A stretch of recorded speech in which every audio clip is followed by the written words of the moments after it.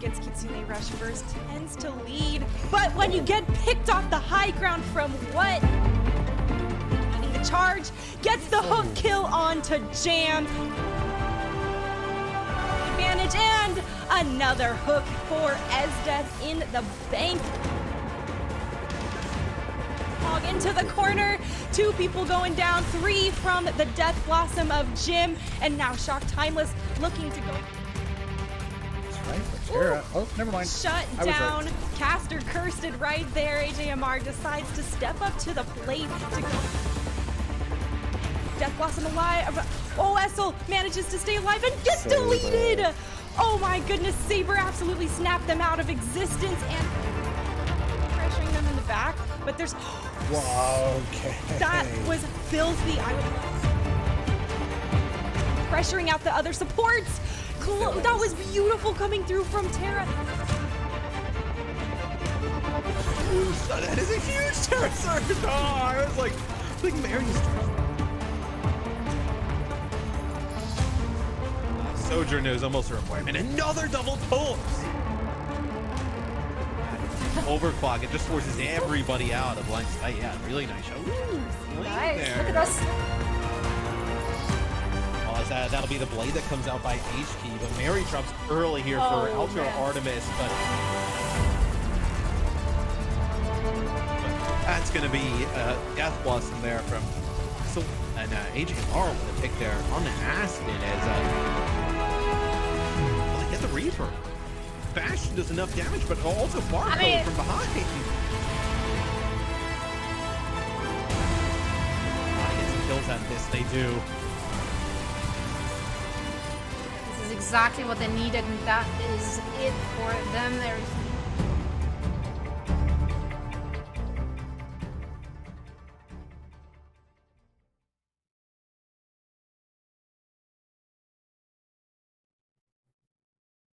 Hello everyone and welcome to the final day of the Calling All Hero Challenger Cup Finals. I am Waffles for Sid and this is Got Moxie and we are going to be kicking off all the action for you guys today.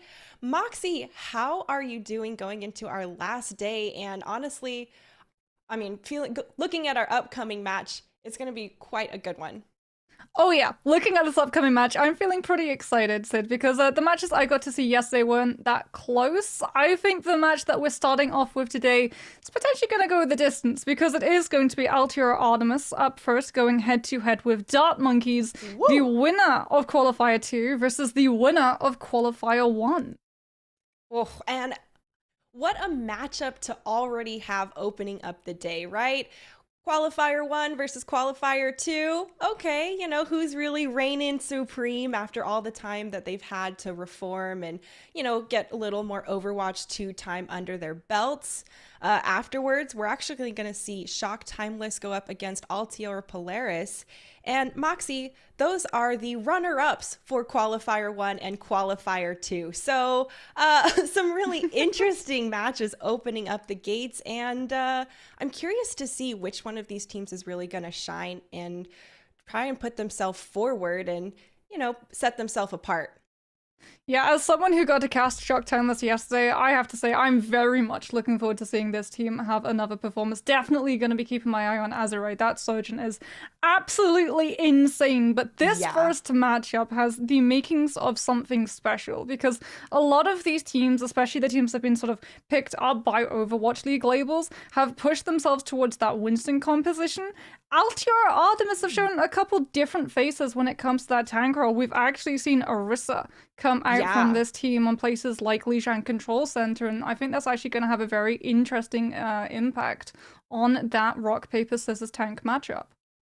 I really enjoyed watching the Terra and Froggy combination on Lijiang Tower, and with that Orisa, like you mentioned, the speed boost for Terra to javelin spin into the opponent and then continue shoving them back towards their spawn was just, as you can tell from my language, I was enjoying the show personally. But Dart Monkeys, of course, have been quite a force to be reckoned with. Looking at the lower bracket, though, we got some more games coming up.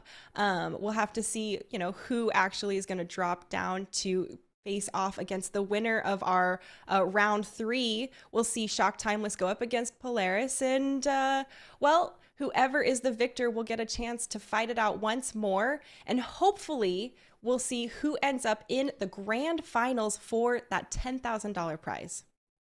Well, whatever what team it's gonna be, we have an absolute gargantuan amount of Overwatch coming on up, and you know, every single match is going to be special as we get to have a look at the map pool.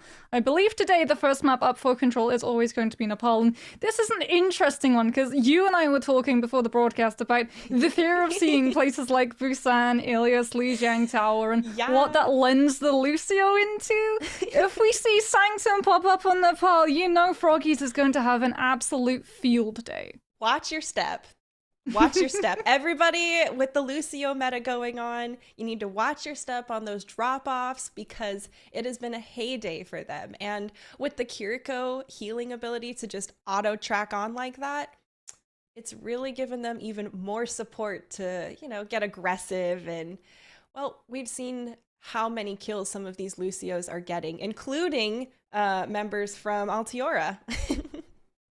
Yeah, this is really going to be, I think, a massive battle, not just of the tanks, but also of the support lineups, as we can have a look at Altiora Artemis' lineup. And there's something else that's really interesting about this team, is that they run H-Key. And H-Key is known for previously having been on the contenders team of Cryx, but she's also known for being a lover of Genji. And that has carried on through, even though Genji has been hit by the double nerfs, H-Key has still been running this Genji in that second DPS slot, Bon on that Sojourn. And Artemis have been making it work. They've been using that Genji to be able to initiate into those dives, but because Ana is playing with Eevee on the Roadhog, she's not really able to get supported because the Lucio constantly has to try and speed boost the Roadhog in position to find a pick. Yeah, definitely a lot going on there, and I love seeing the HK bringing that Genji. We, you know, have seen a lot of the Sojourn and the Reaper combination rolling through, so a change of pace is very welcome. Looking at Dart Monkeys, Moxie, we know a lot of these players. A lot of these are huge names in the Overwatch streaming community in general. Geez, I feel like singling out any specific one is a disservice to the others, but these players have been just off the books really good and came in from the second qualifier and swept really, really well. They are our Q2 champions, and well, they also have Jake Overwatch coaching them, Moxie. So I wonder what kind of additional insight that we've seen come through since last time. Yeah, I mean, you can definitely see why this team is one of those favorites to be able to take the entire tournament. Aspen as well on this Kiriko role has been doing an absolute amazing job of being able to juggle both of the healing output and the DPS output. It's very interesting when we talk to contenders players who are running on that Kiriko at the moment, both in NA and EMEA. There is a lot of opinion that's split on whether or not you should be prioritizing healing or prioritizing damage, and Aspen is actually able to 50-50 both of it a lot of the time. However, I also want to talk about a specific map that Dart Monkeys has under absolute control, and that is King's Row. I feel like Altiora Artemis, if they've done their homework, they're going to keep a very wide berth of that hybrid pick. Yeah. As not only have Dart Monkeys been able to really find a lot of value with that Winston composition, taking very fast control of point A, but if you on your attack are able to push the payload all the way into point C, you have to contest with Zemret going for the spawn hold Bastion. Yeah, and that was quite a riot to experience. And it was a really successful strategy, right? Having all that additional damage output right there at the end. We've all played King's Row. We know what third point is like, and exactly, you know, it's really a question of, are they coming out of the left spawn door or the right spawn door? And, you know, from there, it's some heavy hitting. And once the defense can get set up, it's almost nigh impossible some days to break through on that third point. But we're going to control first, Moxie, of course. It's the tempo setter as per usual. But it is also a little bit different from the other, you know, game modes. It's a lot more aggressive, and, you know, bailing out of a fight doesn't always yield the same results or isn't as valuable because the other team still has possession and the time is still ticking up in their favor. I really want to know which map on Nepal we're going to first, because I do have a lot of thoughts around that drop off in the Lucios. I am concerned. I am very concerned. Froggy's, even if she isn't able to find an environmental on one map, she's always able to make up for it and come in with a double boop. But I'm also really looking forward to seeing this tank matchup, whether both of these teams are going to hard commit onto that Winston, or whether or not Altiora are going to decide to go with something like the Orisa if it is somewhere like Sanctum, and look to take control of that lane running parallel to the point that they can actually hostage situation that mega health pack, making it even harder for the Winston dive to be able to commit into the back line. Ooh, that would be a really good way to lay up that play for them. And oh, I feel bad for the defense trying to push, because the way you described, like, oh yeah, and well, at my level pushing through, I'm gonna need a lot of help from the tanks. It's a tough one, because traditionally Winston does run around the Orisa. The Orisa is mostly there to counter things like the Roadhog, right? The fact that you can use that Javelin throw to be able to make sure that you break that take a breather so that the Roadhog uses the cooldown but doesn't actually get that overheal, which can be so beneficial at just being able to allow your Sojourn to chunk him down very, very quickly, as well as being able to use things like that Javelin spin to be able to eat up a majority of the damage sent out by that whole hoggers. It does actually look like Artemis are going to be fielding a sub. Oh, Wicca's coming in. Wicca is the Mercy specialist for this team, so I wonder if there are going to be pharmacy shenanigans afoot.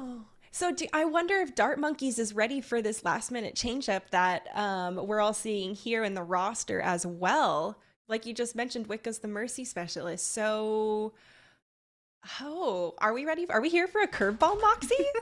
Well, I'm gonna hold my horses at the moment. You're right. Waffles, because I saw a pharmacy yesterday and it survived one entire push. Okay. Even though it was running into the Winston composition. Granted, it was trying to attack onto Lighthouse of Ilias, and you really did have to deprive the high ground away from the enemy Sojourn, and running pharmacy either on Village, Sanctum, or even Shrine can find a lot of value just with that spam damage. Totally. The problem is that there is a lot of survivability on the other side, right? The Susie to make sure that even if a player's about to fall into that critical health, you're going to be able to heal them straight back up. The Lucio can immediately readjust your position. The Winston with the bubble can block off a major impact of that barrage. And the Sojourn, while not a traditional hit scan, can still one-shot the Pharah if she's in position for too long. And that means that your barrage, as always, leaves you the most vulnerable. Of course, just game over there. Just let her end on that little bit.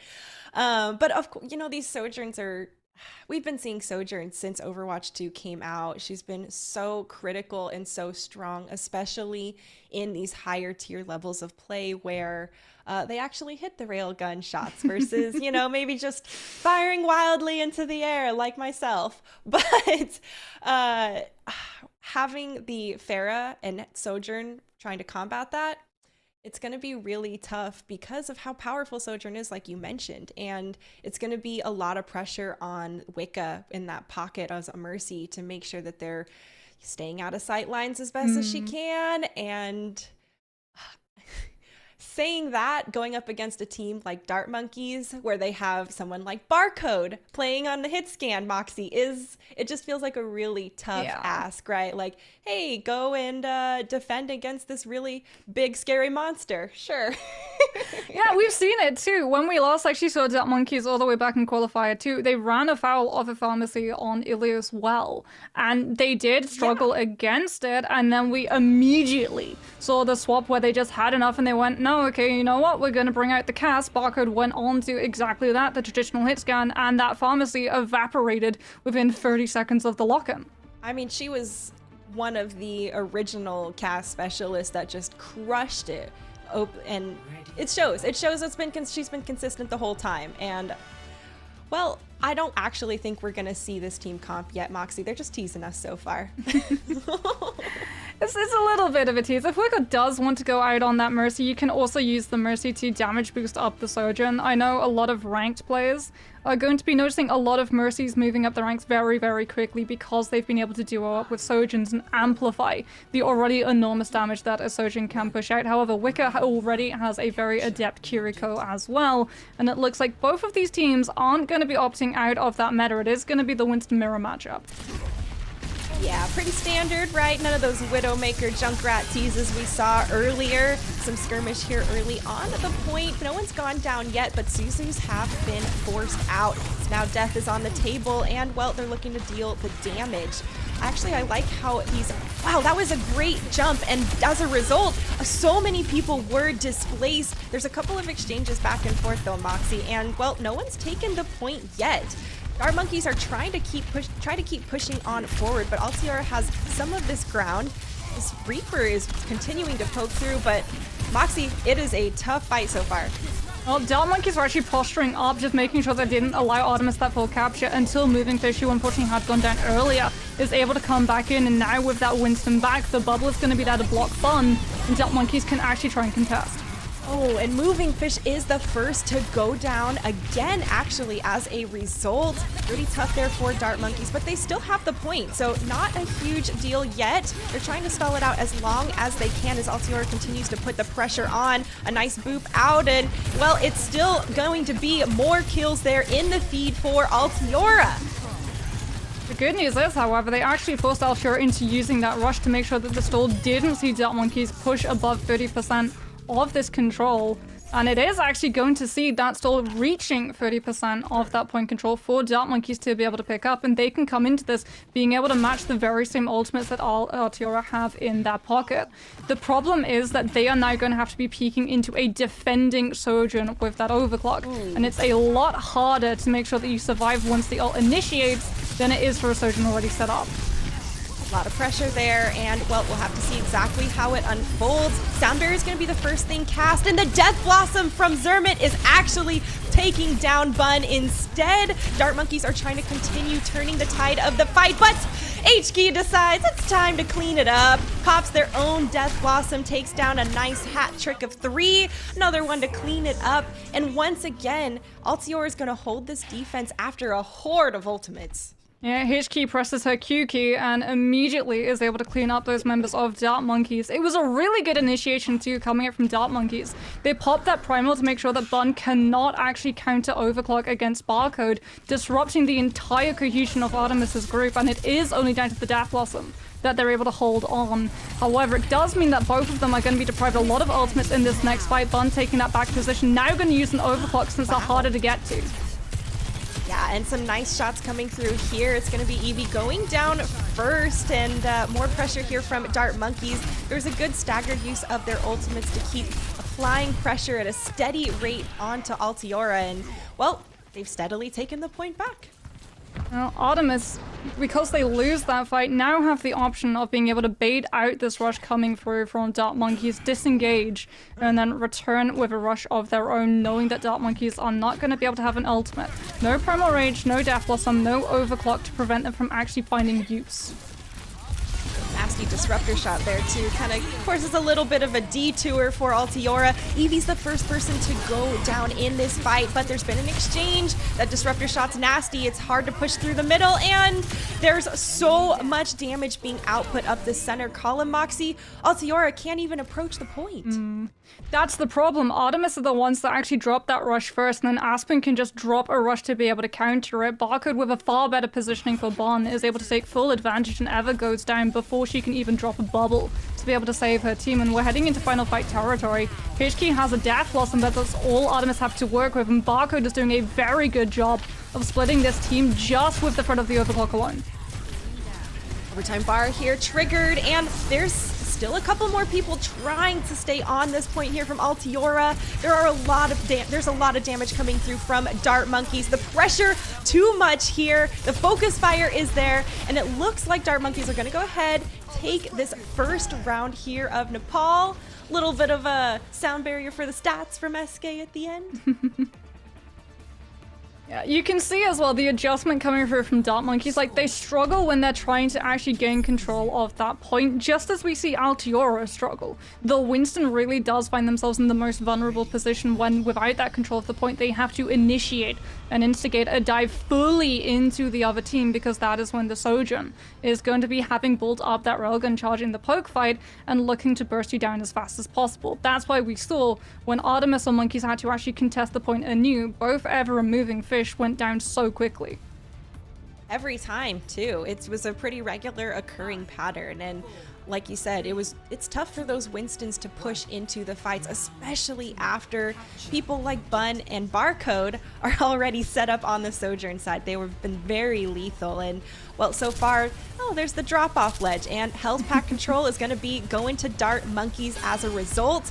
Nice Suzu forced out early there, and now Dart Monkeys want to continue being aggressive, waiting for it to cool down here, and jeez. Moxie, watch out for the drop-off there on the side. A little bit of a dicey fight. Not getting too aggressive, close to the edge now. Dart Monkey's still holding on to this health pack area, but it's going to be Altiora looking to take the point. There's some contest going on, and I thought he was taken off the edge for a minute. He does manage to stay in the fight, and now Bun has gone down. Moving Fish has gone down, though. So with a couple exchanges on the checkerboard, Altiora decides to pull away, and they're going to look to take the point, even though there's just a couple stragglers left. Yeah, still having Eevee online for Artemis means that they do have that damage sponge to be able to take the pressure from that front line, but you can see it's still coming through from Dart Monkeys. Without that Sojourn's burst damage, they don't have enough to be able to ice through those squishies just yet, as Barcode still being able to take out Wicker. The swap will come through onto Artemis, but Dart Monkeys have already been able to bolt up 16%. That was a lot more percentage built by Dart Monkeys than I was actually expecting them to get. A good little stall there at the end. Yeah, the problem is that Aspen is so far behind an ult charge to Wicker because Artemis were taking so much poke damage, and they've already got that rush. So if they just use this ultimate alone, they're going to be able to buy themselves the next fight. There it is, Kitsune opening up the fight early there for Altiora. They go ahead, seal the deal. A late pick there onto Halo. That is definitely not good for Altiora, because now they need to give that space while they're waiting for Lucio to come back. Some aggression here to try and break through some of this defense, and now we can see Barcode using Overclock. Does get taken out! Oh my goodness, the Death Blossom once again from H-Key, just relentless and rips through Dart Monkeys. Yeah, so in any other scenario, when you lose that Lucio, as you pointed out, you do need to look for that disengage. But because Artemis are in control not just of Choke, but they also have Primal Rage and Death Blossom, two ultimates that work the best when you're trying to struggle through a very small space. Artemis can still hold in that really forward aggression position and still find that value, as Dart Monkeys now use a Primal and a Rush of their own, disrupting Bun in the backline so the Overclock finds nothing. And this sound barrier here from Halo was absolutely clutch, keeping their team in the fight through the Primal Rage of Moving Fish. It's Dart Monkeys taking back the point for themselves and now starting to get the kills. HK was taken down off the far side by a railgun, and now Dart Monkeys continues to push the pressure forward towards the choke. Yeah, here's the problem though. Aspen and Wicker are drastically out of sync in terms of ultimate build-up. Monkeys had to use that rush in the last fight to be able to buy themselves through choke. Artemis now have that very same ultimate to do the same. And the sides are, or I guess the shoes on the other foot. So far, Dart Monkey's still trying to hold this point, but Eevee is disrupting the back line. A lot of pressure and some bubble dancing, but at the end of the day, it is still Dart Monkey's holding control of this point. HK's trying to find that value, and with more people flooding onto the point, it's going to be Altiora taking this back. Yeah, and rinse and repeat, that same aggressive position can be taken by Altiora now. They're so close once again to Primal and Death Blossom. And SK is too far away from Sound Barrier to allow Dart Monkeys the confidence of being able to challenge these ultimates until they built that rush. Rush has been critical to these team compositions in general. Oh, Aspen taken down before Kitsune Rush is available and online. That's devastating for Dart Monkeys as Altiora continues to hold the front line and bring the aggression. Primal Rage from Eevee is going to be even more pressure and more displacement. Doesn't allow Dart Monkeys to touch, and it does allow Altiora to tie up the round. Yeah, it's the discrepancy really between those Kiriko ultimates and the fact that unfortunately for Dart Monkeys, every single time they need to forge through that choke, they have to use that rush without holding onto it to be able to counter Wicker's own. And as a result, Artemis, with control of that point, can just afford to sit back and bank up ultimates, slowly winning every single fight by picking off one player and forcing Dart Monkeys to regroup, eating into not just the point percentage that they pick up, but also the time they can build other ultimates up to be able to match up to the burst damage Artemis is outputting. That burst damage was quite hardy on some of the occasions too. I don't think Dart Monkeys was ready to just, blink and be deleted here and there. I do think Halo was doing a fantastic job on that Lucio and really leveraging the sound barriers at just the most critical moments possible, especially for Eevee. Some aggression from Barcode trying to get in the back line and pays the price as a result. Tough to take on a Reaper face to face, and well, Eevee is the first to go down, so losing the tank for Altiora could be disastrous. They did already pick one off, but able to push back Dart Monkeys into the smaller room as well. So I'm surprised they gave up that much space. The point is opened, and we're waiting for the reset, Moxie. Yeah, they knew that moving Fish's bubble was on cooldown, and that Bond still being alive would have built up enough railgun charge to be able to try and snipe out one of those squishies, and as a result they had to fall back and use those natural line of sights to be able to do so. But as a result, it's lost them not just that first fight, but also first control of the point, as Artemis just pick at the straggling, disengaging members of Monkeys, and are able to pick themselves up another 30 seconds of space time. Ooh, yeah. And the stragglers, this end of kill stragglers there were really it's control. Anytime you can extend the time bank, it is very, very good for the offensive team holding. And well, Kitsune Rush here from Aspen is going to open up the gate. It's actually Kitsune Rushes all around, and now it's a sound barrier on top of it from SK. Dart Monkeys are aggressive, and they have hard committed to this fight. Both support ultimates to go ahead, push Altiora back, and take the point for themselves. Yeah, it's a lot of ultimates committed on the side of Dart Monkeys, but honestly, it's ultimates that you needed, because look at the ultimates that were going to be coming online for Artemis yet again. If you lose that fight, you're in the exact same position you find yourself in Sanctum, walking in without a single support ultimate to a Death Blossom and a Primal Rage. And Dart Monkeys now have the high ground, they have the potential for Barcode to be able to snipe out as squishy as Artemis approach, and look to be able to lengthen out that time as they start things off immediately with a good Death Blossom finding one pick onto the Lucio, and now they can hunt down the strays without that speed boost to disengage.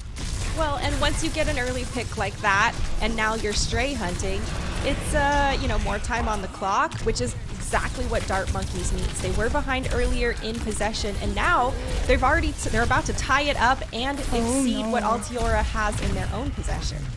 Yeah, speaking of in their own possession, Altiora Artemis just burned both the Death Blossom and the Primal to try and stem the impact of the struggle hunt. And as a result, Dart Monkeys will be losing that point control. However, they have been able to burn out a lot of ults from Artemis' side. They can just come in with this overclock, and as long as they're able to snipe out Bond before she can really use hers, you should be able to find a pretty fast flip. I'm actually really excited to see how these Sojourns are going to use these overclocks. Bun is already on the high ground, probably hunting for the opportune moment, or just as Dart Monkeys passes through. We've seen Sojourns get deleted very, very quickly as a result, and it's actually going to be Barcode popping her own overclock first, trying to chunk in damage there into Altiora, but SK goes down from the counterpart of Bun. There's still more shots to be had. Hunting some more, last couple stragglers, and it's Altiora taking the point back. Yeah, Dart Monkeys unfortunately try and take a little bit of a longer rotation, trying to cut out that time up that Bun has to be able to snipe out a squishy. And as a result, it allows Artemis to build up into the last percentage necessary, both for the rush and the sound barrier, which they layer over the top of each other to allow Bun to get really aggressive into the front line of Dart Monkeys, and they win the fight as a result. But they use the Reaper TP to allow Aspen to swift step over towards the Reaper's position and can now drop the rush on that point, forcing a flip because Artemis just can't contest. Wow, a beautiful job by Dart Monkeys to go and take the point at the last moment. They knew, like you mentioned, that Artemis didn't have any support ultimates available, and they were aggressive as a result. Well, they now have to win every single fight remaining on this map, though. The good news is that Artemis, yes, are coming into Primal Rage and Death Blossom, but those are ultimates that are brilliant to have when you're holding that space. They're a lot harder to pull off when you have to invade in with them, as Dart Monkeys are still holding on through the sign barrier to be able to stall and sustain on this fight, even if they lose a member early. More pressure coming through here. We can see H-Key on this high ground. A little bit of a chip damage, getting a lot of pressure and forcing out the primal rage here from Moving Fish. We're almost at 99.99, and this is match point here on Nepal. Sound Barrier is going to be cast from SK, keeping Dart Monkeys extra beefy in this fight. Barcode's the first one to fall, and there's a massive Death Blossom in the middle. 2 to be precise, but it's going to be Altiora with a lot of the kills as a result. A nice last kill there on a Moving Fish to close out the deal. And Moxie with SK going down as the straggler. Altiora Artemis is going to take this opening map of Nepal. Yeah, Artemis, despite both teams having that Death Blossom up, they're the ones that take the initiative, and they really do gamble. We hear the Suzu come out to actually land onto H-Key, to guarantee that the Reaper is going to be safe enough to be able to drop her ultimate on that point right in the middle of it, and trying to connect onto as many members of Dart Monkey side as possible, knowing there is no rush available, there's no sound barrier available. They used it in the last fight, and just off of the back of playing that aggressive, they find that first pick, and with the numbers advantage can snowball through all of the remaining members of Dart Monkeys. They sure did snowball through the rest of Dart Monkeys after that. That was very nutshelled right there. Perfectly stated. And, you know, I don't think Dart Monkeys was ready for Altiora Artemis to really to play this strong and aggressive here. I think, you know, Dart Monkeys is a well-known group of members on their team and coach. And I think as a result, a lot of people have this, you know, built up thought about what Dart Monkeys is and how tough they are and, you know, how intimidating that could be. And I think that Altiora has not been affected by this. The Altiora Artemis specifically, okay? I mean, Artemis, it's fitting, goddess of hunting. And I remember when we talked to Artemis all the way back in that qualifier 1, they said that they were a very aggressive team. They were going to play however they wanted to. That was back when Zarya Kiriko was in the meta for this team, and they would just aggressively push and forge into these frontline fights. And you can see it's absolutely working out for them. It's such a huge gamble using that Suzu, knowing that there is going to be a Death Blossom coming out from the other team. But if you lose that fight because you held on to that Suzu, you're not going to have another fight afterwards. You're not going to get another opportunity to use it. It's far better to be able to decide your destiny instead of waiting for someone else to play you to that game. Oh yeah, and personally, you know, when I'm playing Kiriko and I die and I have Suzu available, to me, I'm like, okay, first off, noob rookie mistake there. You should never have Suzu available if you die, because you should, you know, be using that resource. But, you know, these teammates, they decide to enable those Reapers, and sometimes the best defense is a good offense. And that seems to be what Altiora Artemis was really pushing. Moxie, we're not surprised. Oh man. Oh yeah, we might see a new story unfolding at all. Because yeah, Dart Monkeys, they lose that first map, and surprise, surprise, they bring us. I told you this as well when we were doing all of the setup and going for our storylines and notes. I was like, this is their strongest map. This is the most comfortable map. This is why Dart Monkeys are taking us to King's Row every single time. They've been able to push through point A literally in the first possible fight. They've been able to actually really adjust their strategies. We've seen them either just dive from behind the cover of Statue. We've also seen them being able to take the back rotation around Hotel and provide a lot of pressure from the Winston to be able to flush out the defenders into choke of B, as everyone else on Dart Monkey's side gets to put themselves into position either to take control of the point, or if you're Barcode, taking that back angle to be able to, as a Sojourn, hold everyone hostage to the line of fire and walking straight into that railgun. You know, based on the pattern that we've seen repeatedly recur with Dart Monkeys, I'm almost tempted, like, chat, place your bets. Are they going to continue this, like, oh, take first point on first fight kind of, you know, style? Or did Altiora Artemis actually do their homework? Which I suspect they did, being another Altiora team. They've been performing, their org has been performing quite well in this tournament, and you know, hopefully they've been doing their homework and know about that strength of Dart Monkeys, maybe? Well, the Bastion that's most likely gonna pop up along the way if we do see a point C. Yeah, I'm pretty sure that by now it has been pretty well read out that Zemrud is most likely going to swap to Bastion at some point. in this map, and I'm very interested as well to see how Artemis are going to be able to deal with it, because obviously the Bastion works the same way that Widowmaker worked with Spawn C holds all the way back in Overwatch 1. Everyone is so focused on that fight going on around them. The attackers, a lot of the time it is overtime pushes, so they can't actually move away from the payload to be able to deal with that distraction that's on the sidelines. And if they do try to deal with that distraction on the sidelines, it's a win for the defenders because it means less bodies on the payload. You deal with all of those people, and the people who are dealing with either the Widowmaker or the Bastion on the sidelines aren't going to be able to tap in time, and you win that map that way. It very much is the definition of between a rock and a hard place. Right? Jeez. Have fun picking between those not so pleasant hands. But you know, it's nice that now that Sojourn is actually available here for the gameplay, I've noticed that using that disruptor shot just to put a little bit of pressure, and you can still continue to put everything else you've got onto the main point, but at least there's like a little bit of zoning you can do here and there for that cooldown. But it's very tough in those overtime fights, and the last thing that the attackers want is to have to push into a free-firing Widowmaker. You know what? Sometimes it's really nice just to give your intentions away. It feels like they're just addressing a card to Altior Artemis, like, this is gonna be you in about 5 minutes if you see yourself to point C. One of you is gonna go into that death pit.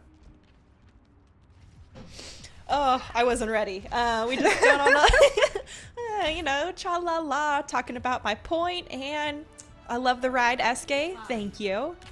All right, is Mun gonna get a pick out of the gate? This could be huge if she does.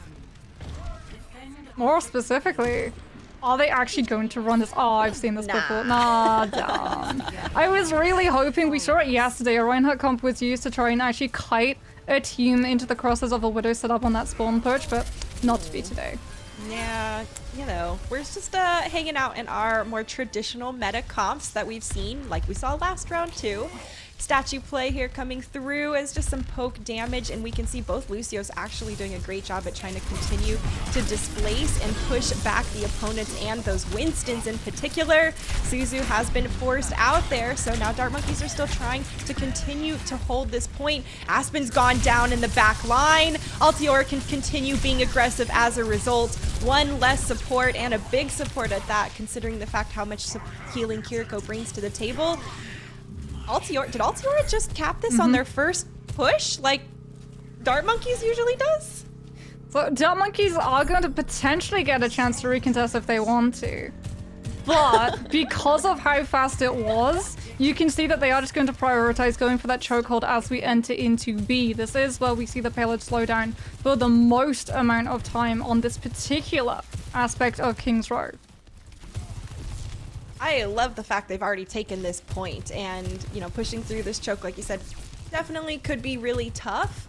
But it's really obvious why both of these teams won our first and second qualifiers, in my opinion. This has been outstanding so far, and Altior was ready for Dart Monkeys' defense so far. Another good aggressive play coming through as HK continues to just be the forefront of the front line, putting in the damage.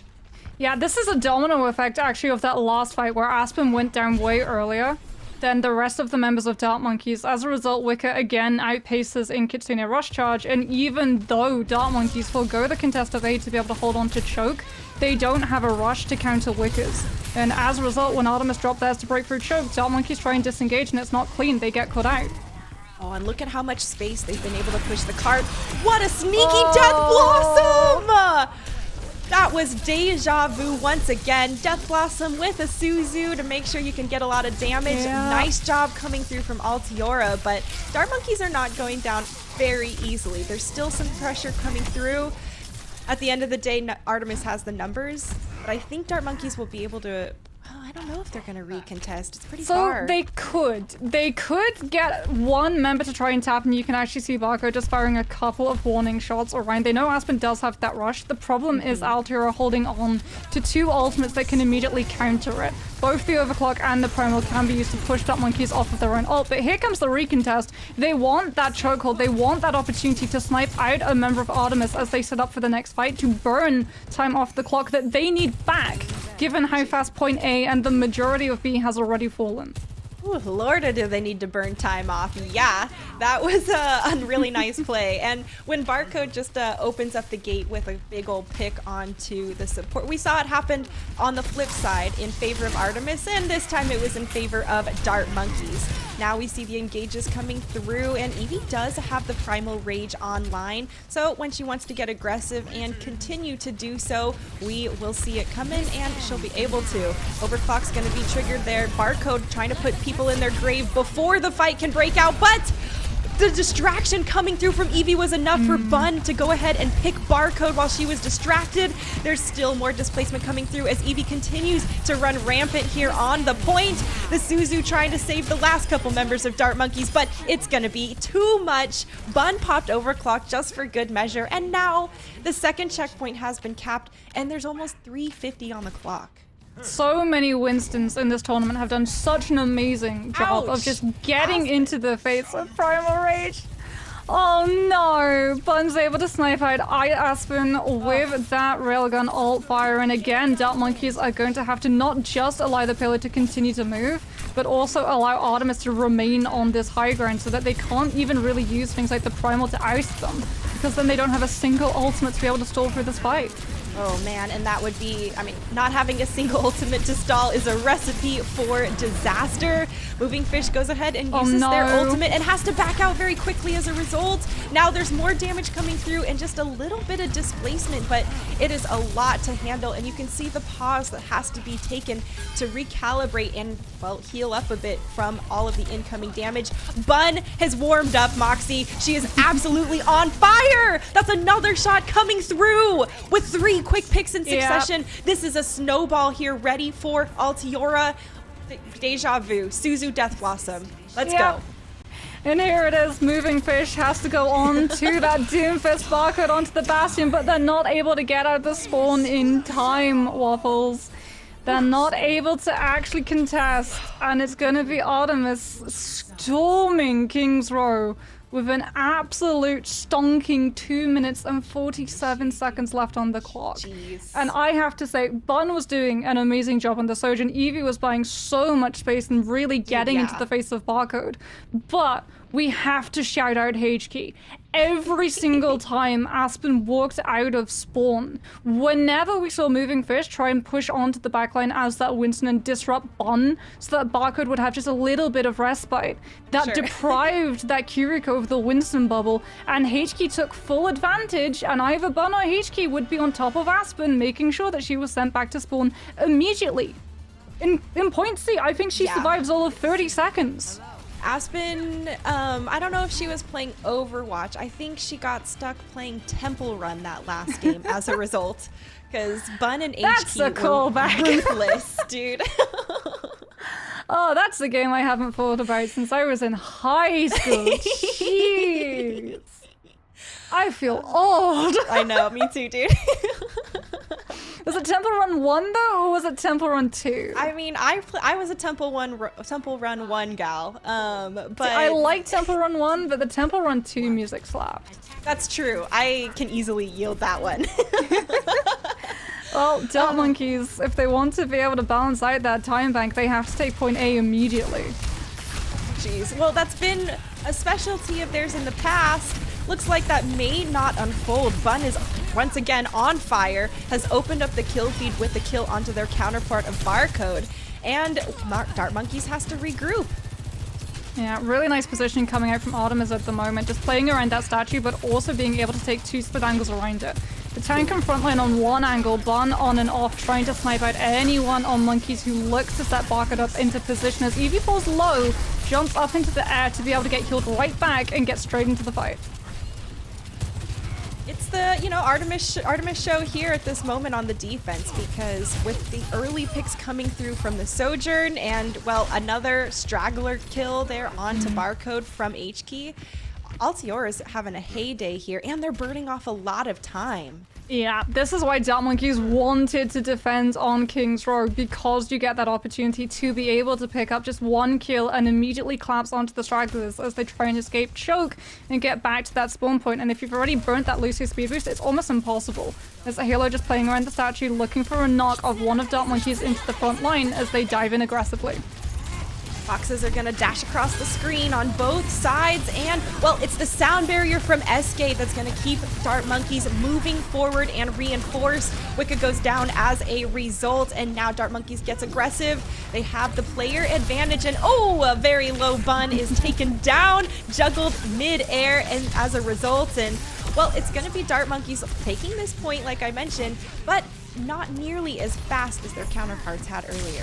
Potential contest can come through from Artemis as well. However, Halo going down low, Artemis should just decide to be able to hold on to chokers. Unlike Dark Monkeys when they defended that particular part of the map, they've got ultimates to be able to burn the time bank through. But no, because they have ultimates, they feel confident enough to take the point on fight. Yeah, Halo drops the sound barrier, and Bun gets aggressive with Overclock. HK goes ahead, continues to push the forward attack, and that was a risk well taken, Moxie. They managed to come back, hold the point at the last moment, and now there's only 1:30 on the clock for Dart Monkeys. And they've still got a Death Blossom to hold on to for Artemis as well. Dart Monkeys, on the other hand, now have to use this next poke fight to be able to build up ultimates and find some way of being able to find a snipe for Barcode to be able to push Artemis back so they can finally get that last click. But there's HK! Sees the squishies low, knows that Barcode is going to be the win condition Dart Monkeys needs, and takes her off the table. Dang. And you know what? That was a fight that allowed Wicca to go ahead and build up the Kitsune Rush. Yeah. But Aspen was taken down early in this fight once again and still isn't able to build up Rush as a result. Yeah, and even if Dart Monkeys have that rush, Eevee is going to be able to have this primal to be able to stall on point as well, as it is going to be Wicca using that rush immediately as Dart Monkeys just try and disengage. Moving Fish extremely low, but Barcode gets left behind as a result because the Winston doesn't get to stay on the front line. And Artemis turned one ultimate usage into an absolute slaughter. That was shooting fish in a barrel as everyone was running away, Moxie. The poor Dart Monkeys. There are 30 seconds left. They've got Primal Rage and they have Kitsune, so there is a chance for them to try and take this point back. They have some pretty solid resources to do so, but Altior is going to be ready. They know that they have to face this Kitsune Rush. They're still giving a little bit of space, but it's not enough space. Dart Monkeys continues to get aggressive and push forward. The damage is there. The collapse onto the supports is there. And they are going to go ahead and take this first point literally at the last possible moment. It's by the skin of the teeth. And that means that this payload cannot afford to stall at choke on B. Dart Monkeys have to play extremely aggressively, and even if they're able to play in a forward position at the moment and deny current Artemis from having that choke control, if they lose a single fight on any stage of B, we're right back to the beginning and we're right back to chokehold. And we know how difficult this choke can be to actually push through when you're the offense. It's a very narrow alleyway. And, well, it might take a little bit of luck and some sharp shooting from Barcode to help them break through. SK has the sound barrier as well, and we know how aggressive Dart Monkeys can get off the tail end of that. Pushing into a railgun from Bun is not a recipe you want. That's a lot of space given and well-deserved. The sound barrier committed after the loss of Barcode. Okay, I'm surprised there at that result, but there's still more push and more aggression coming through from Dart Monkeys. They are not wanting to give up this fight, and they do force out the sound barrier from Halo on top of it all. Yeah, it is a trade, sound barrier for sound barrier, but it's still going to benefit Artemis in the long run because you're still not going to have that ultimate to be able to break through choke, and with only 1 minute 17 seconds left, it's going to be a miracle if you see a second sound barrier built up for SK in any time that is left on this map, as Artemis losing some of their members, gonna have to fall back, but HQ is just waiting. They have to check her out. Oh, they found her! They found her. The Wraith one comes on through. She's gonna be chased back, and this could actually lead to a stagger kill as Artemis are forced to actually drop the rush to be able to make sure all of their members survive. But again, the disengagement isn't clean, but it's kiting into Zemret, who drops the Death Blossom and should be able to take the fight win. What a crazy roller coaster events going through there. We thought HQ was sneaky, not sneaky, gonna run back to the team, and at the end of the day, Zemret decides, you've actually all just run into the Death Blossom and clutched it out. It's the Uno reverse card where you think you're making the big brain play and then you actually walk into the bigger brain play that Joke's on you, Monkeys fool. are setting up. It is very much a psych moment as it's going to be a rush moment for Dark Monkeys as they need to win this point and they need to win it now. Death Blossom is taken out in the middle of its display. So far, Dart Monkeys continuing to try and push this cart. There's a couple of stragglers left, and with the kill onto Wicca, they have once again managed to capture the checkpoint by the skin of their teeth, Moxie. 2 minutes, well, 1 minute 23 is what they have to work with. 2 minutes 27 is what they're going to have to worry about if they are able to see that full push through as Moving Fish pushes their aggression forward. As that Primal Rage too, so can play a little bit further away from those supports without pulling out things like that Swift Step from Aspen. As you can see, they want to split the team, but Zemrit without the Winston to cover goes down. I've got some aggressive Lucio O play coming through. Both supports from Altiora are just popping off right here towards the end, Moxie. It's the last 50 seconds, and they've already shoved Dart Monkeys back to their spawn once again. And now it's really all on the line if Dart Monkeys are going to be able to tie up the series, or if they're going to be down. Yeah, Bun has that overclock. Moving Fish has the primal, but uses it before Bun actually uses her ultimate. As a result, you are not going to be able to use that Winston as a body shield when the overclock comes through from the defending side. And Bun knows as long as you survive until Dart Monkeys have just burned out of aggression, you can push on with the overclock and outsource them. SK drops the sound barrier for Dart Monkeys. They're continuing to push this cart, but at a little bit behind. They know they have to push into Bun, and now Bun has gone ahead, popped overclock. She's hunting for people, but Zemrit goes ahead and takes out so many members of her team. Dart Monkeys continue to try and push this point, but the spawns are hugely in favor of Altiora, and it is showing. OT bar has been triggered, and it is all Altiora continuing to hold this defensive point and taking themselves to match point in the series. Oh, Altiora Artemis coming in with that Sojourn Spice. Bun has been hitting these overclocks and the power slides, and also the ult railgun fires like absolutely perfectly, but I want to talk about these disruptor shots. Because every single time that Dart Monkeys loses a player, it's the Sojourn assist coming on through. And remember, we're not playing on live patch at the moment. Right, So right. that does mean that if you go into that disruptor shot, you're still being slowed. And we're actually seeing the communication come through from these really high-level teams who use that sort of slow that the Sojourn provides to be able to just nail onto the player stuck like a fly in honey, to be able to just absolutely play them with so much damage from the Lucio, from the Sojourn, from your second DPS, whoever is available, just absolutely turns and Terminator focus style down every single person sitting in that slow. And you can see that Altiora Artemis have got the absolute jump on that particular kit of utility. I totally agree with you there. And the fact that they are collapsing on the members isolated in the disruptor shot consistently every time shows how much synergy Altiora Artemis has, how well seasoned they are, and how much time they've been spending together working and practicing and drilling those, because I guarantee you it's all, pretty solid comms. It's not going to be all over the place. And some of it has got to be natural team synergy, right? They've been playing this together for a while. And I think that, we talked about Kings Row being Dart Monkeys' strongest map, and dethroning Dart Monkeys on one of their strongest maps has got to feel really good for Altiora. They are at match point, Moxie, so we'll have to see if they continue this streak here and take the win for themselves in this series, or if Dart Monkeys is going to rally and come back for the reverse sweep. So get a drink, and we'll see you in a moment, folks.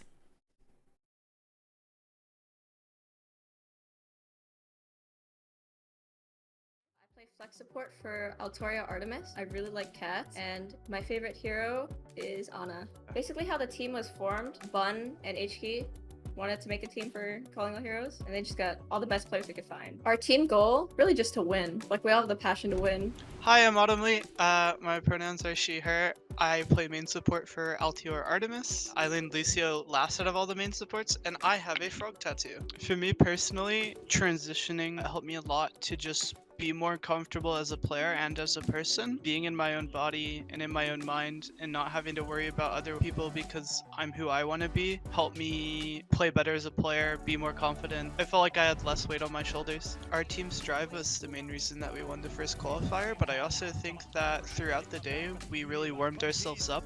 I feel that playing in like Calling All Heroes and other tournaments like this is important because marginalized gender community are really underrepresented, so being able to showcase players who have never really seen like being streamed in game, it's a really big opportunity to learn. Calling All Heroes is generally like the first Blizzard run tournament for people of marginalized genders. I've just met so many wonderful people and so many lovely like team staff, friends, players, tournament organizers. It's been really lovely. Hi, I'm Ari, or Mary. I use she, her. I am a tank for LTR Artemis. Team's goals for competing are to win Calling All Heroes. I'm just really confident in my teammates. I think for every role, we have the best possible player that is eligible for this tournament. Tournaments like Calling All Heroes are super important. I think it's good to uplift players of all kinds of skill levels. Not everyone is given the opportunity to compete super often, so I think initiatives like this are really important. So I have the opportunity to not only play with and against a lot of my close friends, to catch a few wins while doing so. I think being a trans woman as a competitive player has the side effect of people struggling to take me seriously as a player. I think I am on par with a lot of higher level players, but I just have to keep proving it. I kind of struggle to think of myself as a role model. It's kind of surreal to be in this position.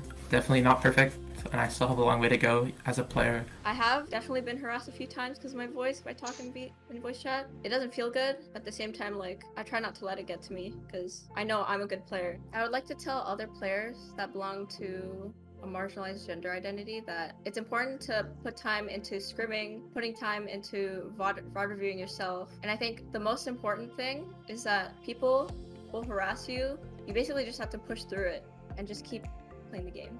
I'd like to give a shout out to my mom and dad. I love them and I wouldn't be where I am today without them. Shout out to also my friends who support me in everything I do as well. I really just want to thank everyone who has continued to encourage me to compete. Coaches, teammates, friends. I wouldn't be anywhere near where I am right now without them. I'm thinking about you, and you mean a lot to me. Yeah, shout out to my parents, my friends who have always stuck close to me, literally been with me through the whole journey. I love you guys. All the players I know are really thankful. We still all have a lot of growing to do, including myself, and I can't say it won't come without some mistakes, but let's all grow together.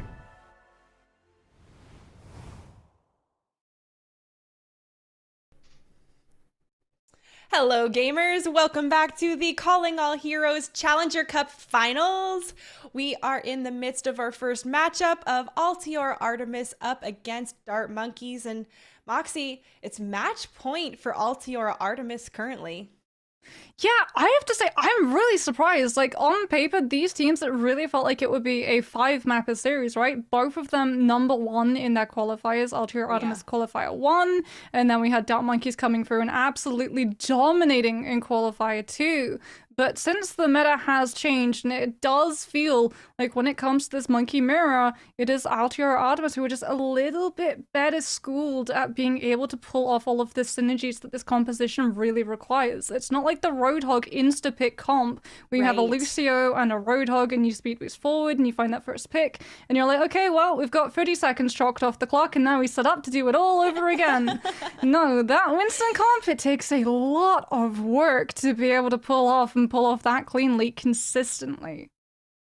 And they've been doing a fantastic job of it so far. I mean, both of these teams have been consistently playing the Winston composition amongst all our maps. So I'm not too surprised if we're going to see more of it here on Route 66. There's a lot of that high ground. You know, there's the train car and Big Earls, and there's the saloon. So there's plenty of places we're going to be jumping up for those dives and trying to push those Sojourns off the high ground, because there's no question Bun and Barcode are going to be posted up headhunting.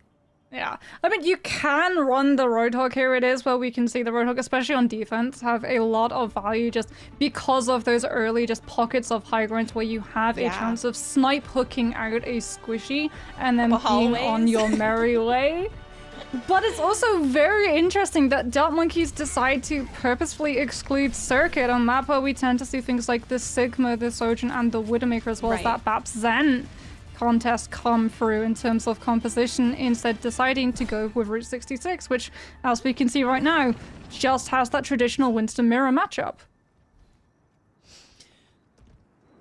We'll just keep talking about Dart. I was going to mention Altiora, but we've seen all these changes. Well, I'm not going to do that to myself. Yeah, I mean, HQ's on their hands, though, just for an early Sonic onto that rail carriage, and whatever they find is definitely going to inform the composition that they come out with, as it does look like they might just want Eevee early on that Roadhog in case they do find an early contest, looking to try and find a hook. This, by the way, is an absolute filthy angle for that Widowmaker to try and snipe out a Sojourn on their opposing high ground. I would be livid if I got picked off that way. At myself mostly. Okay, I know, get good, I feel it. But Altiora is still pushing out of the gates here. Bun gone ahead, switched back over to that Sojourn as we've expected, and they're still looking to push on forward, looking to go ahead, jump on that backline. Oh, actually Moving Fish didn't move out of the way and gets taken down right on the center of the point. After that, it all crumbles, and Altiora is just going to go ahead, clean him up, and move it out. Yeah, Eevee, seeing that no one was really playing that aggressively forward into Carriage, is able to swap back off the Roadhog onto that Winston as well.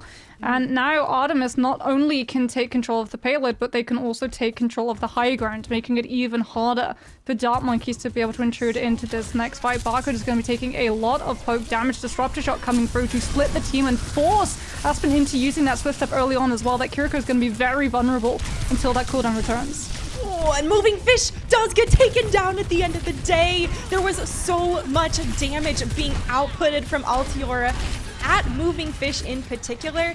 Man, poor girl didn't stand a chance at the end of the day, and so far there's still more kills coming through here from Altiora. H-Key is almost unstoppable with how many resources are being pumped into her.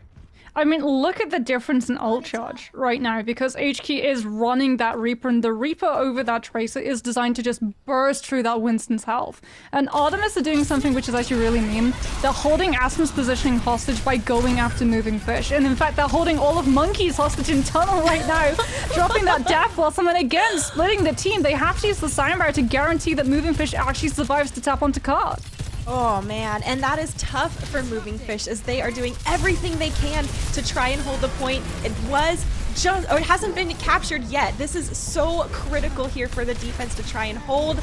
The time is being thrown here and, well, a little bit burned off for Altiora. At the end of the day, though, Dart Monkeys don't have very many players to hold and contest. It's still gonna be Altiora slowly peppering them down, and finally, they're gonna take that first checkpoint with 4 minutes on the clock, Moxie. Whoa.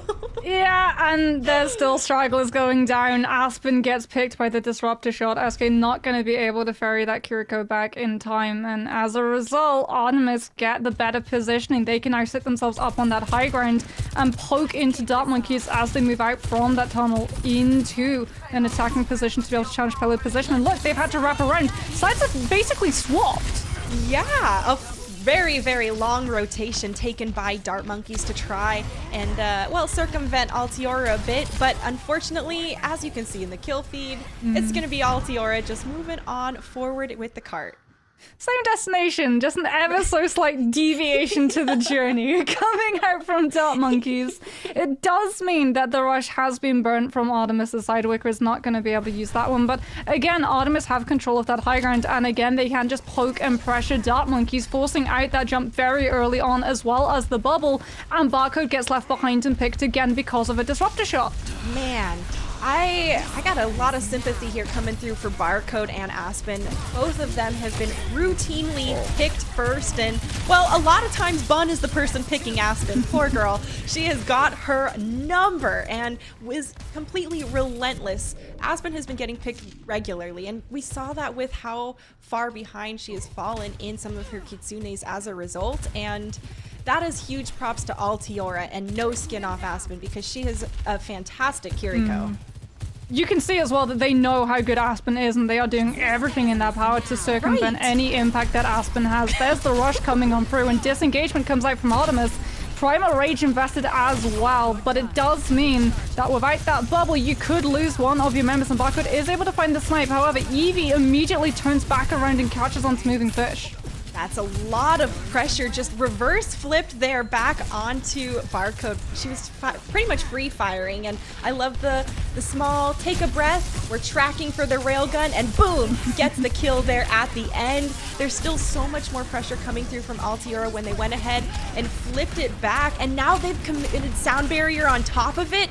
There's so many resources being thrown into Artemis right now. It's going to be really tough for Dart Monkeys. They've committed their own Sound Barrier, and oh my goodness, I thought Bun was going down. What a huge clutch play from Wicca, and the Kitsune on top of it. They're fully committing to trying to win and take this second checkpoint, Moxie. Well, the good news is that they had to use Artemis to do it, because it does eat into the snowball potential for Artemis as they head into point C. The bad news for Dart Monkeys is that they don't have a single ultimate to be able to staunch that payload's momentum and push Artemis back into that spawn, allowing Dart Monkeys to take control of the high ground and set up Barcode to find a snipe. Instead, Bun is the one in position, and again, Dart Monkeys have to wrap around the back in fear of the Sojourn. And the Sojourn has been extremely deadly. Right? Bun, in general, has been extremely deadly, and especially on this Sojourn. Dart Monkeys are trying to break through this, and that Disruptor shot is once again perfectly placed from Bun, putting a lot of pressure on. Eevee bit off more than she could chew, and Barcode's going to step up to the plate. Now Dart Monkeys have some advantage, and not as much as they used to. With a couple more going down, it's actually still an opportunity here for Dart Monkeys to take the point. Moxie, Altiora is just getting aggressive. They don't care that they're man down, and they're just going to take the fight to Dart Monkeys and give it to them, yeah. They're winning. Zemrit thinks that Death Blossom is going to be able to catch on to those members of Artemis and force everyone who was really playing aggressive on the front line back, but it pushes the Reaper into a position where you can actually get sniped out super easily by the ult fire coming through from Bun, and Zemrit goes down without that Susie from Aspen to be able to save them. And as a result, Dart Monkeys are forced back. The rush comes through from Aspen, and Artemis, they're just going to disengage until they can come back with a rush of their own. And that's the smart thing they want to do, right? They want to relax, back off that rush a little bit. Moving Fish, look at how good they are doing, pushing the members of Artemis away from the point. They feel very, very low and still able to maintain themselves through this fight. Some great support resources keeping them alive. Now Barcode pops the overclock into Halo's Sound Barrier. Eevee's gone down with a Primal Rage online, and now Altiora only have 50 seconds left on the clock. Yeah, Soundbar unfortunately a little bit too late to be able to save Eevee. However, Artemis are, as you pointed out, coming back in with the Primal as well as the Overclock and the Death Blossom. SK is going to be that target of focus that Artemis tries to deal with first and immediately just drops the Soundbar so it doesn't get cancelled early. Yeah, and Bun has a lot of their damage mitigated from that Sound Barrier as a result. Now it's tight quarters here in that room. You don't want to be hanging out with a Reaper and a Primal Raging Winston in there. Everyone skirts out. The point is quickly approaching the third objective, and HK has Death Blossom. The real question is, which squishies are they going to clip? And are we going to see the standard Death Blossom Suzu combo? Moving Fish is taken out in the middle of the air. That is critical, and a deletion from Barcode. HK telegraphed that too much, and as a result, Dart Monkeys have turned the tides and are able to maybe hold this point here right at the end. Yeah, especially with SK going aggressive onto Bun and taking that Sojourn out. Dart Monkeys finally going to be able to slow the payload to a standstill. And you can really see, like, those Suzus are so necessary to keep that Reaper safe enough to be able to use the full duration of Death Blossom. Because like I said, when that Reaper is in that static form, yeah, you're swirling and twirling, but you are very much stuck in your position. And any Sojourn with any level of railgun alt fire that's above 75% is just immediately going to snipe you down. And we've seen both sides now take advantage of that playstyle. That was very, very crippling for Altiora's last offensive push too, because not getting all those kills onto the members of Dart Monkeys flowing out of spawn gave them that opportunity to hold right there before the third checkpoint. And now Dart Monkeys has a very tangible win condition, completing the map. Completing the map, however, you have to remember how quickly Artemis were able to push through A and That's B. true. And for Dark Simple and Monkeys, easy are two different things. yeah, unfortunately. Simple in saying it. Execution, not so much. And it is going to be stress for Dark Monkeys because remember, Artemis are currently 2 maps up in this series. If Dark Monkeys are not able to equalize the distance that Artemis were able to accrue, they're out of this series and this tournament. And, well, there's $10,000 on the line for first place, so no one wants to be out of the running yet, Moxie. Yeah, I think it'd be a huge upset as well. Like, a lot of people thought the Dark Monkeys would be making it into Grand Finals as they do, just like we saw Artemis, run that Roadhog initially to see if they can hook out a player in train carriage and with 1 pick force the defense back, but that is not to be, and they have to force over towards the Winston. It's always a good use. It's always good to try, though, right? Because the value of its success is so high, and if it doesn't work, it really doesn't do anything to affect. Especially now that we get some ult retention when you switch characters so early in the fight. It's easily the right decision to be making. So far, though, Dark Monkeys are having a bit of a hard time breaking out of this spawn area. There's a lot of pressure coming onto them, and these bubbles have been critical to pretty much mitigating all of that. Dark Monkeys still trying to push forward, and oh man, I thought that was going to be it there for Moving Fish. They managed to stay alive and just jump straight over the top. The damage following through there on the HP is really nice from Barcode, and she has been on point isolating anyone who's low. As a result, it's overclock time. Who is the victim? Oh, actually gonna go ahead and skirt behind the bubble. Nice play there, Evie. And Wicca's gonna get the kill onto Zemrit. Altiora now definitely feeling the defensive strength, and Moxie, it's still a bit of a skirmish here on the side as Moving Fish dives deep with the Primal Rage. Yeah, catching on to Bon, knowing that the Surgeon is about to come into overclock, and you can actually see Dark Monkeys had invested Rush as well to force Artemis back so that Barco can power slide up onto that high ground and deny H-Key! No one's gonna death drop with the Death Blossom onto the payload this time round. Not a chance today, and timing that straight out of the teleportation was just pixel perfect in my opinion. There's still more damage to be done though as Bun from the high ground just goes ahead, pops him with the rail gun, and as a result, Altiora stabilizing on the defensive. They almost staggered out SK as well, and yeah, they'll catch on to Zemrit. As Dark Monkeys do have Overclock and Death Blossom, but they don't want to burn those ultimates just to try and force their way from spawn, because there is still one fight afterwards that Artemis are going to be able to contest, and they're going to have both Rush and Death Blossom to do so. So Dark Monkeys need to hold on to the ultimates, not for the fight they're in, but the fight after. Oh man, I mean, they're still gonna have to break through this first point as well, and that is one step closer. Oh, I thought HQ was going down, but of course, Wraith out there at the end of the day. Evie dying first for Altiora, though, is disastrous. There is the Death Blossom coming out from both sides, finding a pick, but Altiora does not have their tank. They don't have the staying power to really hold the point down, and Dark Monkeys is gonna feel good taking down the stragglers and moving forward. Yeah, really good forward thinking actually coming out from Barcode to get into position to be able to overclock into the high ground that Artemis are trying to hold and set HK up to drop on. So even though the Reaper is able to drop with the Death Blossom, the team are too fragmented to actually be able to capitalize on the damage that the Reaper ult does. And as a result, Monkeys are able to win that fight. But here's the contest that I was talking about. They still haven't picked up the checkpoint. Couple people from Altiora here trying to hold down the fort. HK's gonna be the first to fall though, and Moving Fish is on a tear. Primal Rage time, and they are booping everyone left and right. They get multiple kills during that Primal Rage, and it lets them take this first checkpoint. Yeah, really decisive as well. Entire team kill coming on through. So look at what Monkeys are doing in terms of their positioning. This is exactly what we saw from Artemis. Denying the high ground from Bond to be able to snipe up and build that last little bit of charge to hit into the overclock, allowing Bond as well to do a lot more damage and potentially find a snipe. Oh, HK almost falling low, but pulling the Reaper classic of wraithing out at the last moment. Barcode's been picked early again, and Bun picks Zemrit. That is, I mean, that's more time off the clock. We mentioned that earlier, Moxie. This is really worrying too as well, because now all of these avenues that Dark Monkeys have to be able to collapse back onto the payload, they can actually be slowed down by the Disruptor Shot. And if they try and walk through that tunnel, they're just walking into the Primal that combined with a Disruptor Shot is devastating. Yeah, well, I mentioned like shooting fish in a barrel, and walking out into that archway from the tunnels kind of gives you the same feeling. Halo actually bites off more than it can chew and gets taken down. Bun's in the back trying to free fire with overclock, but it's not enough. There's so much damage, and Zemret's coming through from Dart Monkeys that they're able to turn the tides and take this point back.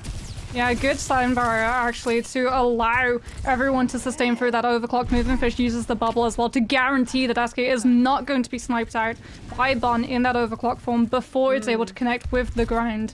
Dart Monkeys very much aware of the sustain that they need to be able to win that fight out, but now they have to be very much aware of the rush that's available for the other team. Barcode immediately popping that ultimate, power sliding away from the Winston as Eevee chases with the Primal.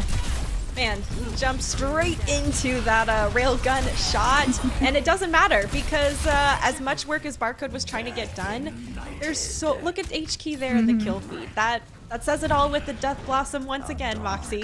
This is exactly what you do as well when you're going into that scenario. The Primal Rage to make sure that Barco just does not find the space that Dart Monkeys are looking to be able to forge ahead with. And then HK capitalizing on all of those members just juggled out of position with that Death Blossom, knowing full well you're not going to be sniped out because Barcode has a mind full of dealing with the Winston instead. Ooh, a sound barrier as Halo jumps back onto the building from being displaced. That was really cool to watch first person. Now Eevee takes down Aspen, and with a member down, Dart Monkeys is feeling rough. Waiting for the Death Blossom there on the low ground, but everyone from Altior is on the high ground. Oh, except for Halo. Regardless of the work, Moving Fish trying to boop some people off, and there it is, the boop and the jump back. Easy peasy. Classy Winston mechanics. Unfortunately, though, HK's in their face and is going to take them down from Bun there on the far side. With 10 seconds left, it is looking tough. Artemis isn't there. Well, Artemis isn't there, but they're still going to have one more fight to contest. Bun does go down last, however, and the overclock is not going to be there in time. Moving Fish should be able to get back to be able to help the team. Disruptor shot to delay Artemis from getting that regroup and dropping onto the payload to contest. Buys Dart Monkeys more time to regroup. Barcode absolutely clutching it out with that early pick there onto H-Key. It gives Dart Monkeys the cap, right? They're slowly looking to encircle, and well, now there's it's looking more realistic that they're able to complete this map, but there's still only 1:15 left. They're staring down the barrel of a railgun though. Bun still sitting on that overclock. Barcode not going to have one of theirs, and Bun immediately instigates in with one, looking to find a pick. Force Dart Monkeys back to that spawn so that Artemis can just burn so much time as they try and recontest around that first corner again. And that pick onto SK is going to give exactly what Artemis is wanting. Wow, yeah, it is. And Dart Monkeys, they need to die if they're going to regroup and do it fast, because with only 40 seconds left, Moxie, it is make or break it time. SK has the sound barrier that could be, honestly, the life-saving moment that Dart Monkeys needs. The problem is that Dart Monkeys, because of the way they took that fight, was so splintered in how Artemis were able to isolate all of those members, they haven't built the ultimates to be able to actually stand toe-to-toe with Artemis's. Totally. And as a result, they need to find a pick, and they need to find one now. Hopefully onto H-Key, who almost has Death Blossom ready. Could be troublesome for Dart Monkeys, as we've seen repeatedly in the past. Still the points rolling forward, and now it's time, right? They're looking to engage, and like you mentioned, they want to be baiting out those abilities. Wicca leads with the Kitsune Rush there for Altiora, and they continue pushing up the main alleyway.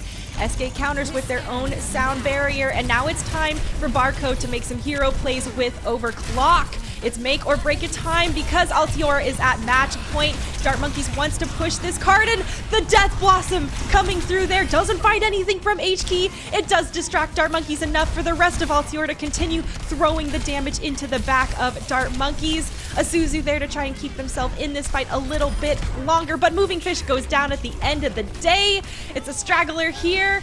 And with the final kill cleaned up, Moxie, it's going to be Altiora Artemis moving through. Yeah, Dart Monkeys probably would have won that fight if they didn't have the added caveat of having to continuously touch the cart. Because everything about that engagement shows exactly how tuned in they are to all of the ultimates that are up for the other side. Whether it's literally you see Zemret just moving forward, baiting out that disruptor shot, and then ray-forming away to make sure that there is no impact. Barcode pushing so far out in that backline angle to force Eevee with the Primal Rage into kiting onto the Sojourn, ignoring everyone else on the payload and making sure that everyone's going to be able to keep that contest going. baiting with that overclock purposefully so that jump pack is going to be on cooldown before power sliding over the Winston's head and forging her position to try and find those squishies on the card itself. The problem for them is that not only are they trying to juggle kills, they're also continuously having to cycle the members touching on that card. And as a result, Artemis, because they have better ultimate usage as well as better positioning and no added worry about having to keep that card in play, are just able to break through the members one by one until there is no one from Dart Monkeys left. Yeah, it seemed like they were kind of picking them apart as Dart Monkeys was trying to get set up for those plays like you mentioned. And you know, it was pretty close. It was closer than I would have expected after seeing how strong Altiora was performing. But once we came over here to Route 66, I feel like Dart Monkeys were anticipating the big threats from Altiora better. I definitely saw some substantial growth coming through from them. But at the end of the day, Altiora Artemis really did their homework going up against Dart Monkeys. It seemed like they were aware, oh, qualifier 2 champions, okay, we see you. We have the target on our back. You've definitely got a target on your back. Let's see who's got the bigger target when we face off. And Altiora Artemis definitely still having the bigger target on their back as a result of being victorious. But Dart Monkeys isn't out of this yet, right? There is still the losers bracket later on, and there's a chance for them to come back and try and take it all. So we'll have to see how they take that experience and what kind of fire it ignites under them.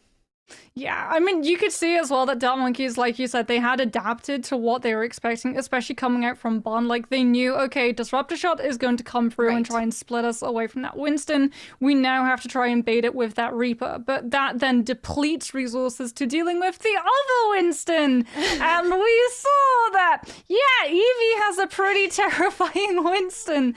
To be able to just use those primals, even sometimes not even using that primal, just jumping into the face of the opposing soldier, knowing that, okay, Bubble is going to have my health for as long as I need. I'm going to just blitz the Sojin down and pull that Kiriko out of position so that we can deal with moving fish. Because if it wasn't Aspen going down to being bullied out early, it was moving fish. They really had a target on that Winston's back, and no matter how many resources you used either as that Lucio or the Kiriko, you just weren't able to keep the Winston up long enough. Yeah, I agree with you there. It was a really tough game for, like you said, moving fish and Aspen, because Altiora Artemis knew that they were critical linchpins to the success of Dart Monkeys, and they came in with a plan to prevent them from playing as much as possible. We do actually have H-Key, the lovely Reaper, Death Blossom Suzu combo we saw repeatedly from our match coming through. H-Key, congratulations on your win, and thanks for joining us here in the interview booth. Of course, thank you very much. So you guys just had a fantastic win coming off the end of that game. What was some of the mentality or prep work kind of going into this matchup? Obviously, you guys are the qualifier 1 champions. Dart Monkeys was the second qualifier champions. Did that play into any of it?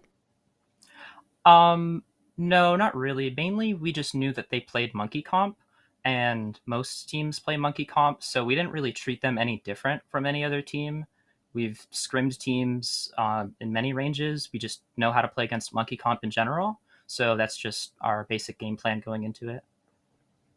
So I have to ask, the last time we actually saw your team on broadcast, you were running the Genji, but today you were sticking with the Reaper. Is there any decision-making behind that switch around? We just decided that we wanted to mirror. So in our first match versus Kaiju Corp, they played Monkey, we played Monkey. And then we knew that Washington Justice played Roadhog. So we decided to go with our Roadhog comp. And personally, I'm more comfortable on the Genji, so I thought I would play that instead of like the Tracer as an alternative. And I also knew that they played a lot of Zen, so it was very easy for a flanker to get value. Yeah, well, it's interesting to hear that you guys are kind of playing more to think about the matchup sometimes. Are you guys at any point ever like, we're going to play it this way and force them to match up to us? Or do you take a look at the opponent and say, we can do it better, and let's adapt to do so, folks. Well, I think we just kind of, before we play a team, we don't necessarily know exactly how they play, so we just play like normal, and it's really just about seeing opportunities, like if a certain person on their team is way too aggressive, or if people are split from each other, and then you just make like a few changes to match that. And it's really just about so easy. yeah, it's just about not making mistakes before them. Easier said than done, for sure. Definitely. Just don't make mistakes before them. Yeah, easy peasy. I have to ask, as a budding Kiriko main myself, we were seeing a lot of Suzies being invested to be able to enable your Death Blossoms, as opposed to being held on to maybe counter things like the Winston dive coming through from the team. How does your team decide when they want to use that Suzie to be able to benefit your team, as opposed to holding on to counter something from the enemy? So basically, it just matters whether or not we're planning to use my Reaper Blossom that fight. So if we do plan to use my Reaper Blossom, ideally I should get every possible resource that's available from the team. So I'll just tell my team I'm looking for Blossom, and if it's possible, I'll get Suzu, I'll get Speed Boost, I'll get like a bubble from the monkey. I'll get as much as I can to ensure that I don't die with the Reaper ult and I can get some value. Well, you had a horde of value, routinely and consistently, HK. Thank you. I am really surprised and impressed, because your team definitely came together and were throwing all those resources into you consistently. Now, you guys still have potentially a few more games ahead of you, depending on how everything unfolds. How are you guys feeling moving into the next round? And do you have any thoughts you want to say to the other teams, or maybe shout outs you want to give? So honestly, I'm hoping that Polaris wins, because I'd like to play against them again after, playing before against them in the qualifier 1. And other than that, fairly indifferent to most of the teams. Polaris was the only team to have ever taken a map off of us in qualifier 1 during the group stages. So I'm hoping that they'll be able to win. They're kind of a different sort of team than Dart Monkeys. They're like very teamwork focused, while Dart Monkeys kind of has just like some good names on it. And yeah, regardless, I hope it's going to be a very exciting match. Yeah.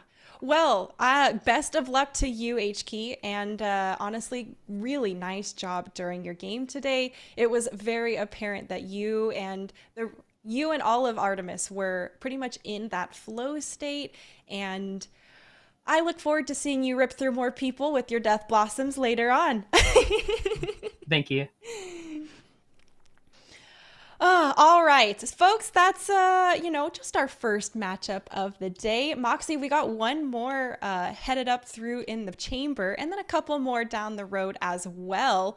But I gotta say, I am really impressed with how well Altiora Artemis played, especially against a favorite like Dart Monkeys, like you mentioned. And they seemed really comfortable, confident, and I love that level of aggression. I don't know if everyone's ready for how, in your face they're gonna be. So we'll have to see.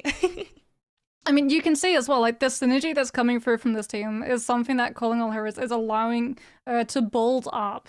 And naturally, too, like, a lot of the times when we've had events for marginalized genders, it's been broken up into, like, 2 or 3 days. And then we see the rosters break up and the teams have to find new players. True. And when the next one comes along, everyone has to build up that synergy again. But because we've been able to carry on those same teams from Qualifier 1 and Qualifier 2, they've been able to build up that chemistry. And just talking to HK alone, you really can see how much team resources are being allowed to make sure that every single ultimate, every single ability finds the most amount of value it can. And I'm sure that's a lot of fun for HK, right? Hey, shower me with all your resources Give me and presents. everything. Make it rain on, HK. That's how it feels, right? Well, Regardless, folks, we'll have to see how our next matchup goes. We're going to see Altiora Polaris, like HK mentioned, and we're actually going to see them go up against Shock Timeless, which, as you know, Timeless Ethereal were picked up by the San Francisco Shock and have now become Shock Timeless.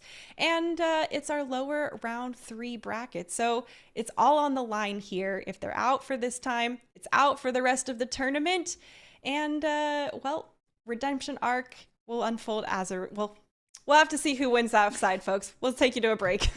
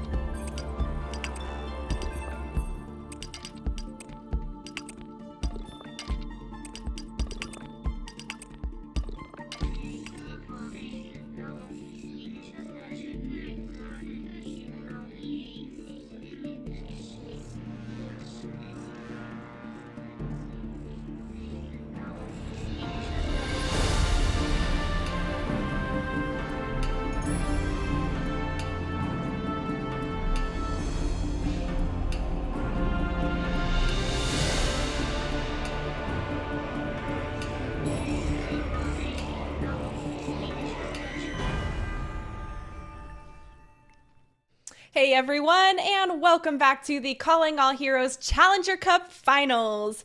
For anyone just joining us today, I'm Waffles for Sid, and this is Got Moxie, and we are going to be covering the next matchup for you folks. Moxie, we're about to move into our lower bracket now, where obviously it's double elim, so anyone losing goes home today. We're about to see Altiora Polaris versus Shock Timeless, and both of these teams were the runner-ups for qualifier 1 and 2. So it's a showdown of the runner-ups this matchup. Yeah, it's also going to be very interesting too, because in my opinion, up until the last match, I was like, yeah, 100% Shock Timeless just have the best Sojourn. Right. But Bon really did make that a little bit competitive. Because I have to say, watching Azure yesterday go up against Kaiju Corp, she was just absolutely unstoppable. She was hitting those shots left, right, and center, and even when her team were down numbers, down ultimates, she would just be able to find that Sojourn win factor to allow them to clutch out those matches. Oh, man. And that kind of clutch factor it's intangible and it's not coachable, Moxie. You either have it or you don't, or you learn to really develop the skill under that pressure because you get the experience to feel that strain and to know exactly what it means to be performing under that scenario, under those minimal resources, or with, time on the line, essentially. Shock Timeless, though, have been performing quite strong earlier in our qualifier too, obviously, but didn't quite make it all the way to, that first place. Polaris did the same thing against their sister team Artemis, and I really think that both of these teams are looking to kind of make a better name for them, not let history repeat itself, right? If you ain't first, you're last, and both of these runner-ups are looking to be first today. Yeah, but I mean, you did actually get a very interesting point raised in that interview that we had from the last series, because Polaris was indeed the only team to take a map away from Altiora Artemis. That's right. And we've seen them yesterday. This is a team that is absolutely terrifying. When we were looking through all of the rosters, you and I both agreed that Terra might just have the best Winston, at least when it comes to Primal Rages and being able to cover enemy Sojourns, especially in that overclock form. She has it on absolute lock. Well, we also saw Terra bring out the Orisa. And that was a lovely change of pace, especially combined with Froggies on the Lucio. The speedy Orisa javelin spinning into the opponent's face was a lovely sight to behold. And after that, it seemed like Polaris was able to just run away with the aggressive spearheaded approach, essentially.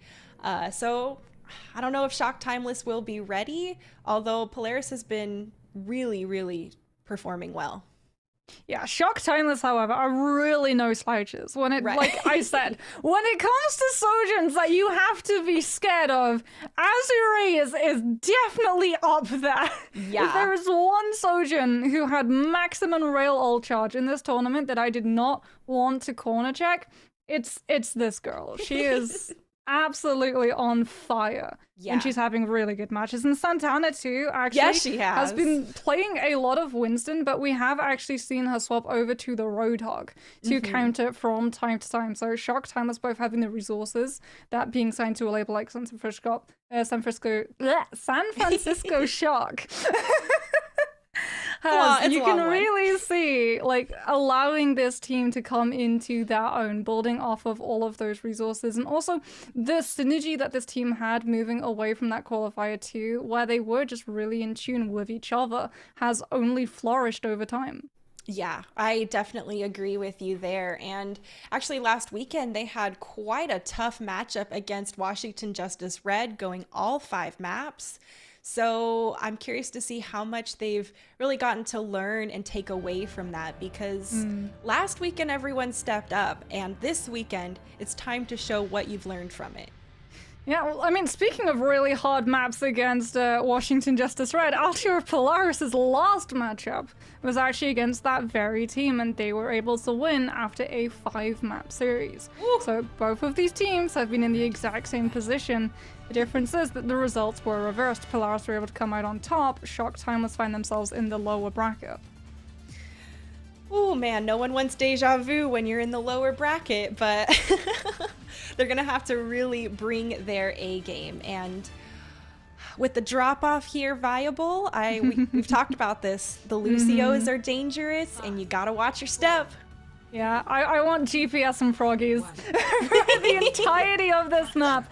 I want to see where she is, where she's looking, what boop and environmental she's going to be landing. As it is Polaris immediately looking to pin down that fight on side lane to set that environmental up.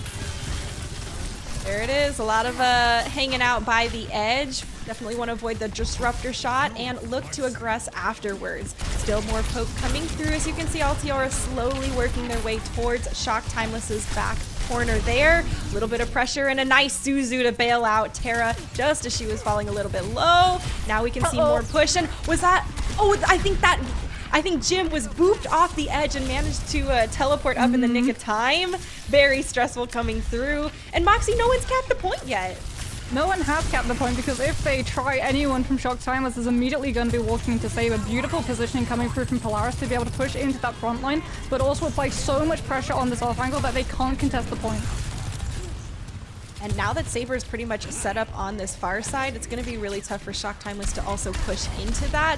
She's been putting a lot of damage through, and Jim goes down from the disruptor shot, a beautifully placed disruptor shot. Now with sound barrier being cast from both sides, Altiora still has the player advantage, and they're still looking to try and aggress. Sheep did go down, and it's been tied up. Moxie, Terra pops the Primal Rage as a response, and is trying to continue putting the pressure onto Shock Timeless. A little bit of bouncing around here to regroup in the right spot. And another pick, this time though onto Saber, while Saber still had overclock available. That is great for Shock Timeless, as now they can push and take it. Flip already come through from Shock Timeless as well, so it really is just going to be stalling out Polaris and being able to recontest through this choke. As you can see, both the Overclock and Death Blossom are about to be coming online for this team, so whichever way Polaris choose to be able to break out from side room, they don't have a support ultimate to throw to be able to survive. They're going to have to find a pick or force out an ultimate and Suzy to survive.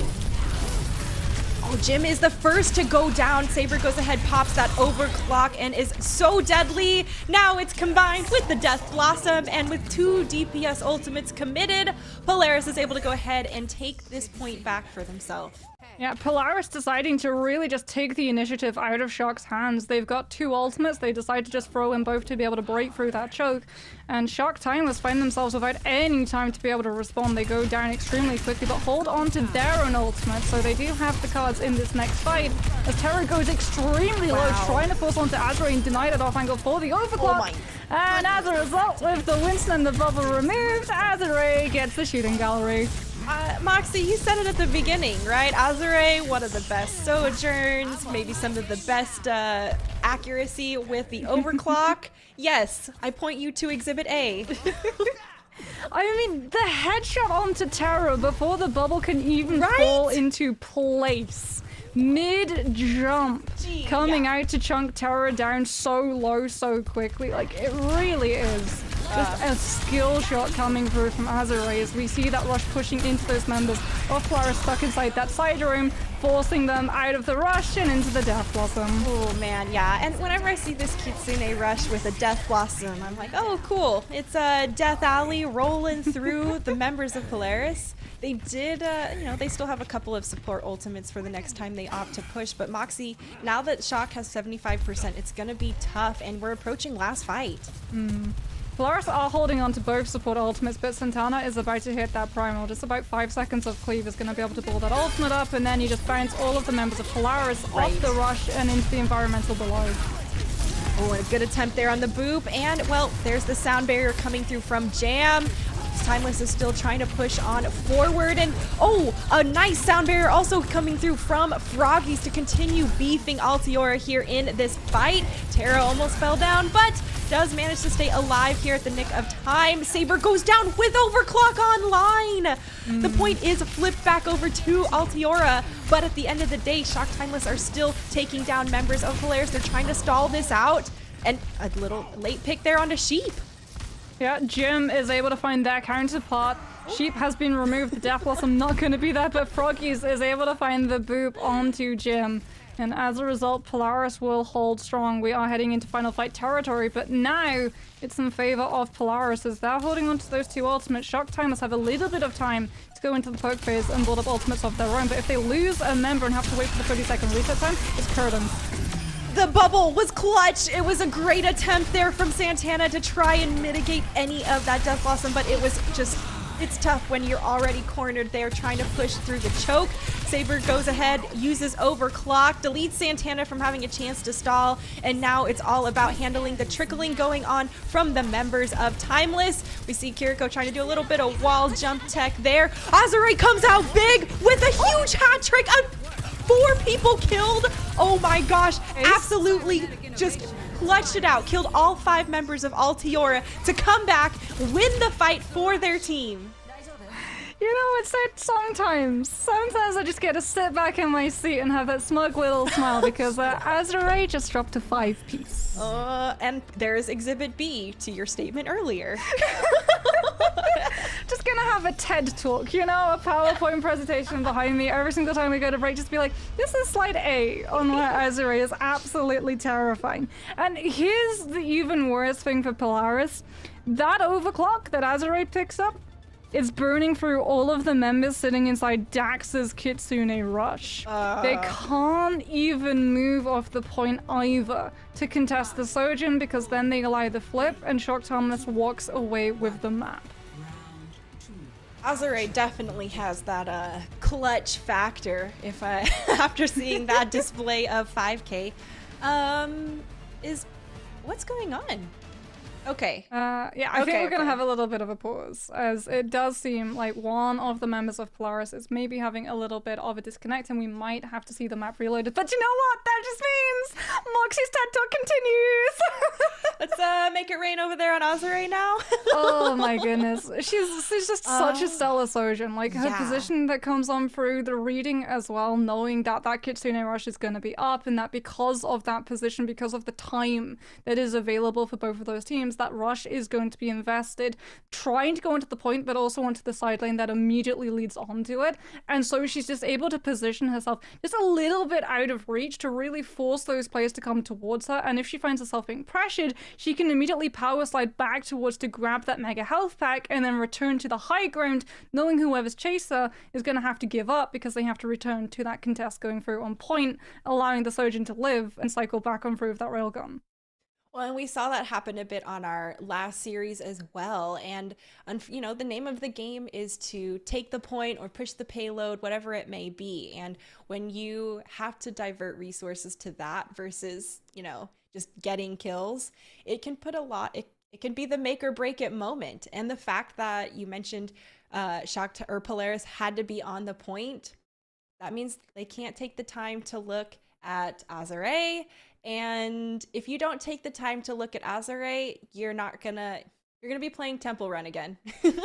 Yeah, like we see why it's so important, right? When you're running that Winston comp, the Winston has to be the one to take the fall and cover that overclock that comes through from the enemy Sojin. Yeah. Otherwise, your squishies are just going to get blitzed. Well, because the Suzu, it might save you from like one railgun fire, but other than that, you're still gonna fall.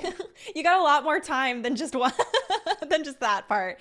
But the Lucios as well have been trying to use their sound barrier sometimes during that and mitigate they're headhunting. It's hard to mitigate when they're just hitting shots really well, and the fact that those shots are extremely powerful because of the charged railgun just goes to show you why Sojourn has been so conflicting about, you know, should she get nerfed, not get nerfed? I'm like, yeah, you know, the people who struggle don't feel quite the abusiveness from her power kit. But here, I mean, Azure is just fully flexing the beauty of the railgun between the overclock and the slide for the mobility. I think that I think Sojourn in general has been a great addition to Overwatch as a kit and a character, but Azure's use of her has been phenomenal. Yeah, she really is. Like, we could see as well, but when it comes to, you know, the other side, Polaris were very much aware of how they wanted to position their Sojin moving into that first fight, finding that off angle, forcing all of Shock Timeless to take that fight on side lane. And then when they started losing players because of that pressure creeping in from the Sojin when the railgun is charging up, because Sojin coming into Overwatch 2, there are like two veins when it comes to comms for teams, right? You have obviously your tank who tends to make all of the decision making and the shot calls, but then you also have someone like a support player who's trying to track ultimates for the other team and say, okay, this is when the rush is coming up, this is when they have sound barrier.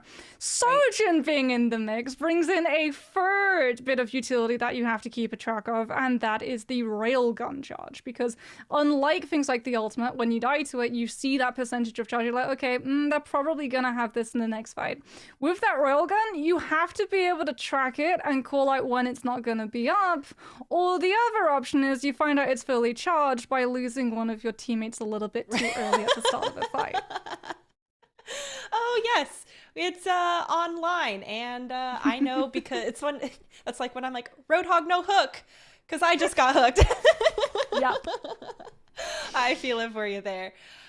Folks, it looks like teams are going to take an extra minute. We have, like we said, a technical difficulty earlier, so we'll let them get situated. You all grab a drink and some snacks, and we'll be back in a moment.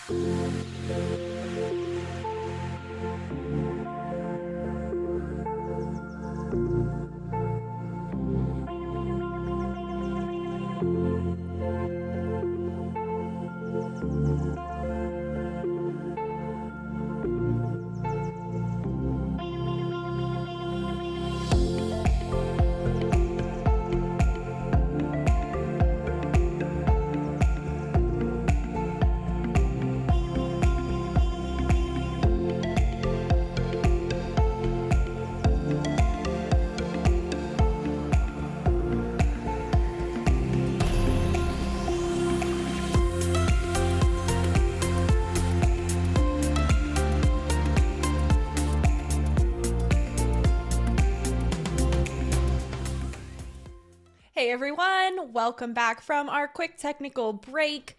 If you are just coming back to join us here, we're in the midst of our first map of Altior Polaris versus Shock Timeless, and we should be at map 2 of the control element. So here on Nepal, we'll have to see exactly how it unfolds, but Moxie, we just saw a very nasty round 1 come through from Shock Timeless.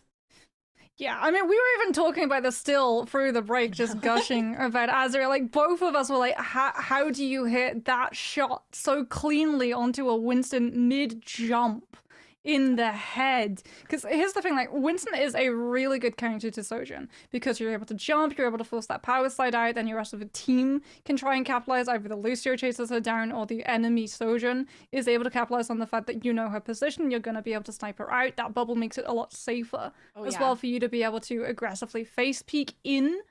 The problem is that you need that bubble to not be dropped the second that the Winston goes for the dive, right? The Winston does not want to immediately jump and then have to drop bubble. But because Azure hits that shot mid-Winston jump, it forces that bubble out super early, because either you hold on to bubble and you see your Winston go back to the respawn point, or you drop bubble, bubble gets burned, and the Winston 5 seconds later gets burned alongside it. It really is just sometimes a Sojourn hitting those shots. And like we were talking about this, Shock Timeless being picked up and taken under the wing of the San Francisco Shock, gets access to the resources that are there for the San Fran Shock, including all of the coaches. And when we talked to Azure in her interview last time around, she confessed that the coaches had been working with her to improve that aim. And you can see what a monster she's becoming. Well, everyone needs a master, as Avatar taught us, and it seems like the master from the SF Shock has been paying off so far for Azure. Oh, we'll just maybe try it again, folks. Deja vu. Don't you fret. Now, we were talking about Azure, you know, hitting those headshots on the Winston, jumping in straight from that dive. And, you know, when you're going up against someone like Azure, who is so consistently able to deal that damage, it's probably time to start pulling out every little trick in the book you've got.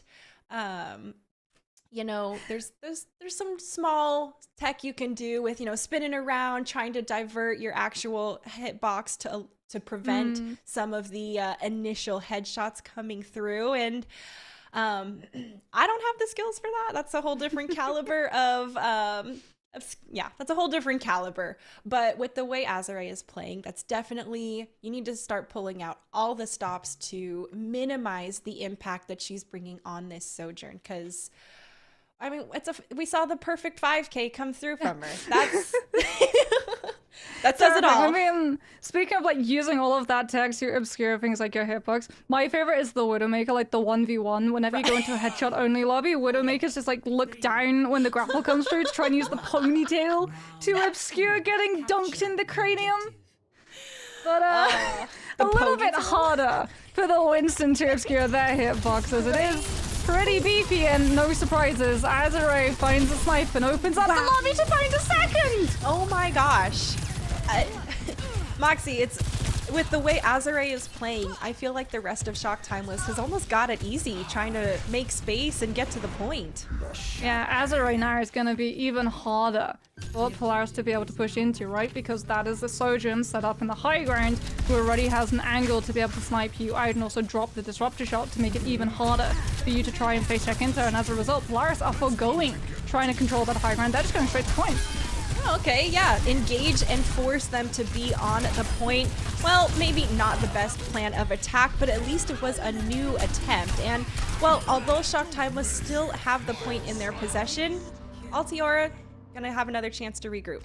Yeah, Azure too sees that it's going to be a frontline brawl and distances herself. She doesn't go for that high ground attempt of a snipe.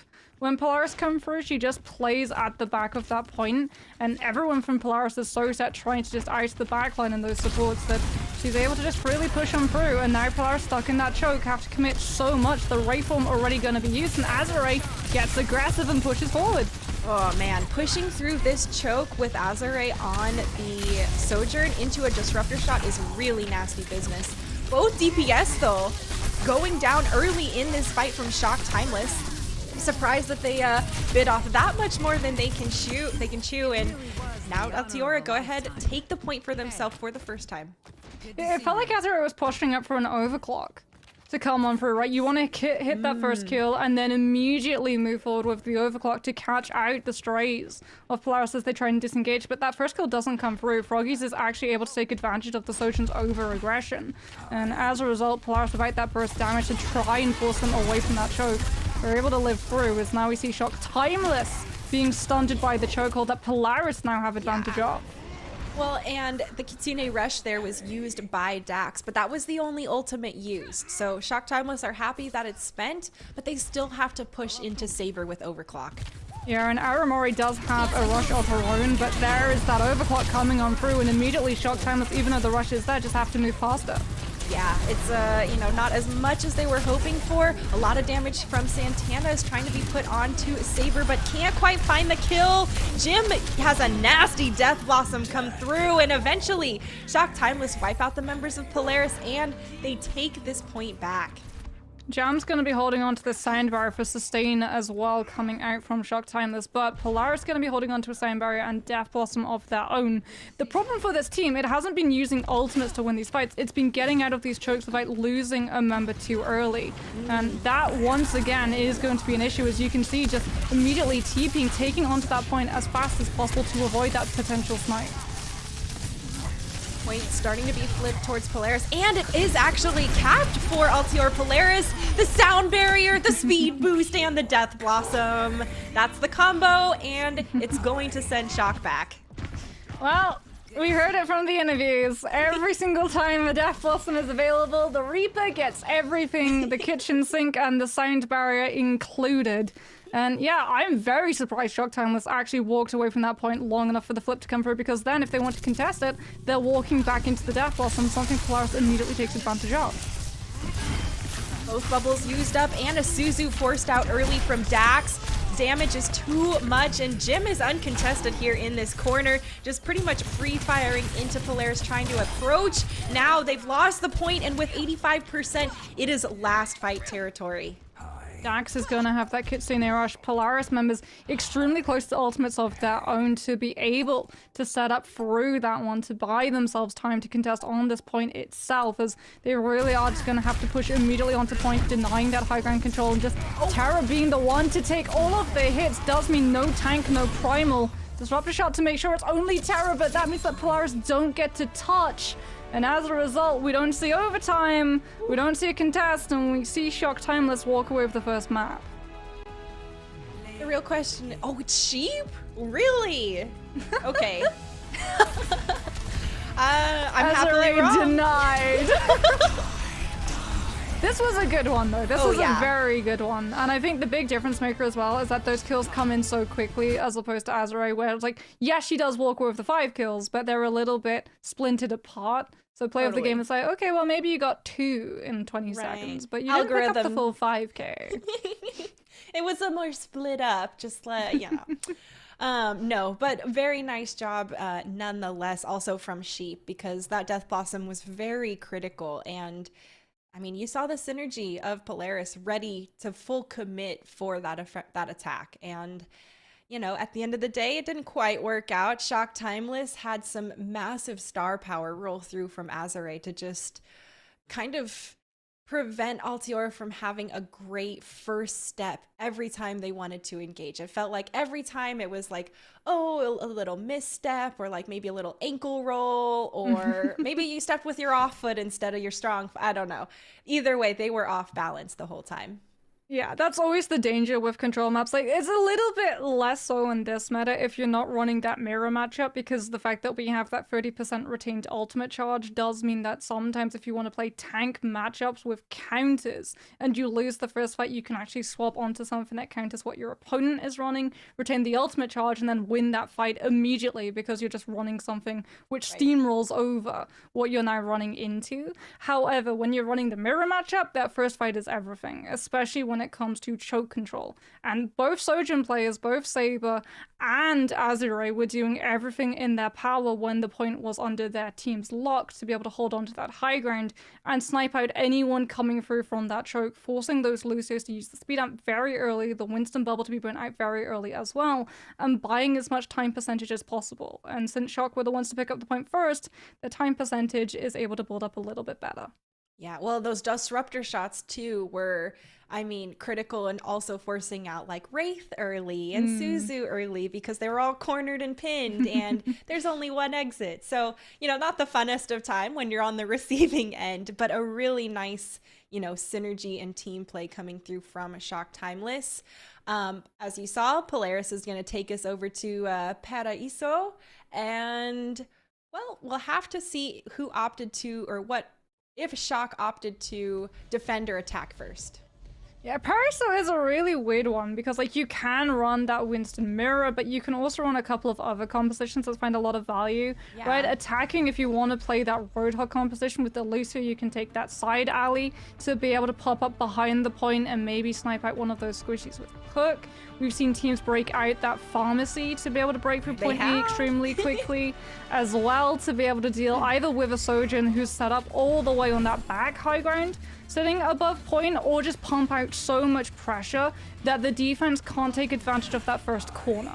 Because corners in Paraiso are the most brutal parts of this map, both breaking through that first corner on part A, but also on point B, where when we talk to teams, coaches in particular, say that you really do need to have at least one ultimate to be able to win that fight and actually guarantee as an attacking team you're able to break past corner and the high ground that is there for the defense.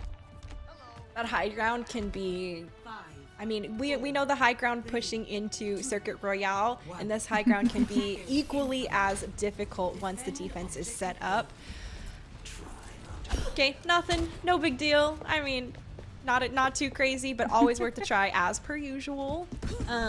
Traditional comps now on the board, and we can see Shock Timeless still, or Shock Timeless looking to defend as Altiora pokes on forward. Now moving to the high ground, make sure that there's people cleared off here, because the last thing you want is to get encircled. A disruptor shot is critical to preventing anyone else from moving the other direction and forces Altiora to actually move on to the point. Now they're set up and trying to receive the defenders of Shock Timeless. Bubbles have gone down, and there's a bunch of them broken from all that Reaper damage. Saber's getting quite a lot of pressure here on this side high ground, and there's the dive coming through. Zip out of the way, and the real question is, can they continue putting pressure onto this point to cap it? Foxy, no one's actually gone down yet, but Suzu gone, and so is Jim. Now Altiora goes ahead and knows they have a player advantage. With Dax going down, though, their sustainability is highly depreciated, and now looks like Shock Timeless might have this opportunity to defend. Yeah, good jump pack coming through from Terra to track where Azure's power slide would end her up, as it does mean that that Sojourn has been taken off of the board, and Saber can now really just push out so much pressure. But Santana, with all of the cleave that Timeless were able to set up, boxing Polaris into these sirens for so many aspects of that fight, has built up the primal, and as a result, Shock Timeless sustained. Santana is absolutely clutching it out on this Winston right now. I mean, regardless of all the things unfolding, she was dancing in that bubble beautifully, took down multiple members there to stall it out. But at the end of the day, Shock Timeless had the ultimates and threw the resources in. Uh-oh. Oh no. Yeah, stagger onto Aramori, and that is brutal for Shock Timeless because they need to use this rush to be able to break through Polaris and force them back to spawn. Streets phase is honestly brutal for an attacking team on Polaris, because if you lose this fight, you lose access to this really aggressive play over high ground for your Sojourn to be able to set up, and you get forced back into those chokes that, again, Azure is just going to have an absolute field day with. Well, geez, yeah, Azure in a field day on the high ground. That's a rough combination for Altiora, but they have their own overclock online too. Now the real question is, can they sustain through it? Azure gets chipped hard and taken out during their own overclock. Saber decides to double down and take on the challenge, and as a result, still more aggression being thrown here from Altiora Polaris. The Death Blossom is committed from Sheep, and they did force out the sound barrier from Jam. Altior Polaris has that momentum and now can go ahead and roll through through some of this high ground. They don't, crucially though, have an ultimate to be able to break this next corner. And Santana does have that primal to be able to sustain it. Really is going to be whether or not Shock Timeless are going to be able to fully regroup as 5 players as they move through this choke, as Polaris have Saber set up in a really nice angle, forcing Santana to actually dive super deep onto that Sojin. And look at the peel coming through from Polaris. They know the primal is there. They know it's going to be chasing the Sojin out. Off the edge, no chance there regardless. And Santana has just come in clutch. Another boot play coming through from Jam there off the side. Shock Timeless clutch out that defense just before that second checkpoint. We need to roll the circus music. Because, oh my goodness, that juggle coming out from Santana. Yeah. Every single juggle, every single frame is pitched perfectly to bat Saber back and back and back until she isn't able to power slide away. As it is now going to be Polaris switching up the positioning, but Timeless with this rush on the high ground going to make it even harder for that payload to keep moving. And Aramori going down first in this fight is disastrous. It's time for Terra to go ahead and take her own play here in this Primal Rage, taking down multiple people. And now Polaris has the second checkpoint. And Moxie, they've got 3:40 on the clock. They're gonna have a sound barrier, an overclock, and a Death Blossom into this next fight as well. And Shock Timeless, they don't have a primal to be able to body block it. They don't have a sound barrier to try and sustain a little bit longer so they can break line of sight to deal with it. As a result, look at the amount of pressure that Saber is receiving from this team. It's a little bit of poke trying to force out that power side, but the peel comes from Polaris. They know the wing condition. They know the overclock can be what swings this fight in their favor. Saber getting pressured and manages to escape just at the end of it. Now we can see both tanks engaging, and with the sound barrier thrown from Froggy's, Terra continues to be aggressive, literally like 10 health just now. Manages to get topped off by the supports. Nice job, Froggies and Dax. And now Altior is still looking to push on forward. There has not been the commit on the overclock, but there's Death Blossom, and it's gonna fall short because Jim decides, well, it's gonna be my Death Blossom that reigns supreme. Yeah, Jim actually gets Aramori Suzu, and as a result, their Death Blossom is just a little bit more potent than Sheep's. As you really can see, you need to invest resources into that Reaper for the ultimate to come up big, but if you do, it wins you that fight, and now Polaris are going to be having to force their way back through another choke. They don't want to use the overclock to be able to break away because Shock Timeless can just disengage as Azure decides to get aggressive once again, and Polaris can't disengage cleanly in time. They're all caught up. They're all sent packing. They wanted to see the respawn point, but Waffles, I don't think they wanted to see it that way. Oh, yeah. And, you know, I actually think that Shock Timeless had a really concrete plan to go in because they got that early pick and then committed all ultimates very quickly after. They maybe could have gotten away with saving sound barrier, but it is a hectic fight here. Saber almost falling low once again. She's been getting so much pressure from Shock Timeless because, well, they see how much value she brings. And now we see Kitsune from Aramori here being pushed through. It looks like the defense is a bit on the, well, they were originally on the backside. Now they're pushing forward, clearing out some of Polaris as we're fighting towards the third point. Yeah, Shock Timeless dropping that Kitsune rush, unfortunately a little bit disjointed because of Terra jumping into that backline and using Primal to displace them a little bit here, a little bit there. So it's not finding that immediate win Timeless was searching for. And you can see Santana coming under a lot of fire with Froggies and Terra focusing down that Winston as fast as possible. Very aggressive jump, actually baiting that Suzu out onto Terra early on as Saber looking for that snipe onto Santana, isn't able to drop the Winston down low enough, and the bubble is there in time to be able to keep the high ground in control of Timeless. Oh, but Saber is persistent and finally, after breaking through the bubble, gets Santana at the end of the fight. Terra does go down though, and so no tanks on the board for a moment, but Santana's going to come back considerably faster, giving a huge advantage for Timeless. Polaris drops the sound barrier and Jim goes down. They have a big advantage moving into this last checkpoint with only 30 seconds left on the clock. It's all about continuing to keep this cart moving forward and handling the members of Timeless. Going to trickle through. There's Aramori getting pressured and is forced to use the Suzu early here as a result. That's a big resource off the table, and now Terra's looking to continue capitalizing. With Froggy's gone, though, it's going to be Terra feeling some of that support missing. Sheep has Death Blossom, and are we going to see the Suzu combo with it? It's all about making sure this is successful, and there's no kills coming through from it. A beautiful bubble coming through from Santana. She's gone ahead and popped Primal Rage on top of it, and it is chaos here on the point. It looks like there's the kills for Shock Timeless, and at the end of the day, they're gonna hold this point just before the third checkpoint. Yeah, Santana doing so very much in that last fight. Dropping the bubble to stop the Death Blossom to having the value it needs, and then popping the Primal to make sure, even though Death Blossom isn't going to find picks, all of the space that Sheep is looking to set up with the ultimate usage is denied from the squishies because there's a Primaling Winston juggling you around, and you cannot either aid Sheep when she's in that ultimate form and drop things like the Suzu or try and help with a Disruptor shot coming on through. And because of it, there is just no pressure on the payload. The space that Sheep has is shut down within seconds because there's absolutely nothing else that comes through from Polaris. They're so occupied dealing with the Winston jumping in their face. Man, how do you pick a target when those are your options too, Moxie? With how well both Santana and Terra have been playing on this Winston too, they're definitely, I mean, the tanks, now that there's only one tank, they're already a big focus and priority of being a bullet magnet. But in particular, with how well they've been playing, it's even more, it seems like it's more obvious because they're going down first in fights. Well, it does seem like Shock Timeless is subscribing to the Widowmaker attempted grapple hook shot.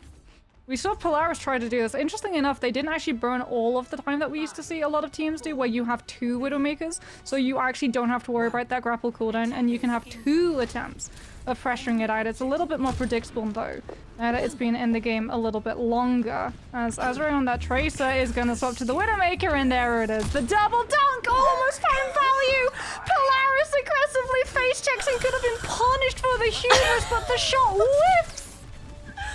Oh my gosh, that could be in a horror movie. That was so stressful for Polaris to watch.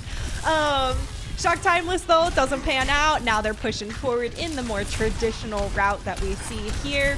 Oh, a pick there onto Froggies from Azure. That is devastating. Polaris has no speed and less sustainability. Now Shock Timeless are going to have an easier time collapsing on them as a result, since, once again, no speed. And there's the kills coming through onto Terra. Yeah, it was the Winston, however, sacrificing themselves to try and step in the line of fire and distract the members of Timeless so that those other members, without that Lucio speed boost, were able to disengage. And as a result, Polaris should be able to get a recontest if they want to, especially with that snipe. That's a huge clutch snipe, but Dax goes down and so does Froggies! Oh my gosh, Jim just being an infuriating Reaper and performing wonderfully, taking out both supports from Polaris. That is a huge crippling blow to the amount of sustainability they'll have on this point. And now you can see Shock Timeless, they're respawning, they're back in the fight, and they're gonna go ahead and retake this point. They dropped the rush to be able to guarantee that they're able to take that point, though, and that's a little bit unnecessary given the fact that Polaris were missing both of their supports. But look at what Timeless are doing now. They're just not allowing this recontest. They're not allowing any regroup to come through from Polaris, buying up so much more time, and also allowing Azure to get into a really aggressive position to make sure that Saber does not have that high ground to be able to play around with the overclock 4. If Polaris want control of this space, they're probably going to have to just drop a really aggressive rush to deny Timeless from being able to contest it, and then they can just kite and disengage away, and that immediately erases the earlier uses of rushage that Aramori dropped from point A. That definitely would be a good idea, and that makes sense. Can they actually get enough traction and positioning to execute it? There it is. There's Dax with the Kitsune rush. How's your crystal ball over there, Moxie? Looking a little bit murky because unfortunately the disengage isn't as clean as Timeless were hoping it would be. They're still gonna lose the fight. However, Polaris again gonna be overcommitting a little bit. They do go into the side room. They do invite the Reaper to pop the ultimate. It is the prime position for a Reaper to find that value in enclosed spaces. After all, the perfect position for that coffin shape. Unfortunately, though, again, it's going to eat into the ultimate economy Polaris have in this next push. Can they recover from that type of ult economy, though, with how well Jim and Azure have been playing? It's going to be really tough. Nice little boop coming through. And, of course, here we go. Re-engaging Deja Vu once again. It's really about taking some of that space and making sure the high ground is staying pressured, right? Froggies knows the value of making sure that Santana doesn't have it, but we also see both of these Winstons pocketing their primal rages, waiting. Now we can see Azure getting pressured now by Terra. There's the sound barrier trying to keep her alive throughout this fight, and Terra decides to turn tail and run back to the team. There's a lot of disruptor damage from that shot, and now there's the dive. Saber is just being berated there by Santana non-stop. Jim gets the kill onto Dax, and now there's no one there to bail out Saber after the continued assault from Santana there on the primal rage. Yeah, to add insult to injury on Polaris' side as well, they try to use sound barrier to be able to save Saber, and it unfortunately comes through a little bit too late. Domino impact, they're not going to have it in this next fight, as Aramori does get picked on the side of Shock Timeless by Froggies.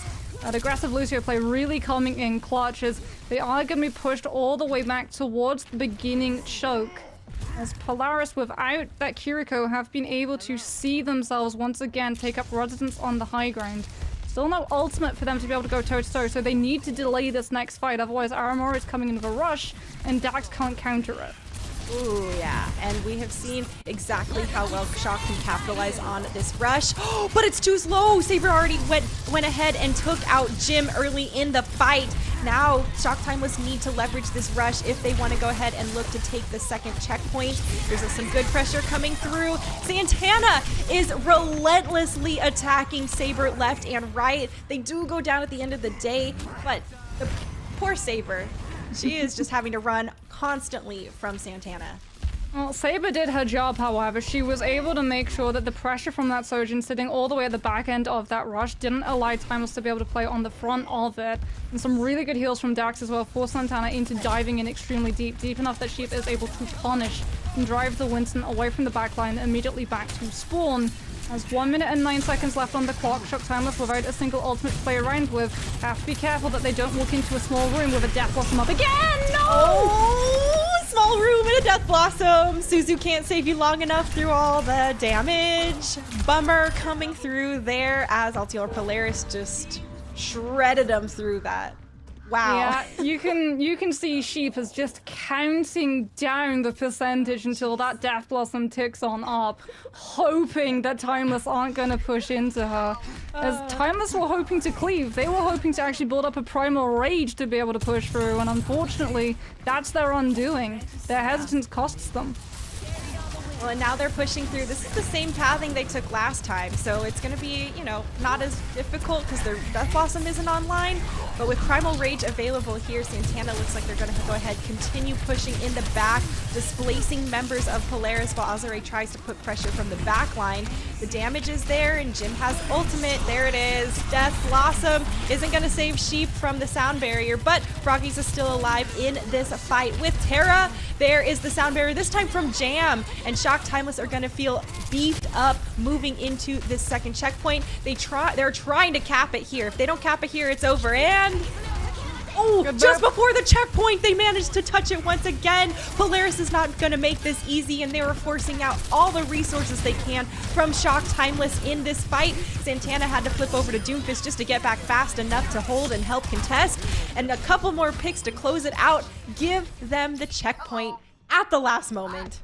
It cost them though. They had to use the rush to be able to guarantee that they were able to survive that last minute recontest coming through from Polaris, but that's going to eat into the snowball momentum. However, those kunai is going to be eating into Terra's head at the moment, doing a lot of damage coming out from Aramori, trying to control that high ground, disrupt a shot from Saber, making sure that no one can push onto Terra now that the bubble is going to be on cooldown.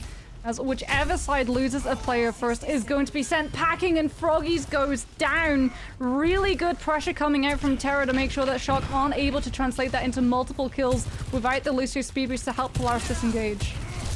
Yeah, and with no speed boost to help them disengage, Shock Timeless are going to be feeling good about continuing to aggress forward here and encircle them. There is a Death Blossom with the Suzu to keep them topped off.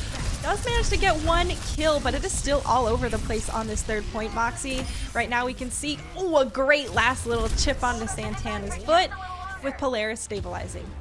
Saber's going to be coming into this overclock as well as Terra hitting that Primal Surge and Dax with that Kitsune Rush. Shock Timeless have 1 setup, 1 last fight. If they get picked as they come out of those chokeholds, they can't disengage. They have to commit into this fight now and they have to win. Aramori goes ahead, picks Terra early, and Santana uses Primal Rage at the last possible moment. There's some booping going around here, and Overtime Bar has been triggered. The real question is, how far can Shock Timeless push this cart? Will they make it to the box of victory, or can Altiora regroup and hold? They've cycled into ultimates though. Shock Timeless are now going to have a rush to be able to go toe-to-toe against Daxes, and they're going to immediately get in with a rush of their own as Polaris drop out from their spawn point. Primal Rage coming through from Winston to push Azure away and mitigate the impact of that overclock, but she's still able to snipe out Froggies before the sound bar can hit. Mitigate Azure, that's a cute joke right there. With the damage coming through, Shock Timeless go ahead and take the win. Oh my goodness, Azure, is there anything you can't hit? You know, like the old-time Disney Robin Hood movie where they're having the archery contest and they have some really flashy plays? Azure is just sitting here like 200 miles away, bow and arrow up, through the arms of a primal raging Winston, flailing her all around, and she's still able to land the most clutch kill onto Froggies before that Lucio can build up the last necessary charge to hit Sound Barrier and allow Polaris to really heel turn around that fight with their faster respawns and turn things around and maybe take away Parariso. As it is going to be Shock moving up 2-0 in this series. It's close, but they're pulling ahead. Yeah. Well, the games themselves are definitely very close as far as the back and forth and what we just saw there with the time bank running out. Very, very, very close for every single checkpoint. But I mean, your analogy was right. It definitely felt like that old Robin Hood movie, especially at the very end when he goes to shoot the last shot and the sheriff like messes him up with his own bow. I mean, yeah, they were and it trying does to the do close that. up on the arrow and it tracks it traveling through all of the obstacles. Yeah. She's the other, the whole thing. And with the way Azure was getting booped around, it definitely feels exactly like that. Like, yeah, sure, it doesn't matter. I can course correct my arrow with another arrow. No big deal. But the Altiora Polaris did a fantastic job. I mean, obviously it wasn't capped until overtime, and every checkpoint wasn't capped until it was, maybe 3 or 4 seconds left on the clock. So there's still a strong chance for Altiora to come back and reverse sweep this. But we'll have to see what unfolds, folks. We'll be going to Escort next. So top off your water and we'll be right back. I'm Allie. I go by Dax in game. I play Flex Support while Altiora Polaris. I started playing this game when I was 10 because I liked the pretty colors on my brother's PC. So Altiora Polaris is one of 3 teams that was formed by the Altiora org specifically for the Calling All Heroes championships. Our #1 goal is to create a safe environment where everyone can feel that they can improve and nobody feels attacked or aggressed. We just all want to be comfortable with each other, be friendly with each other so we can all improve as players individually and as a team. So my name is Sarah. In game I go by Saber. My pronouns are she, her. I play Hitscan and I'm on Altiora Polaris. Been playing the game since it came out in 2016. For me, playing in tournaments like Calling All Heroes is important. It shows visibility of marginalized genders, but also the parity of skill and the ability that is available in these different communities. The more exposure that people have, the more tolerant people become. Well, I think especially as a very young player, Calling All Heroes just represents, I think, a future of hopefully co-ed gaming. Especially when I was getting into it when I was younger, just seeing all males in esports, I was very confused because it's there's no reason why women and men shouldn't play together at the highest levels, but just seeing that and playing in this now makes me very hopeful for the future for esports for marginalized genders. We've never been seen as on the playing field, always like, you're boosted, you're not good enough for this, always discriminated against. It's always just felt like you've had twice the eyes on you, no matter what you try to do. So Calling All Heroes really tries to emphasize, I think, that marginalized gender skill, which is something we definitely need in modern esports. Trying to break into that boys club recently has been very difficult and something we definitely still need to do. Being trans femme, it definitely has been a struggle. I'm, consistently misgendered. I get a lot of like backlash and hate, especially on the rank ladder, but it is pretty staggering that like even in like top 500, I just have to like leave chat because people are just like harassing me. The one thing I'd like to say to someone who's a marginalized gender, it's definitely going to be hard, and there's going to be times where you feel like it's unfair and you feel like everyone is like fighting against you, but just know that there are like people out there who are genuinely supportive and like people who will have your back. And you need to like find those people and then use their collective strength along with your own motivation to sort of push through those barricades and like keep working in the ways that you can to get better. It doesn't matter who you are, it matters how good you are. But it's really nice to know that there are people who will look up to us or find motivation in what we're doing. I think an important aspect of our team and our synergy that we've been really focusing as of late is the way that our comms like interact with what we're planning on doing and making sure that everyone is on the same page. It's definitely still a work in progress, as is everything on our team, but it's something we've been putting a heavy focus on. Being the only team to take a map off of Altior Artemis in Q1, I think really just showed our colors and showed like our strength as players. We're just gonna go in and we're gonna play the game, and we don't care who we're fighting. Big thing with comms is that when you go into those games where you are underestimated, having good comms can clean up the game so much faster and just surprise the enemy, because you can clean up a fight and clean up those kills faster than like any individual mechanics can. I really appreciate the support that we see in chat, and I love that people are tuning in. All it takes is like a little bit of dedication and a lot of perseverance, and you could be at the same level we are on the same stage that you're watching now. Support Calling All Heroes teams. Everyone tries so hard. Such a good event that's going on here. It is really astonishing just to think about hopefully the kind of impact this will have on future esports, and very exciting to hopefully see what doors this can open to marginalized genders in esports everywhere, not just in Overwatch. In the future, like 10, 20 years, what's esports gonna look like? And hopefully this will be the start of a more co-ed and a less discriminatory, inclusive space for everyone. Interview, or I have like a client call. Oh, and we're back, folks. Welcome back to Calling All Heroes. Sorry. Obviously we missed the cue in our ear there, folks. But we are in the midst of our second match of the day. It is the lower round 3 of Altior Polaris versus Shock Timeless. And Moxie, we're at match point for Altior Polaris right now. It is first to 3, but Shock Timeless have been going toe-to-toe throughout the maps. Regardless of the score, it does not show what actually was unfolding in the games. Yeah, honestly, when you look at this scoreline, you think, okay, it's probably not that close. No, it really has been, especially Polaris, so it went down to the wire for these two teams. It really did come down to Azrai getting that snipe onto Froggies before the Lucio can build up into that ultimate, and we could have seen that point C defense spawn hold coming on out for this team. However, the score is the score, and it is match point. So for Timeless now, we are going to be actually seeing them holding onto that roster, but for Polaris, there's a swap coming on through. KJ is going to be coming out for this team, and this is the first time we're going to get to see her in this series, and I'm very excited to see what this is going to signal for the rest of the team, because when a swap comes through, it's traditionally meaning that we're going to see a massive change to the roster of heroes that are being run, and it is no surprises, it is going to be Circuit Royale that we get to see for the first time today, so I think we're going to be getting that Sigma that I have been looking forward to for a very long time.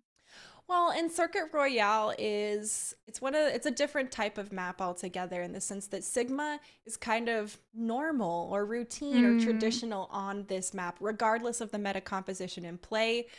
Thibault mentioned this last weekend as well, and the fact that Sigma is so powerful along those long sight lines as far as being an offensive and defensive asset for the team. double sniper's pretty common, and having that shield be able to push way forward to cut off that angle or crowd the site particularly as well can be really critical. And pushing into that second checkpoint high ground could be so devastating if you don't have a Sigma to be able to stun people and mitigate all of the pressure. Yeah, I'm really interested as well to see what the DPS lineup is going to be specifically for especially Polaris. with the sub. Yeah. Because a lot of the time, some teams will either field the Widowmaker Sojourn or the Hanzo Sojourn. And the Hanzo is brilliant because you can really just very quickly burst through that Sigma. You can use things like the Dragon Strike to punish the fact that because that Sigma is coming on through and he has a little bit less sustainability and mobility than things like, you know, the Roadhog with the Take a Breather or the Winston with the Jump Pack, you're forced into running that Baptiste so you can have that lamp on cooldown being used to make sure that he stays up a little bit longer. And it takes a lot of stress off the Zen as well for being maybe dived out by a Winston or sniped out by a Widow or a Sojourn as you cross onto a main road through one of those off angles and trying to build up that transcendence to be able to save your Sigma when the flux comes through. And that does mean that Azure might find herself being pinted upon in two different angles. We've seen the Winston be sent to deal with her, but we're yet to really see the DPS try to push her down that way. Yeah. Well, and that's a good point, right? A lot of times in the past, we've seen both the tank and some more mobile DPS like Tracer or Genji able to help capitalize and put pressure on some of those backline damage dealers like we see the Sojourn bring forward. But it's really been a lot of pressure on those on the Winston in particular, like you mentioned. So hopefully Altiora is aware that Terra needs a little bit more help on Azure, or maybe we just need to continue putting the pressure on because, well, so far it is working. So looking actually at the sheets, KJ does say that she is an Ashe specialist, but at the moment, they are on attack, they can swap off this. It does seem like they want to field that Widowmaker Sojourn, and honestly, I'm a much bigger fan of this composition than I am of the Hanzo, because Sojourn doesn't really want that Hanzo to burn through the Sigma Shield. She wants to use that Sigma Shield to channel into Railgun alt fire, and the Widowmaker actually gets to have a sort of symbiotic relationship of the Sojourn. The Sojourn builds up that Railgun fire from the shield, deprives it from blocking the Widow's side, and then the Widow gets to snipe through onto the Zen or back line. Ooh, it's a lot of pressure.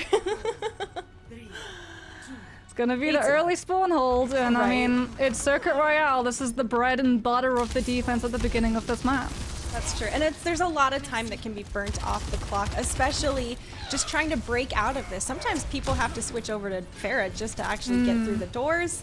Obviously, Polaris is fine. We're not here in the lower ranks, okay? We pushing out no problem. Terra's got this Sigma on lock and is continuing to put the pressure onto the high ground. Regardless of losing Saber in this fight, Polaris is out of the door and able to, well, now they're losing people, so they're gonna be back in the door now, Moxie. Yeah, look at the angles that Shock Timeless are taking, actually. They've taken residents up in both of these side rooms so that Polaris aren't able to try and speed boost their way past and deal with the Widowmaker and Sojourn by mitigating the amount of uptime that they have sightlines on as they walk out of these spawn holes. It's actually really smart coming through from Shock, kiting them into position and forcing out a lot of these abilities before they're able to face check that Widow. Oh, and pick there onto Azure from Froggies? Okay, maybe you don't need the mobile DPS to team up with Terra, you just bring your mobile support. Fair enough. Now there's all the pressure rolling through. There's no escape for Jim on the squishy Widow, but all the space for Polaris to push and to take in preparation for this defense that they're going to have to get into. It's still pretty successful for the defense, though, and however, because we're actually seeing Polaris, they were able to break that spawn hold by going to that Winston meta. Shock Timeless now actually having to mirror into it. And it does mean that Jim is going to have a little bit of a harder time being able to infiltrate their way into that front line without burning Wraithform and walking into Saber, who's already set up on that off angle with the railgun. You hear that alt fire going on through. Azure already doing a lot of damage to try and keep Saber in check.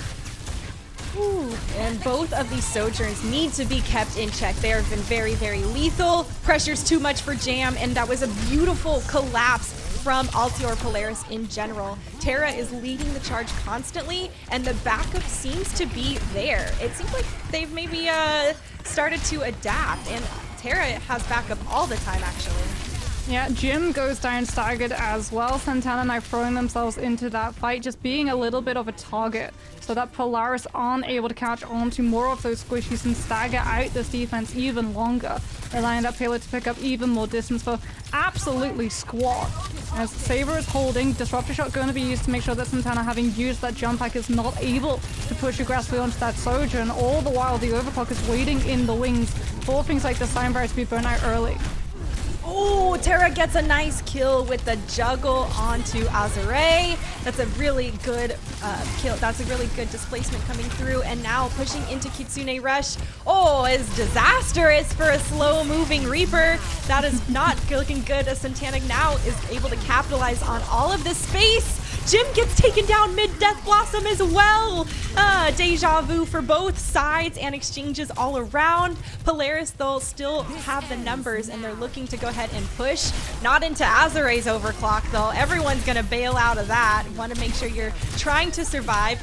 No deal. Yeah.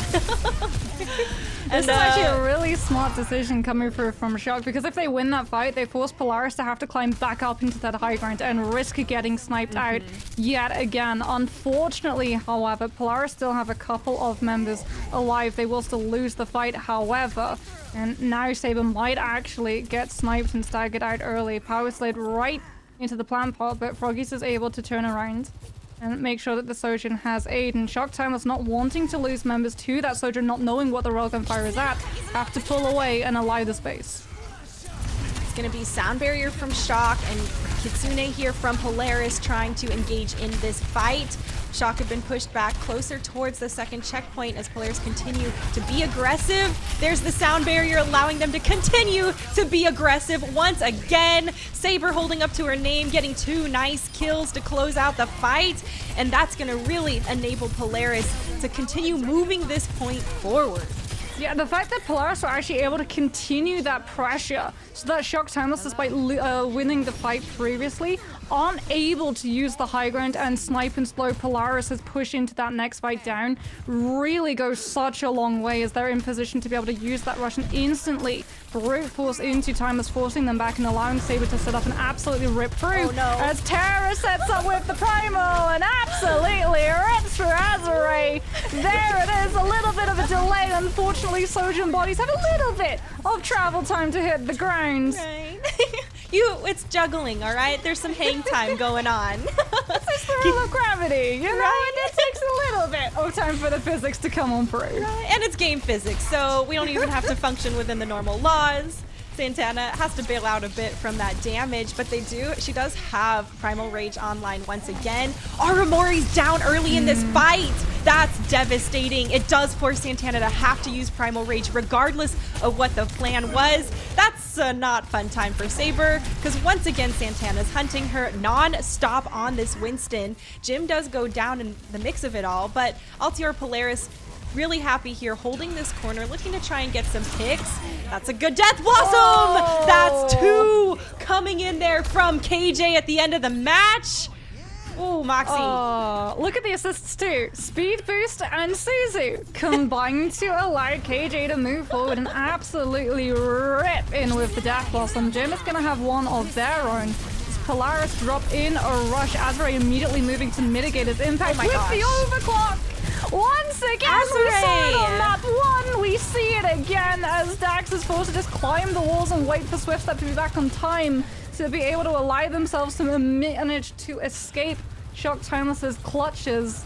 Kiriko escapes, but unfortunately for Polaris, they have to now cross across that corner once again, and Jim holding onto the Death Blossom. I don't see that position. I am extremely concerned that there is about to be a backline Blossom in a matter of moments.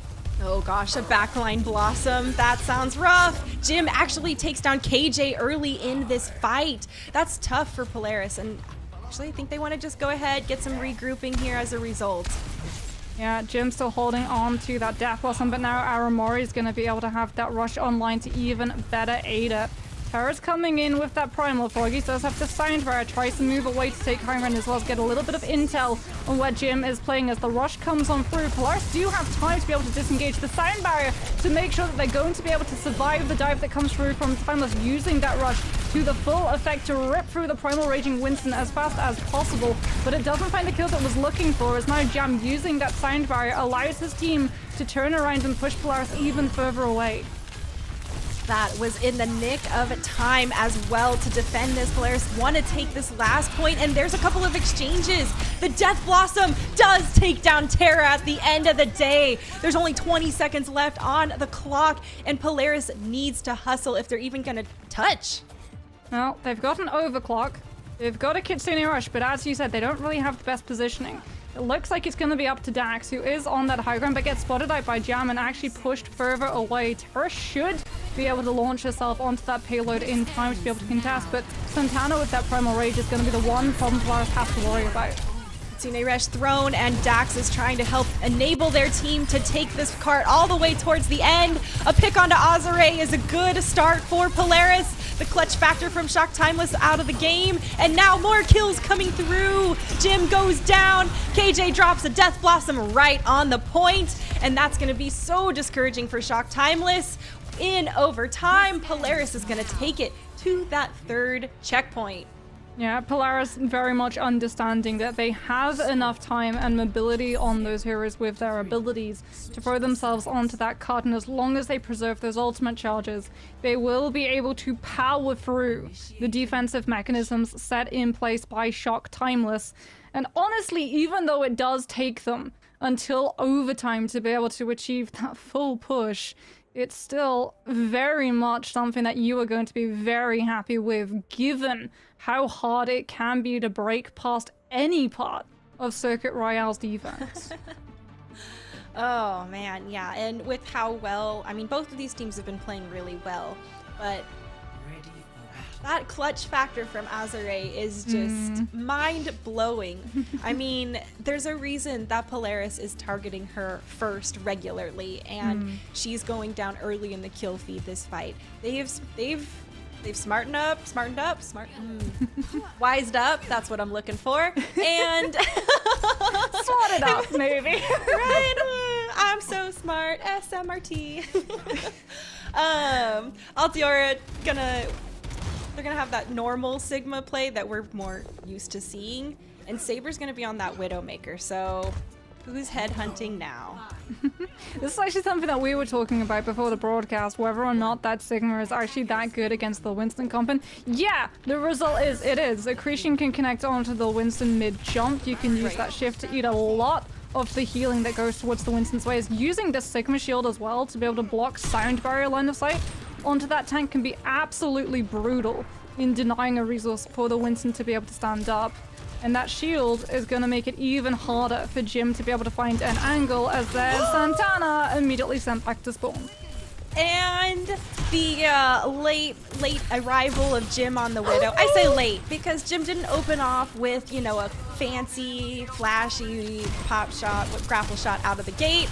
Just went ahead, looped around the side, picked off their counterpart and the other support. Now Shock Timeless have so much space and the player advantage to easily keep on rolling through. Couple more picks and the late stagger there onto Froggy's gonna be feeling really good.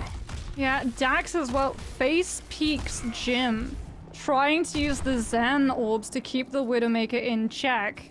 And unfortunately does go down to it, and without that Discord orb to just burst through this Winston's health as fast as possible, Santana gets a lot more safety, as there's the grapple shot immediately connecting onto Saber. A little bit of a wave, as yeah, that's a flashy play. You 100% save that to your highlight reel. F9 the second that one connects. And with Saber still walking back from spawn, it's so much room for Shock Timeless to go ahead and get aggressive and push. They know sights are online, gotta be careful where you're peeking, and there's so much respect being played there to Jim. As a result, Jim is the first person taken down in the fight. Kitsune thrown here from Aramori, and a nice railgun comes through from KJ. Altiora does not want to give up this first checkpoint easily, but there's a lot of members of Shock Timeless who are aggressing forward. Yeah, Altior Plus really want to keep this first corner in play because Froggies is about to come in with this Ant Matrix. And if you've ever seen a Sojourn play around an Ant Matrix, let me tell you, you take a blender and you put it on hyperdrive. That's exactly what this next fight is about to turn into. Yeah, you might as well as, man, they're gonna get sliced up badly. And there's already a pick there onto Jim from KJ. Azure steps up to the plate. Of course Azure steps up to the plate. My apologies for ever doubting. A beautiful railgun unfurls there, and with a couple more picks, Shock Timeless go ahead and take it. Polaris are just a little bit too hesitant. They're setting up for that corner push. They know that they want to be able to use that Ant Matrix, but Santana just jumps past and immediately jumps onto Dax, who isn't able to regroup with the rest of her team. 93% to Transcendence, wasn't even able to use the ultimate to be able to save themselves the 30-second timer, as Santana has not been checked. Dice rolled, nat 20, as Saber is going to give the game away with that infrasight, and immediately Santana has to move to reposition, but the Sigma has already been sliced away from the team. Terra is low, and that promo is going to make it even harder for the regroup to come through. Oh, yeah, and with 3 minutes, you gotta be careful when you're just jumping around willy-nilly, because when you're falling, you're very, very predictable. And with these Widowmakers on the field, you gotta be really careful, even with Sojourn especially. Being predictable while you're falling means that they have an easier time popping you with the railgun or with that grapple shot that we just saw attempted. Saber manages to back out there just at the nick of time though, Moxie. Yeah, Dax holding on to this Transcendence. KJ does still have an overclock to be able to use on this defense. As once again, they're doing everything in their power to deny Timeless from being able to easily climb up slope, using that high ground, forcing out so many ultimates from the other side. As Azure goes down extremely low, a really nice placed bubble. Gonna actually cut the Sojourn away from receiving the silence barrier, and as a result, KJ has the confidence to hit the overclock of their own. Wow, and that Transcendence was really great for Altior to continue being aggressive through both Sound Barrier and Kitsune of Shock Timeless. That's not an easy feat to accomplish. I mean, what's not an easy feat to accomplish is forcing Timeless off of the composition they were running. Right. And we're seeing Santana actually go on to the Sigma, jam onto that Baptiste to be able to just have the burst healing necessary to be able to hold Terra in this sustained fight, as they want to be able to push through slope, but without an ultimate to really be able to power on through, they know they need the Sigma shield to block the snipes coming through from the Widow and the Sojourn. Yeah, and the shield will only last so long through so much onslaught of damage that is very, very constant and persistent. It's going to be a kill in the middle of the air during the flux as well. Altior Polaris completely shut down Shock right there. And, well, there's only 120 on the clock. Yeah, so there is one slight difference between both of these compositions at the moment. Aramori is still on the Kiriko, so if you get dove upon, you have a little bit more sustainability to your side, but Polaris with the Discord are just pumping out the damage, and as a result, Santana, Jim, Azure Jam, they're all just getting blitzed. All right, it's the Widowmaker shows, one pick each, but with different counterparts, so it's both teams are evened up and pushing into each other. Azure's gonna take down Saber. Now Shock Timeless are up by 2 players and continue to push on forward. Respawns will be here shortly, but they need to get to the second checkpoint if they want to go ahead and take this series. Oh, a nice dodge comes through from Terra of that accretion, but there's too much damage being thrown from the rest of Shock Timeless if they go down at the end of the day. With a few ultimates still online for Altior Polaris, I'm not sure if they're going to be able to actually recontest. They're gonna have try. the staying power. No, that's completely denied. A nice play coming through there from Santana to continue stalling out the members of Polaris from touching the cart. Unfortunately, they do make it there at the very end of the day. It does force out both Ant Matrixes. Payload has been captured, right? Or checkpoint has been captured, though.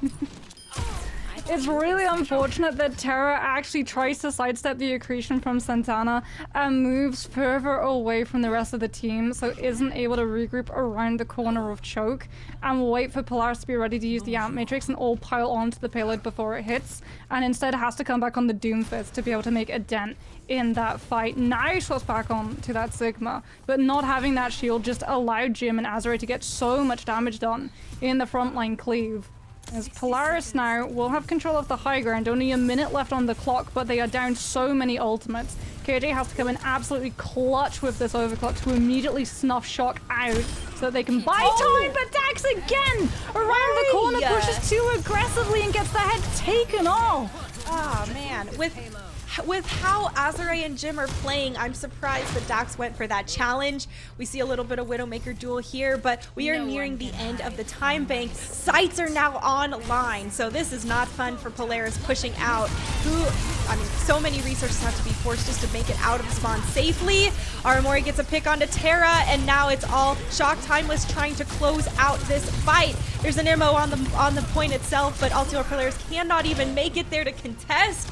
The cart's gonna roll on forward, and that's gonna be a 3rd point captured. Oh my goodness, 1 minute 10 to 1 minute. What a close series. This is Circuit Royale giveth, Circuit Royale taketh away, and here comes the gamble, Waffles. When you have so little time left on the clock, do you roll the dice and attempt that spawn hold, knowing that it's probably going to burn a lot of time off the clock? But if you muck it up, it's going to give so much free payload distance. Or do you hold around that first corner and use the high ground to your advantage, knowing that, yeah, you're playing a lot into the clock for the other side, but you hold the best chance at slowing the payload down when the clock actually winds down to a stop? Would you? I'm like, it's a really tough one. It's a really tough one. It's like, would you rather walk across glass or hot coals? Which do you? These sound like really difficult decisions. And really, I think it would probably vary team to team, especially when you have to push into someone like Azure. Right? Or when you have Azure on the back line. Yeah, I would be okay with maybe giving a bit more space and making sure that she can have that room to free fire as much as possible. Honestly, we'll see how it unfolds, right? We've got Widowmaker here from Jim early in this defensive fight. And Polaris is showing the, what is it? Sojourn Reaper combo as per usual. I mean, that's the normal meta we've been seeing. Some pressure coming through here. There's only 42 seconds left on the clock, and it is going to be burning fast. There's some more pressure in this room as members of Polaris are trying to poke through, but Santana's just going to hold the door here and continue to mitigate them. Pressure onto Jim in the back, but there's the support there from Aramori. Still more giving space, and it looks like Santana's getting a little bit forward on their own. Azure is the first person to fall in the midst of all the chaos, and with a couple more people looking very, very low, Polaris starting to pick up some momentum, Moxie. Yeah, really good dive. Pushes onto Santana to force that ammo field out to save the Sigma, and then Terra doesn't actually try and deal with the tank. She jumps past to go onto that backline, knowing that that lamp is not going to be there to be able to save those squishies. And as a result, this payload has started to really pick up a lot of momentum. Terra is going to be coming in with that Primal Rage in the next fight as Timeless immediately swap up their composition. Jim and Azure can still be the absolute undoing of Polaris' comp, but Terra with that Primal Rage is making it so hard for the DPS to line up a single angle on a squishy. Ooh, there's a lot of chaos here, and the overtime bar has been triggered. Kitsune Rush from Dax up the center lane, and members of Polaris are trying to capitalize as a result. KJ looks like he's got LMGs when he's running along the alleyway, and Polaris managed to capture one checkpoint here in our 3rd round, Moxie. That is massive. It means when they're on the defense, they're going to have access to high ground and slope, and they don't have to worry about rolling the dice on that really forward aggressive push. However, they're still moving. Short Timeless are going to be coming to this next fight with the better ultimate economy, but KJ so close to that Death Blossom. If they're able to drop into the backline and use that Blossom to immediately circumvent the rush, Polaris can continue to push ahead. There's Kitsune Rest from Aramori. Azure pops overclock and of course gets a kill right out of the gate. That's 2 kills there from Azure. And no one's on point. Oh.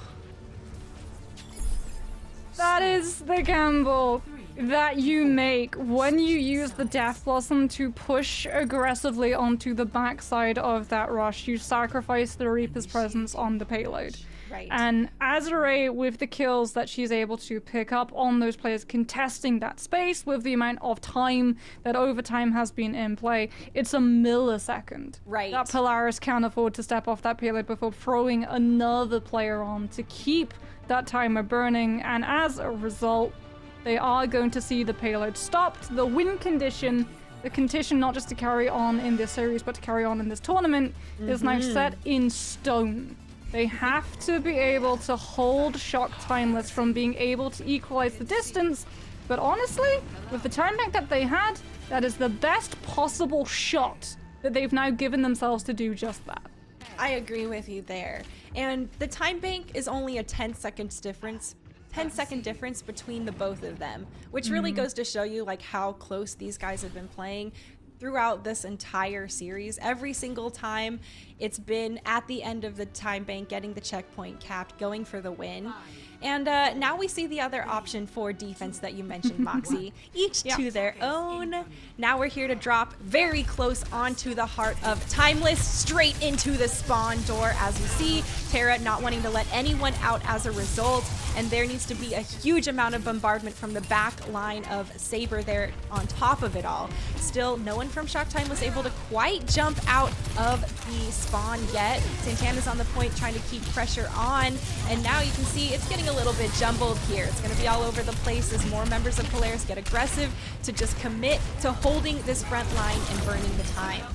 I mean, it is burning a lot of time, and this is why Polaris wanted to go for that spawn hole. They didn't want to win the fight, they just wanted to push Timeless into having less seconds to be able to build up that payload's momentum, as they're about to hit overtime, and we haven't even hit checkpoint A. As Polaris now see that an Echo has been put into position to be able to allow Timeless to move out of spawn, and they feel a hit scan, but Jim crosses on over to that Tracer, and it's going to make it a little bit harder for that soldier to have the same level of impact Polaris were looking for. That's right, overtime bar triggering momentarily, and now we can see it's all on the line. Terra takes down Azure early in this fight, and Jam is off the board too. Those are two critical players, but Terra goes down in the midst of all of it. Altior Polaris wants to continue holding this point, but Timeless are getting shoved back slowly, one at a time and one after another. It's going to be a jump there from Santana and a quick deletion as a result. Kitsune Rush seems to be just Dax and Jim on the, or Aramori and Jim on the point. There's the members of Timeless starting to follow up and catch up on that Kitsune. Azure being the hero once again, getting another couple kills. Can they continue to hold down the fort, getting more? The Primal Rage, absolute clutch coming through from Terra. She's been hunting people and hunting Saber, hunting Azure in particular, throwing her off the edge for a third time this series.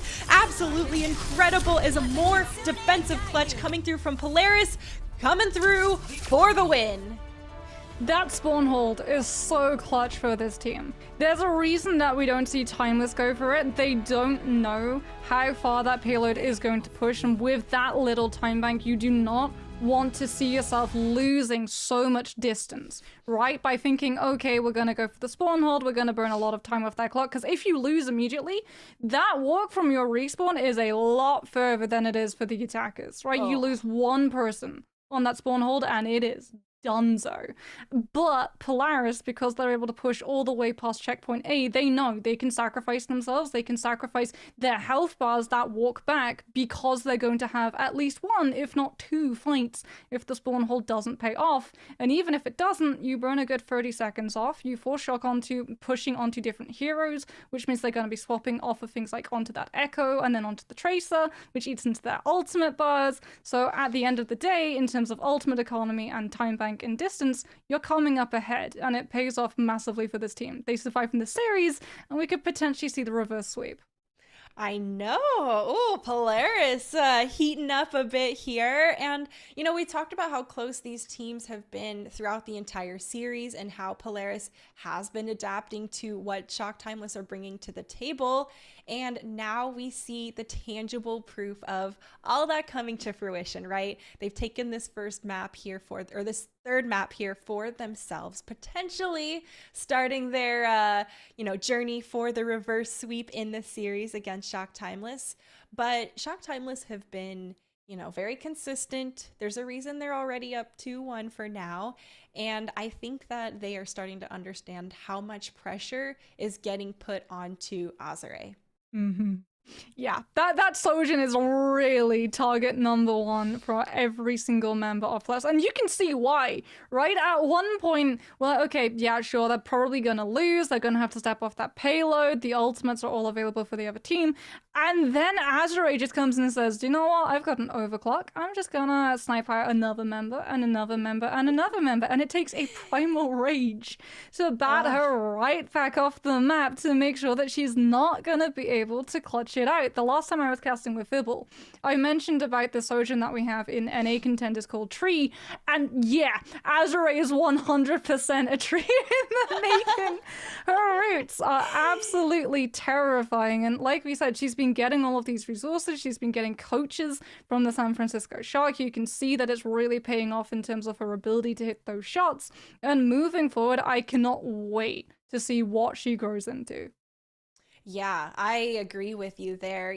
Calling All Heroes is, it's running parallel to the path to pro to give a funnel and another pipeline for players to be going pro and growing the esports scene in general, because it's a little bit on the newer side compared to traditional sports, and there's a lot of things we can do to continue enabling and putting these players on the forefront.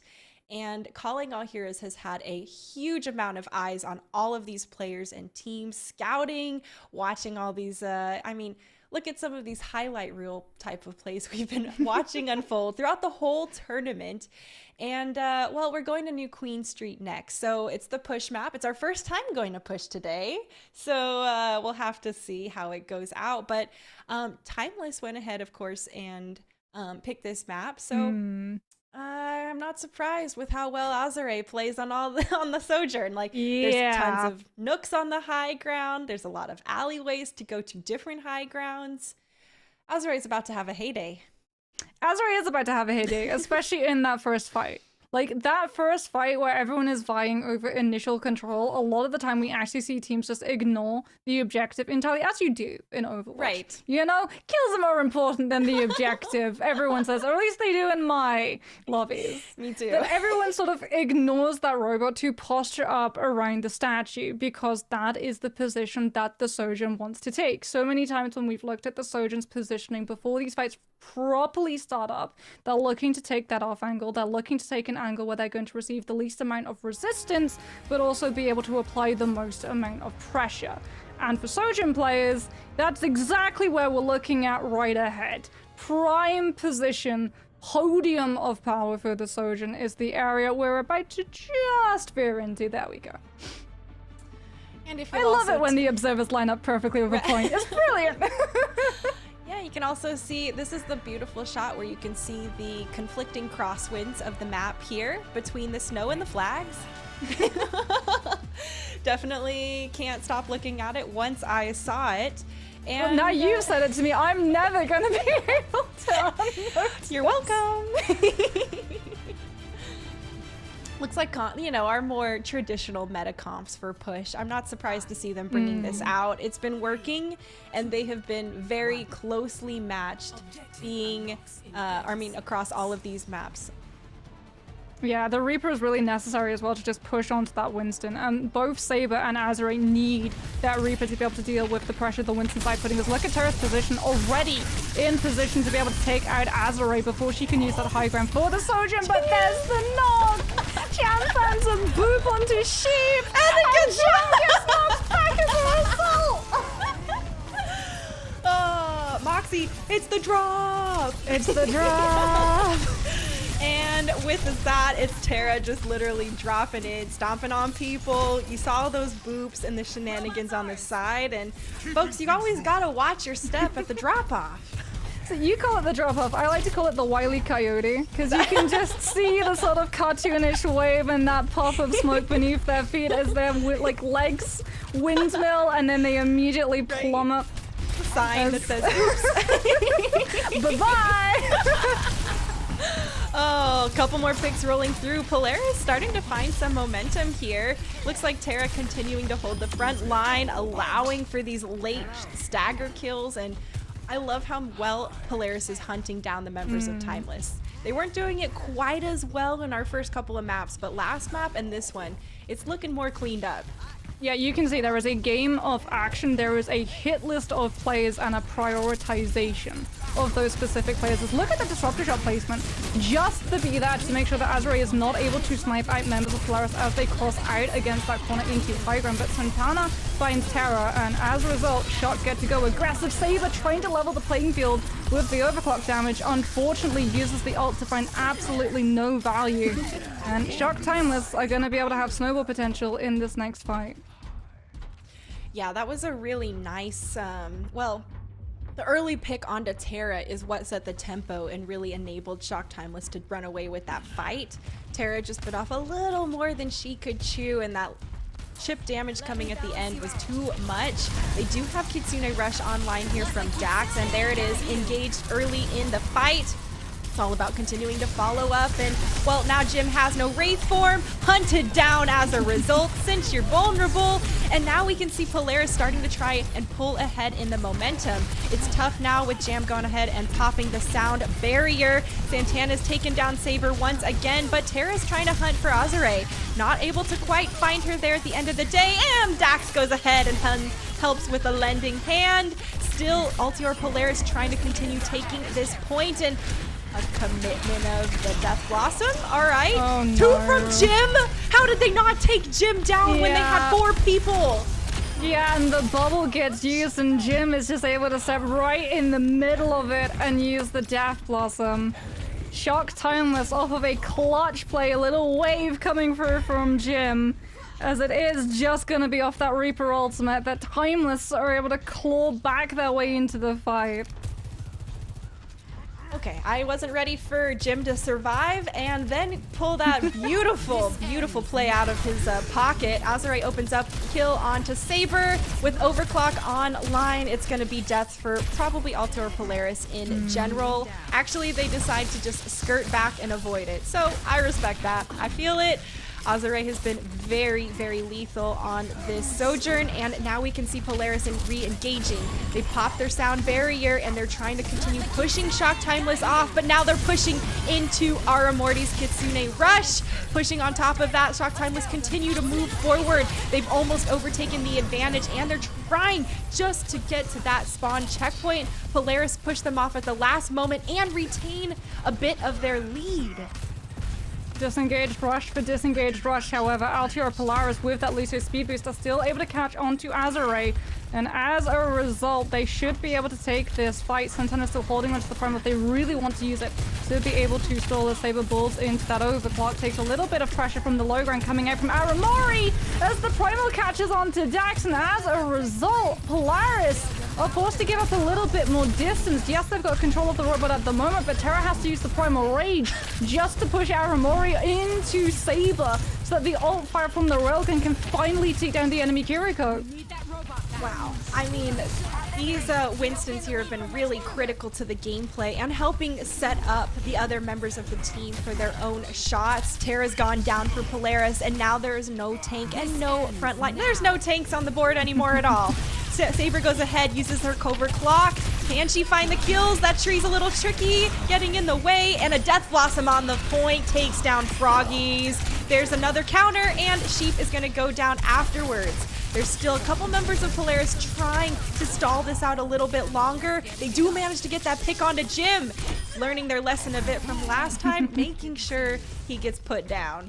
Jim's Death Blossom again finds more value though, this time because Aramori drops in the Suzu, so that he can actually hold that position in the face of Sheep's Death Blossom, survive, and then return with an ultimate of his own. And it really does force Polaris' hand into using a lot of those resources.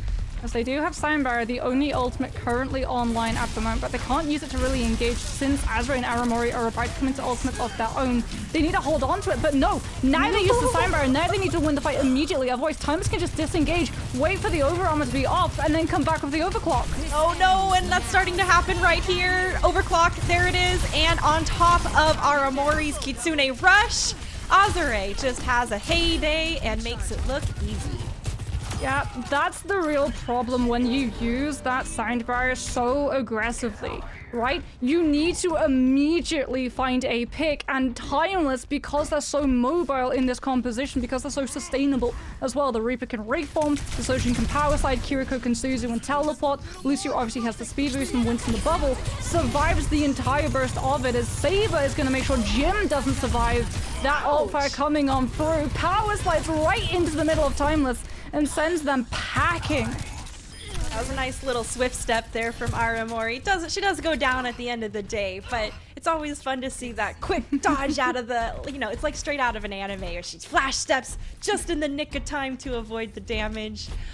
Polaris here moving the cart on forward, and it's once again getting really close to that checkpoint. Hasn't quite clipped it yet, and a nice touch there from Shock Timeless, actually preventing the forward spawn for Polaris. Saber pops the overclock, looking to find the damage and to seal the deal for this forward spawn checkpoint.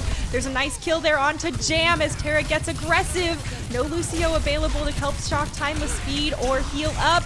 There is the Death Blossom, and Jim doesn't find any kills. There's not enough money being thrown on him from the Suzu and the speed. Polaris goes ahead, takes the win there, and they get the forward spawn.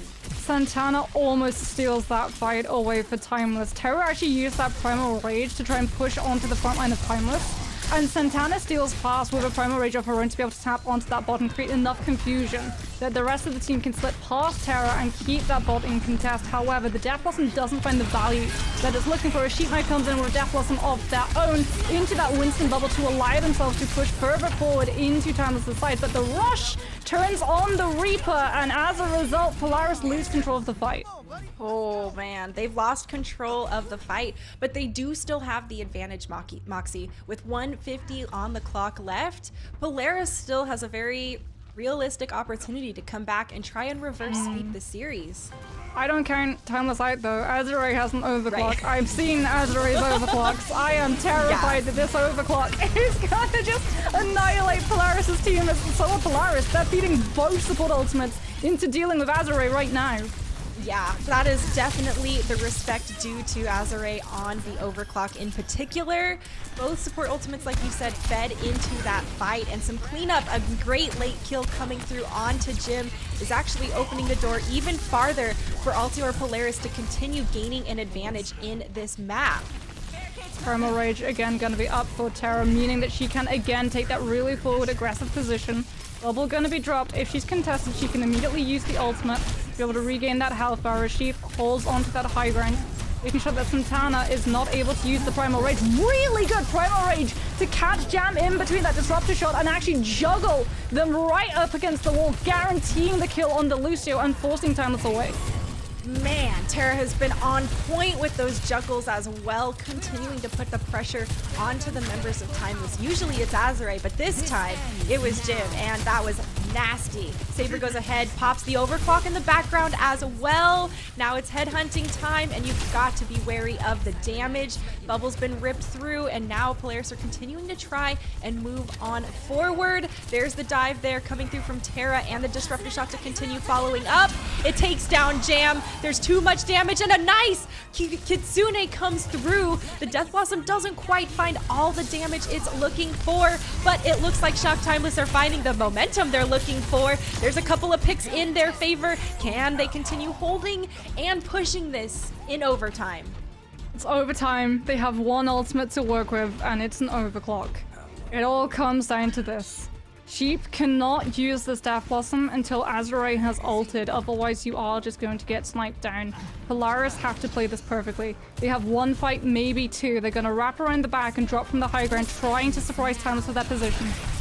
Azure uses its overclock, kills to Sheep early in this fight. There's another one in the pocket of Azure once again. Looking for more as the DPS continue to pre-fire into Shock Timeless. And that's another fight win here in overtime, Moxie. I said it, said they could not open up that fight with the Death Blossom, otherwise Azure with that high ground position would be able to snipe out the Reaper and deal with the team. Polaris have one more fight, one more chance to continue on in this series. They're so close to the Primal, so close to the Sign Barrier, but so too are Timeless. Yeah, and they are so close here to also coming back in this matchup. Right now, Shock Timeless are at match point for the series, and it is all on the line in the lower bracket. Terra uses that Primal Rage, continuing to juggle people in the corner, but it looks like Azure makes it out just barely in the nick of time. Still more attempts at the juggling, and Saber's been reinforced by the sound barrier. There are the kills coming through from Altiora Polaris, and they want to put Shock Timeless down and take this map for themselves. There's just Santana here on the point, and with that, Polaris come back to tie up the series. The reverse sweep, the potential is real, Sid.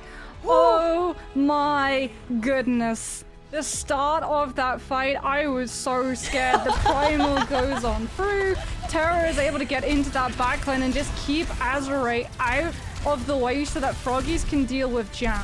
And this is really good target focus coming on through for this team. This is something that we talked about that has improved drastically as this series has continued. That sound barrier can save the team. It can save the Sojourn. It can allow Azure not to hit the overclock, but to hit the railgun necessary to be able to snipe out one of those squishies and immediately turn the tide in Shock's favor. But Polaris, with that target focus, see the Lucio out, drop a sound barrier of their own, have the sustainability, and can finally go toe-to-toe with the Sojourn without worrying about being one-tapped.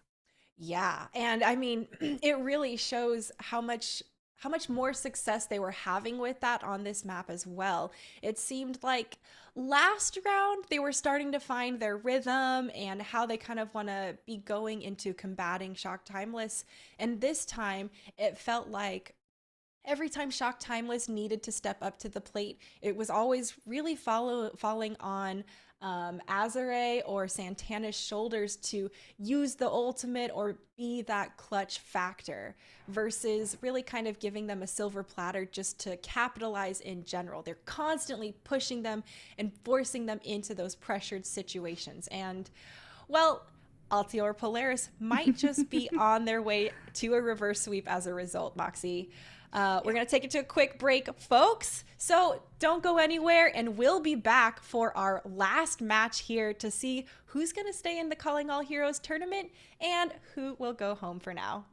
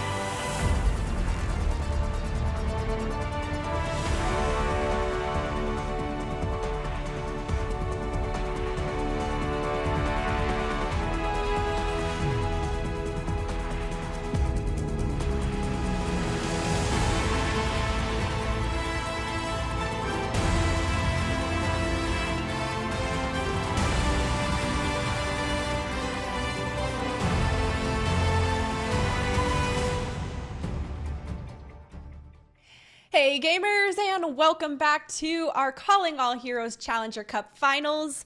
Moxie and I are about to bring you our final map of our first to 3 here, because it's match point for Shock Timeless versus Altiora Polaris. And Moxie, I have no clue who's going to win this. These teams have been doing great, and both have been adapting to some of the star power we've seen today. Yeah, so we were actually discussing this in between the break, as we do. We don't just stop casting when you guys can't see us. It's not just because we like the sound of our own voices now. We've been game crafting. You know? We've broken out the notebooks and the stats and been like, yes, okay, I see a correlation here.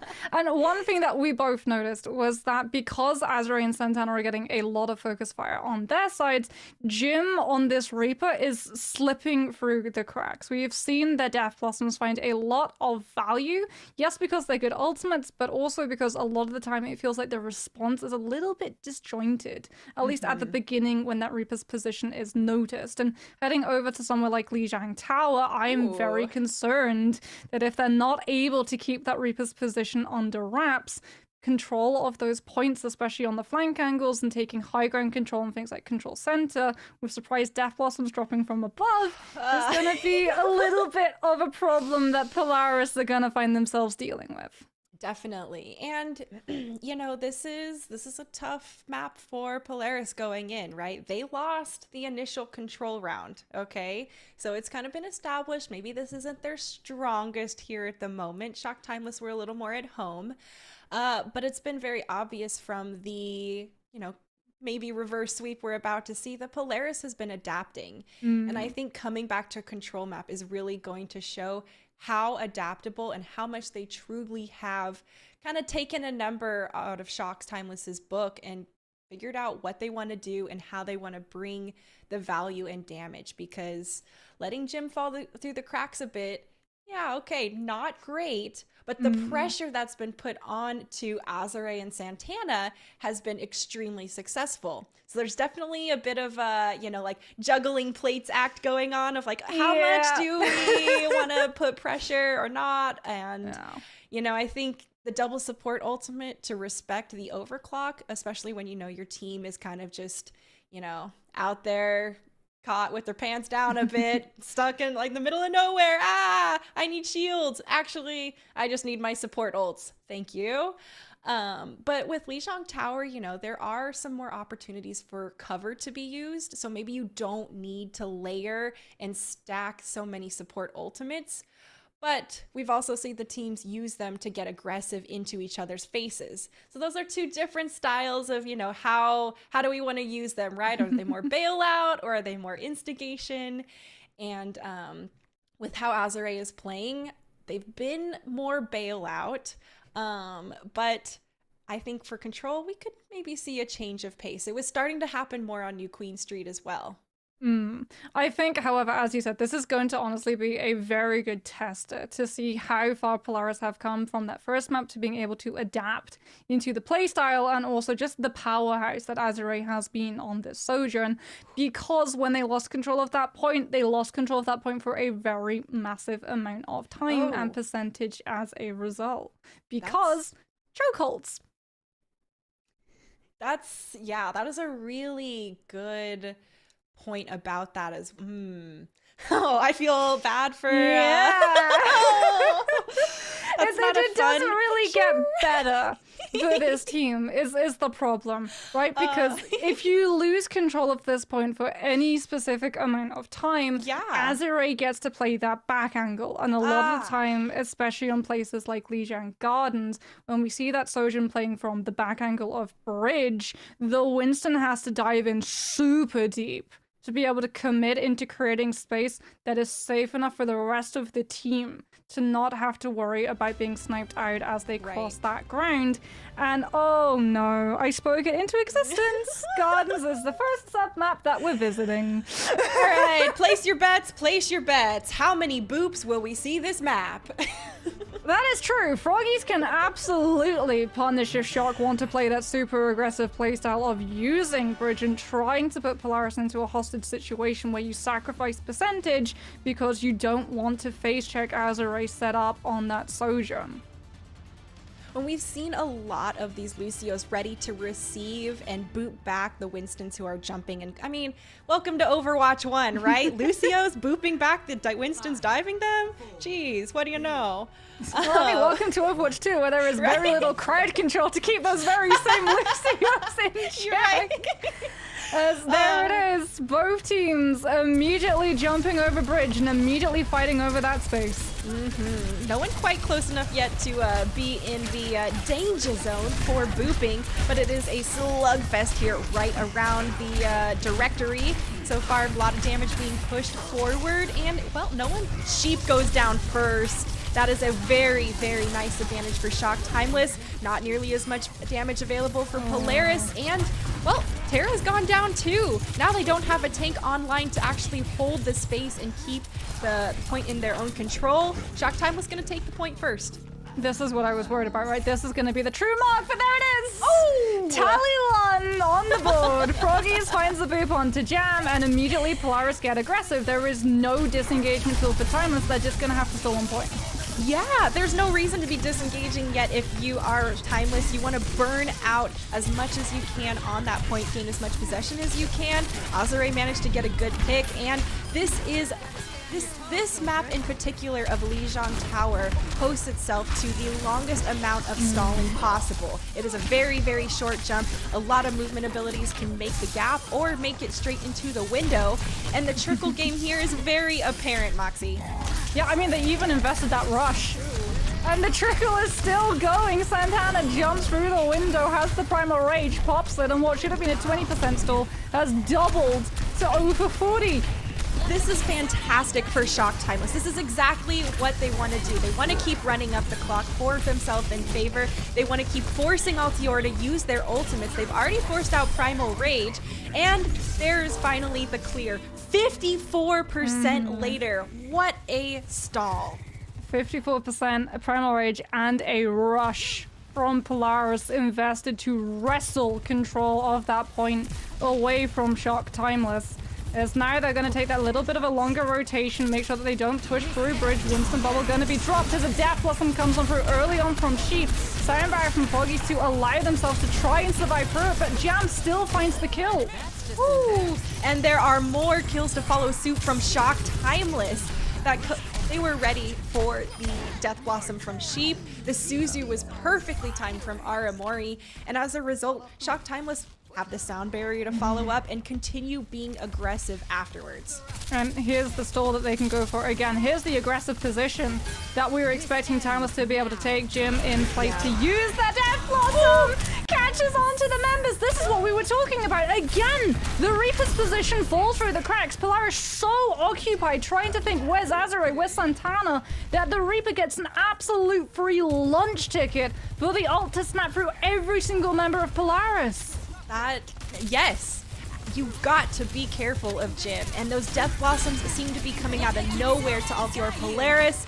Now Aramori's starting to encircle them with Kitsune Rush. They go ahead and collapse onto Polaris, who tried to move onto the point. It's 95% and counting for Shock Timeless, and they are slowly whittling down the members of Polaris one after another. Sheep goes down, clean team kill, and a first round to Shock Timeless. Yeah, so even though Polaris have stepped up massively in terms of being able to contest Azure and contest Santana, like those two aren't the problem of that map. The problem of that map is, first of all, the stall that went on for the entirety of that first contest on point, where Polaris are like, we want to hold on to ultimates. We need to be able to cycle through ultimates to be able to win all of the fights after this. And they hold on for so long that they just lose so much percentage. And even at the end of that, have to throw in the ultimates to be able to secure it. And then again, Jim, their positioning on this Reaper, they literally just teleport into the backline of Polaris and let rip the Death Blossom. No sound barrier even to bolster up the health bar. Just pure au naturel Death Blossom catches 3 members of Polaris because they are so occupied in looking at everything that isn't that Reaper. Right? The plain Jane Death Blossom. Jim is actually going to go ahead. He teleported around to try and provide a little bit different angle, and Froggies is going to be the first person to take down Azure. All right. Some bloodthirsty support there in the kill feed, and as a result, Polaris have the player advantage. They're going to continue pushing on to this point. Is anyone going to take a dive? We'll have to see. They're being very careful about how they do it. You can actually see Saber using that disruptor shot to try and set Froggies up to find a player in that slow animation and knock him off the map, as Aramori, I think, maybe misplaced that wall climb ability. Does go off the map, and without that Kiriko, Shock Timeless are going to have to look for the reset, as Polaris this time win that first fight, and now they can play the stall game.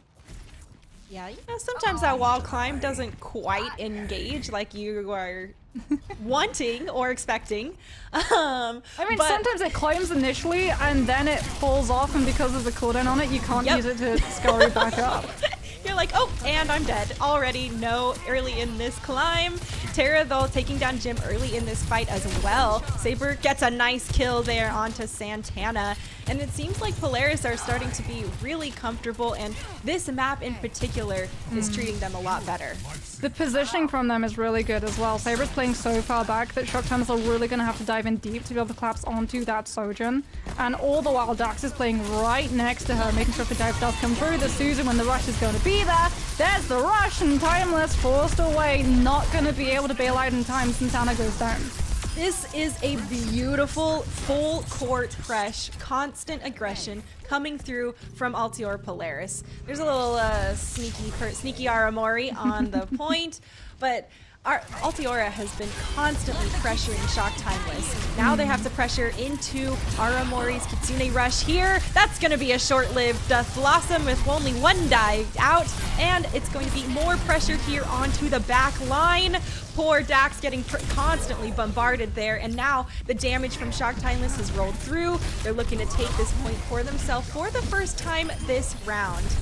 Good stall coming through from Terra to be able to save themselves with that jump pack before they go off the map, and they're still trickling on. Sheep in that right one's going to be even harder to eject, will finally go down.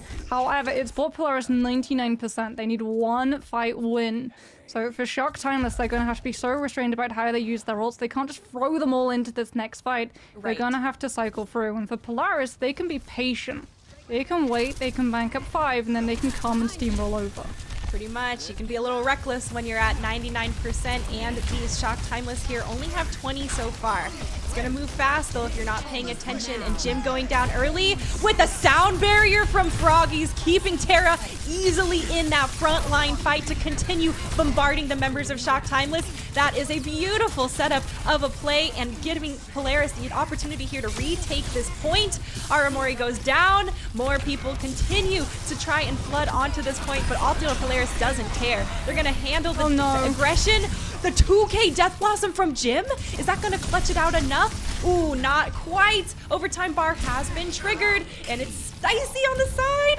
But at the end of the day, Polaris has just tied up this series 1-1. We're at match point.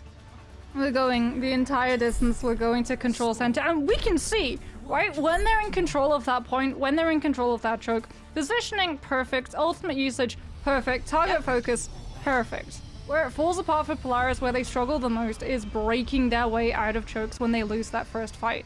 Timeless are able to build up so much ult percentage on gardens that they're so hard to eject.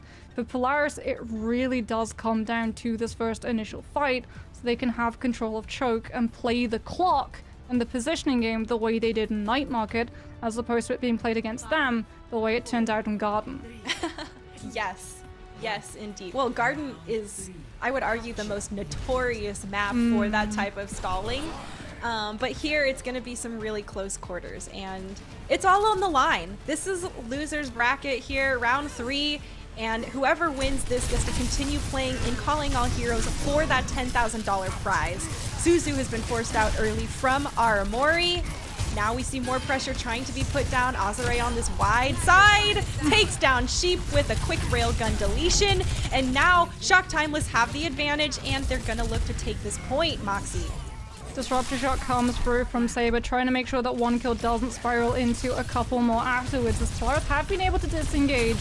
With 4 of their members, the regroup will come through. Sheep will be back. However, Timeless now have that point, and the stall potential is there. If Polaris aren't able to win this fight immediately, Timeless hit ultimates, and that percentage is only going to grow. Ooh, it's a good thing those healings track well there.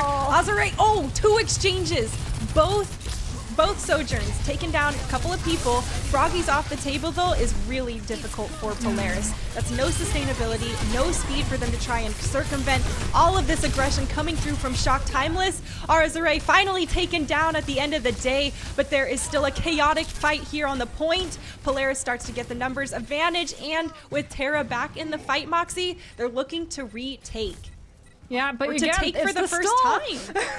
Oh my gosh! It's the stall! Jim comes through with the Ray form, Aramori teleporting on top of the point as well, and again, Timeless are able to stall to 52%, even though they don't have a window to be able to throw themselves past. Polaris, however, use ultimates to be able to win the fight as fast as possible, and will be able to eject them. They've still got a couple of ultimates to play with as well. Overclock invested from Saber to buy Polaris a little bit more percentage to try and even what Timeless have already got. I like that Shock Timeless decide they're going to disengage. No one needs to push into a Sojourn with Railgun, especially on this map where the choke is so small. It's the one doorway, and you can see anyone walking around through the window on the other side. Tsune runs through here from Aramori. Shock Timeless are trying to aggress forward back to this point. Death Blossom comes through from Sheep. Doesn't find anything, but has a lot of resources and makes a lot of resources forced out of Shock Timeless on top of it. There's a sound barrier for Shock Timeless. They come back and they hit even harder with their own Death Blossom and take the point back. Stall is going to be here again for this team. Primal Rage up for Santana, and that's going to provide all of the time necessary for Azure to hit into that overclock. Ultra Polaris, however, approaching that Kitsune Rush. This is what they used last time to be able to overcome that choke pressure and push their way onto point. And that's exactly what they're going to try and use once again, taking a little bit of a longer rotation, moving into White Room to be able to push onto Timeless this way. There's Dax's Kitsune there up on the White Room. You can see members of Altior trying to continue to capitalize. There's a couple of people taken down, a little low there, but manages to survive. Now it's all about Terra trying to find that low target to jump. The bubble's going to continue keeping damage off their team's back. There's more jump, more pressure, and it seems like Terra is all over the place all the time, trying to constantly put the pressure and damage on. Stall, however, again is good for Timeless. Aramori able to build into Rush. Azure going to have the overclock. For Polaris, the most important fight of this entire series, of this entire tournament, now lies in front of them. They cannot go down to the overclock, and Timeless know that they can't be sniped out before the fight starts. They're now taking that same rotation to move through, but Polaris are expecting it. The disruptor shot is good, and it's going to stop all of the momentum the Rush is looking to pick up. Terra took a lot of focus fire damage and had to give some space. Now she's back, pushing forward. Azure is absolutely lethal on this Sojourn. Got a pick right there early, and that's going to be Shock Timeless taking this series. It's exceptionally close. It really does come down to that last fight. Either they're able to see themselves through the overclock, through the Kitsune Rush, and Polaris are able to stall into ultimates of their own, utilizing choke and making sure that they can control the point for long enough, or we see the exact result occur. The Kitsune Rush comes through, Disruptor Shot and Primal Rage to make sure it doesn't find the impact, but then they pull back towards the point, opening up the angle so that an absolutely uncontested Azure just power slides straight into position, snipes out one, and gets to work cleaning up everybody else. Yeah, that was a very, beautiful play unfolding from Shock Timeless, and they looked so comfortable trying to push into that last fight. You know, I felt the stress. I'm sure that Altior Polaris felt the stress, but when Shock Timeless pushed into that, they seemed like they had a concrete plan. We know the plan. You move this way, we'll engage and bait this out. And once they had seen that Terra's Primal Rage was starting to run its course and be done, then they went ahead, popped overclock, and jumping on that opportunity was just huge for Shock Timeless. big congratulations to them for winning. I got a soft spot being from NorCal myself. But I don't want to, discredit any of the Altior Polaris team because they played fantastic in this series. And it was extremely close, obviously, by the score now as well, showing how close these teams really were. And that last control map, I think, kind of shows exactly what happened, right? Altiora able to adapt to a lot of Shock Timeless's strategies and some of the heavy hitters.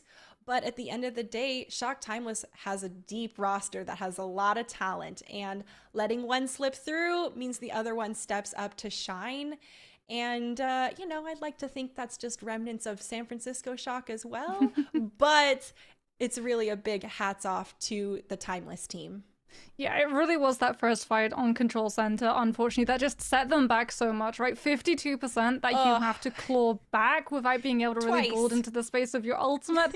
Twice! And we saw on Night Market, right? If they win that first fight, if they have that same choke control and pressure and all of the positioning for their Sojin player to set up, they hit those shots, they control that space, they walk away with that map. It really did come down to that first fight, but we saw a really good improvement coming through from this team. They figured out, okay, Azure is one of these players that we have to shut down. The Winston is another player that we're going to have to worry about. They really did as well keep an eye on Jim. A lot of the time when we saw those Death Blossoms coming through from Control Center, they were a lot more controlled in how they reacted to them. They were expecting it to come on through. And as a result, while they might have picked up one with their beginning of the Death Blossom, it wasn't the absolute slugfest of 3 kills and 4 kills that Jim had been getting away with in the previous maps. And that shows you just how much these teams were actually adapting to each other, right? Okay, fool me once.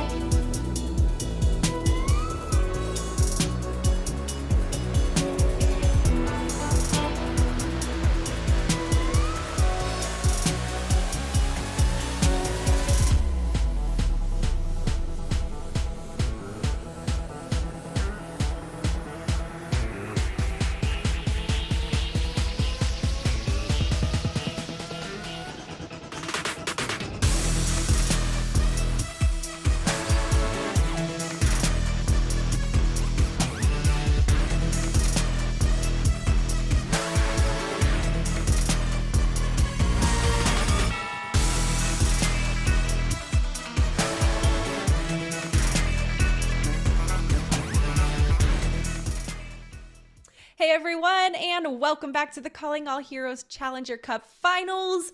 Not sure where you may or may not have dropped off with us from previous, but we are about to get an interview here in this booth. We have Aramori from Shock Timeless joining us. Aramori, congratulations on your win and fantastic job playing today, dude. Thank you so much. I'm so happy to be here. So, all right, I gotta ask you. At the beginning of that series, it seemed like you were quite a hot commodity for Altior Polaris. They were constantly looking to pick you and put pressure on you. And, a couple of times it seemed like you're, maybe stuck running back from spawn. And as your teammates were stepping up to the plate and peeling for you, you got a little more room and you had so much success there on that Kiriko. What was kind of the journey of that throughout the series and for the team in general, shifting from those pressures and the adaptation Polaris brought? Yeah, so in this kind of monkey v monkey meta, anytime that you're up against the mirror composition, even if it's the same heroes, everybody's going to have their own kind of like play style. So a big part of like these longer best of 5 and eventually best of 7 maps is going to be which team can kind of figure out the other team's play style and who can make those adaptations accordingly. So I think in the first couple maps, like we had kind of had their number and then we adjusted, and then midway through they had our number, then we adjusted, and so it's just kind of like a battle of like adaptation for sure. Oh, sorry, go ahead. Speaking then of the shift, obviously the last time we saw you all playing, it was an entirely different meta. How is it as a Kiriko player moving from playing other tanks to playing with something like a Winston? Honestly, for me, the hog isn't too much different. I kind of like the more so like rush, like all in your face kind of style, and I actually really enjoy the synergy between the Kiriko and the Reaper player. I don't think a lot of people understand how just overpowered it is to make sure your Reaper stays alive mid-fight so they can do their job. Yeah, we heard a bit of that from our last interview as well. They were talking about how when they have their Death Blossom, it's a Suzu and a speed boost and every resource being thrown. We see that definitely unfolding here for you guys. What are some of the like comms or like? There's a couple of times, especially on that last push you had, it seemed like you guys had a very set plan. You knew what you were going to do and you executed it all flawlessly as a team. Like, what are the comms for that, or what's your team doing during that time? Yeah, so usually how it goes is every single fight, whoever's like ultimate that we want to like go first on. So that last fight would have been my ult as like Kiriko, right? Kind of controls the tempo and controls where they go. Because they know their ultimate most, right? So that last fight, I was like, okay, let's go left, I want to flip point, I want to go this way with my ult, and so that's how we kind of do it. And then Jim, they called their own ults, and like where they want to play and how they want to do it and what resources they need. So that's how we go about it. But also something super important for this meta is like calling like stabilize or like chill, because it's so often where you see teams like they'll get an advantage in the fight and then they'll just keep going, right? And it'll equalize things. So that's been a big one for us, is chill. I think, yeah, definitely useful to make sure that everyone chills out in those moments. Overaggression is one killer in these Sojourn-heavy metas. So then, as a Kiriko player, obviously you have to worry about enemy Sojourns ramping up into that railgun charge, and it brings a whole new job to tracking. How exactly does the team deal with tracking that railgun charge and when you want to peek her? So we just call where she is and if she has it, and then our monkey is pretty good about denying them space, and I also feel like we're also pretty good about not feeding the rail too much. So like if we have point control, I'm out there trying to 1v1 her before she can ramp it up. I'm saying, okay, I dare you to try to peek for your rail. Well, it was definitely shown, and Shock Timeless in general had a very fantastic game for that series. You in particular also were fantastic on that Kiriko. Those Kitsune rushes were critical repeatedly to the success of your team and to winning some of those maps. So congratulations. Is there anything you want to say before you move on to your next matchup, or maybe any shout outs you want to give? Yeah, I'll definitely shout out my team and just all the hard work that we've put in. I've said it before, we have been scrimming pretty much nonstop, double block some days, VOD reviewing until like 1 a.m. So just the coaches and my team, and of course, San Francisco Shock. Thank you guys. Ooh. Well, thank you for joining us, Aramori. And I gotta say, Moxie, it is really apparent how much they have been training and working hard. I mean, the level of adaptation we saw, the plain old skill diff sometimes here and there coming out, really, really nice to see. And, well, I'm sure our viewers are psyched to see them play again coming up. Yeah, this team is really turning into something extremely strong, and this is what we were hoping for, right? That calling all hero teams would be picked up by things like the Overwatch League teams. They would receive those resources. They would allow as well those practices. We heard it from Aramori, the scrim hours, the VOD reviewing. It really does go incredibly far, not just to be able to build your expertise in game, but also the confidence to be able to play with your team as a team. Something which is really important in this matter, something we heard from Aramori, and also from our previous interview, because it definitely feels like these teams that are finding a lot of value in these grand final events are the players who are building together as a unit instead of just relying on one person being that star power behind everybody else. Yeah, and you know, it's really good to see that this level of team synergy and the intricacy of playing as a team like that is really strong here, especially for a team like Shock Timeless. I think that they, we were all surprised when they were knocked down to the losers bracket, and, they might have had that spark ignited underneath them to really bring it back and come back strong. And, it's really about how you can continue to harness that mental state. Obviously, we've got a couple more matches coming up, and, there's still plenty of room for people to continue to adapt and grow. Moxie, you got any last thoughts before we go ahead and kick it over to the next pair? I mean, hopefully we just get to see such amazing and exciting Overwatch games as this, and with the games coming up, oh boy, are you folks in for an absolute treat. We may be finished with our casting block, but I know I'm still going to be lurking in stream and watching along, and said I'm sure you're going to be lurking and watching along too. Oh yeah, well, I'll be lurking and, getting a snack, right? As I'm sure you are as well. We already chit-chatted about that. Before we go, I do want to give a big thanks over to Bailey Pizza Penguin. She has been the forefront of this event. She has been laying groundwork way before this event in general for marginalized genders overall. And we all deserve a big thank you. We all deserve to give her a big thank you. Give her a follow if you haven't already on Twitter. And folks, buckle up. You got another good set coming through, and we'll see you next time.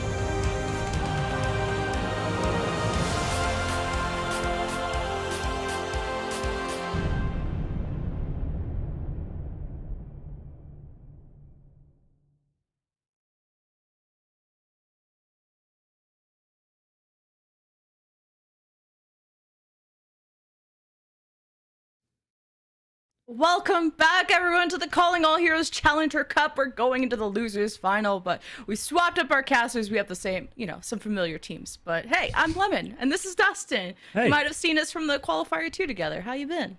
Hey, are you asking me or asking the viewer? Who are you asking here, Lemon? Well, you're the one who can talk back. Until we add TTS, until Calling All Heroes. Well, I'm doing great. I mean, I'm excited to watch. We watched that last series. It went to the brink of failure for either team, and obviously to pull out was Timeless. And Timeless has made a crazy run so far, Jen, throughout this entire tournament. It's been nuts to watch them, make that Shock reverse sweep ever since they've been picked up by Shock. It's been, that continuous storyline of, the lower bracket run, right? I know, so successful. They got the San Francisco Shock throwing a name down. That's when you know they're legit. Yeah, Timeless Ethereal. They were formerly known as Timeless Ethereal. We casted their final match, and they were really good. And I like how you even changed up parts of you. There was a bingo card I saw where it was like Dustin wears another white T-shirt. So thanks for changing it up and wearing black today. Yeah, you're welcome. Yeah, I got to bring it back, obviously. I mean, it's, I wouldn't say as professional as you. I know it is. Let's be real, okay? I mean, the black shirt is always sleek, no matter what situation. You can go to a wedding in a black shirt. You can go to a funeral in your black shirt. Nobody's going to get mad at you, right? I mean, it's fine. You got the Wednesday vibes. I like it. Our match for losers final is Shock Timeless versus Dart Monkeys. This is a rematch of the Qualifier 2 final, where Dart Monkeys were ahead. They got first place, but they're both here ready to settle it out for the big bucks. I mean, that's kind of nuts. If we think about it, I mean, just both teams, at least Dart Monkeys to come through that second qualifiers and to be in a position right here when, before, like you mentioned, it was almost not like... It was possible from the beginning, but this team is kind of like a hero team put together. You got all these streamers, you got Aspen, you got SK, you got Barcode, right? You would think that this team, maybe out of pure talent alone, at least from the viewer's perspective, these guys are amazing. They're an incredibly talented team. But at that same regard, you wouldn't expect maybe them to compete with a lot of those top 4 teams of the last qualifier, right? And on the opposite side, that's where Timeless came from. Azure last series, absolute crazy, Lemon. I mean, we saw them do so many different things on the field. Santana as well, and on Winston, just to be able to dive that backline, and Aramori, of course, one of the best Karikos that we have. I mean, we were actually co-streaming right before this, and we got to kind of see how we got to this point. And Azure is getting clips on the Twitter sphere, hitting 5Ks on the Sojourn. Super excited to see what they can do. And of course, Jim Overwatch. You're not going to watch Calling All Heroes without seeing Jim Overwatch. They've been incredible on the Reaper. So all in all, Shock Timeless, big favorites coming into this lower bracket final, though, to see who goes and faces Altiora Artemis, who haven't dropped a game this entire tournament. And I know, Dustin, you were like, oh yeah, we had an Altiora versus Altiora final in qualifier 1, but I guess it's not happening today. I don't think so. I mean, not today. Maybe, unfortunately for them, obviously, for the other Altiora team, unfortunately, they fell to Timeless earlier on. I mean, that was an incredibly close series, like we mentioned. In the first map today, I mean, we're going to Oasis. Between these two teams, Dart Monkey, like we mentioned, a team that has also had to make their own run, throughout the entire tournament to actually be in the situation, got dropped down because of that undefeated Altiora team, like you mentioned, now has to actually go up against one of the best teams out of the first qualifier. So this really could go, either way, to be honest here, Lemon. Yeah, when I think about Oasis, I think this is where the Reapers really shine. This has been such a fun map for Reaper because of how close range it is, and you don't have to worry about, being so far away from your team. Now, if the Reapers are shining on this map, who you do have to worry about is the Winston players. You never want to tango in a dark alley with another Reaper, so you really got to be careful where you're jumping to and what resources you do have when you do dive in, whether it's the very important Suzu from Kiriko and other things. There's everyone on board with the dive because the Reaper, very, very punishing. For sure. I mean, both Moving Fish and Santana are going to have to worry about, obviously you got Jim on the field. You got all these good Reaper players that have been phenomenal throughout. And I mean, it's just really a kind of a testament to the meta, I would say, Lemon, where things have progressed to a point where, these Reaper players are becoming more and more stand out. I think at the beginning of the meta, it was quite different in terms of how the play style, revolved around Reaper. Reaper was more of like that support almost. It would kind of just continually pump out that damage, but really wouldn't have a lot of individual impact, whereas nowadays it truly feels like the Reaper players have kind of come into their own form. It's just the way you said nowadays just made me giggle because you know. You talked about your retirement, and you're like, no, it's just the fact that you know that you talked about your retirement. You're like, now Reaper is good. Back in my day, it's been 6 years, Lemon. You know we're holy cow. We're older now. Crippled. We're older now. You said that so sad. Like it's older. okay, Dustin. We're casters now. We make money differently. Well, it's a lot, you know, actually this is a different topic, but I mean, obviously playing is incredibly stressful. There's money on the line for everybody here in this game, right? I mean, you're playing for a prize pool. You know, it's all about your performance. Not that ours is, Lemon, but in their case, right? You know, it's a matter of, can you get enough kills in game? Can you support your teammates well enough? And if you don't, you lose out on thousands of dollars. Well, losing this match a minimum of $3,000. If they go to the grand finals, a minimum of $5,000. Calling all heroes. We be calling all the big bucks too. We be calling the banks for this one. But Shock Timeless sitting on the point. Now they're very much exposed, while Dart Monkeys have some cover to deal with. So this is where someone like Barcode, a huge fan of her hit scan for so many years. She is the one to pop off for Dart Monkeys. Suzu already being used from Aspen, as you got a Reaper poking around from Zemrit through the bottom side. Shock Timeless have used their bubble, and this might expose some members once it's popped, but the first blood goes to Azura in gym.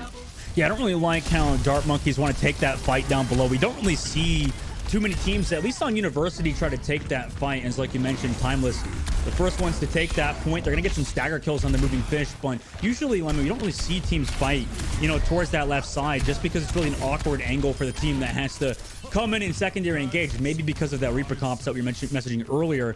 Maybe these Reapers just really want to fight towards these indoor areas, and that's why they fight there. But that was a very, you know, unique spot for that team fight to happen. But as I mentioned, that Parko got that first pick in open sync for Dart Monkeys.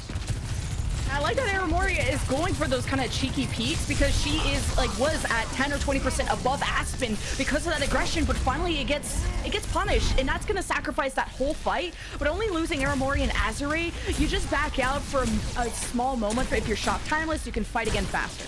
Yeah, and Timeless has already had to play today, like we mentioned. So maybe, you know, warmed up, sure, but also it's getting a bit late, so the time could potentially be impacting Azure there as they try to look for that opening pick. You know, Dart Monkeys, they're going to push him with this Kriko Rush, and they actually get counter Kriko Rush on both sides, Lemon. As Shock Timeless try to make their way in, but you don't want to be too aggressive against another Kitsune Rush.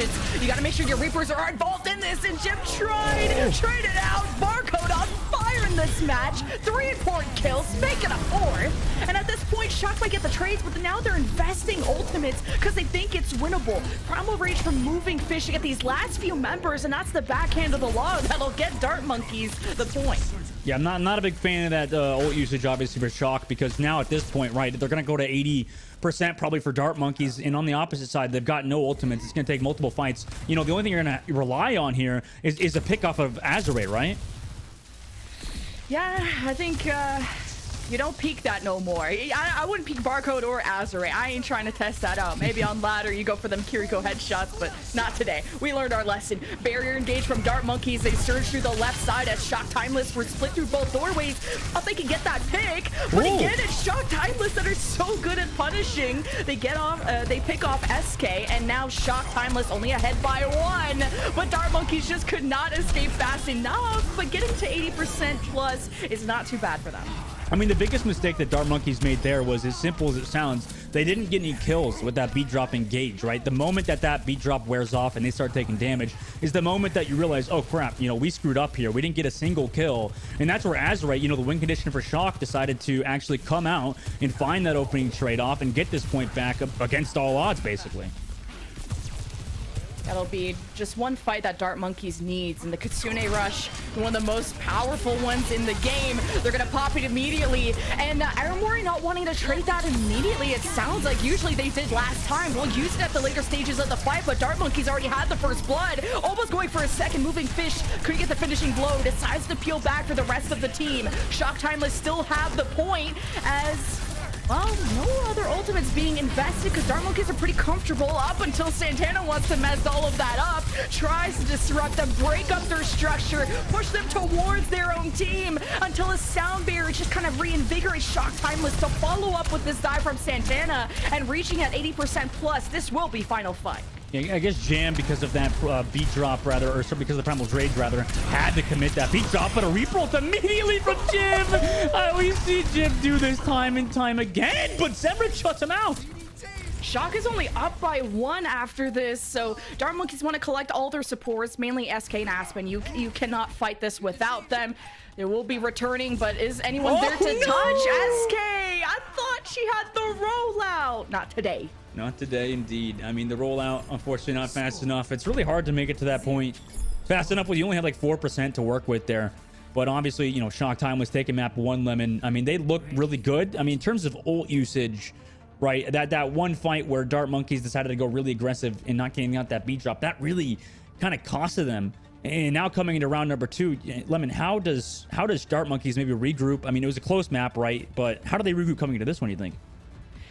It's tough. I think like they had a really good engage off of Moving Fish, and then they got randomly picked off by Azure, so they just gotta kind of don't lose that confidence if you just lose one person. 4v5s are very winnable, but this has been very back and forth. The fact that it was 99-99, it's still anyone's game. It really is. In Shock Timeless, they roll out down below. So Dart Monkey's actually gonna get this high ground and set SK up above for that boost that potentially could come through onto Santana or the backline. Santana already got picked off. Yeah, Jim played just 2 center of this T-zone here and just couldn't drop off in time, and that's okay. Rest of Shock Timeless will fall as well. And the fact that Dart Monkey's got 3 or 4 kills is good ult charge for them. Usually it was Aramori that was ahead in terms of the Kitsune rush. That's the most important one over on Aspen, but now Aspen is ahead after that fight win. Yeah, I like that you mentioned that Aramori, obviously, with some great Q9, potentially also heals too. Really is one of the best Kurikos in terms of that support and that actual damage or that help that they could provide. And on the opposite side, you know, Azure has that blue railgun charged up. The boot from SK prevents any dive. And then already Kuriko Suzu popped in this fight as well. Santana and Jim are so low. Shock are trying to run and find the living arms of Aramori, but it's just simply not going to happen. So Shock Timeless deciding to abandon the objective. That'll be 2 fights in a row for Dart Monkeys, 2 neutral fight wins as well, as the next one will have to really focus on who's going to have better ult efficiency. Yeah, it seems right now for Shock Timeless, they keep relying on Santana to really create that space. The problem is SK is doing a great job just booping them back, and they can't really get anything done and give that space that Azure needs. Azure is taking these kunai from across the map as well. I mean, it's incredibly difficult for Shock Timeless to re-engage. As Shock are kind of just looking through this hallway, trying to take a bit of damage to build up towards the Kitsune rush, but Aspen just 10% ahead, but only wanting to use it once Shock are fully committed, because the disengage is how you can counter that very easily. But Azure pierces the heart of Zemrit, 5 versus 4, the Kitsune rushes, everyone's going in nitro mode, and Dart Monkeys were able to find a responding pick. It's a 4v4, and a sound barrier used from SK helps out a lot, especially while Jim is missing, not able to provide that same to Shock Timeless. Azure thought they were safe in the middle of the map with the ultimate, but the Primal Rage kind of goes away after that. 82% plus for Dart Monkeys, and without Aspen, can they really hold on? No, but they're going to delay for a little bit longer, but at the same time, you know, that was a risk. That was a gamble from Dart Monkeys. They decided to, you know, play back. They had the ult advantage. They didn't want to give any damage over to Dart Monkeys, who were trying to build up their ultimates. They were Shock Timeless, who were very close to ultimates. So the gamble was they backed up, didn't give any damage, and didn't get any ult charge to Shock Timeless. The problem was Azure has really been impactful with that railgun shots and just opened things up, as Dart Monkeys were not willing to engage, even though they had the ultimate advantage. This high ground is nice for Azure. Just to have a better angle to stay safe up here. Have to be wary of that upcoming dive from Moving Fish. And, well, it's the mid-map that strikes first. And picking off Aramori, that's what more could you ask from Barcode? Limited heals available from Shock Timeless, and Zemrit will make sure the damage is permanent. Shock Timeless will try and use their own ultimates, but just pure desperation. Shock Timeless might have a chance, obviously, to come back and use these ultimates. It's only 87 for Dart Monkeys, but Shock Timeless will have to move quickly. And we need to have a POV for these Sojourn players, Lemon. It just feels like every time, you know, they're finding these opening picks, and, you know, into this next fight, Barcode has that overclock, and with the point percentage down low, Shocker in a terrible spot.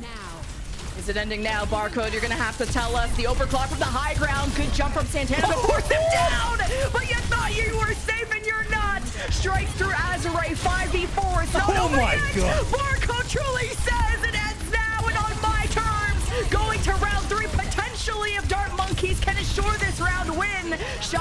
as they scramble. They can't focus from all the bodies on the ground. And how can you focus when Barcode's on the field? USA, USA.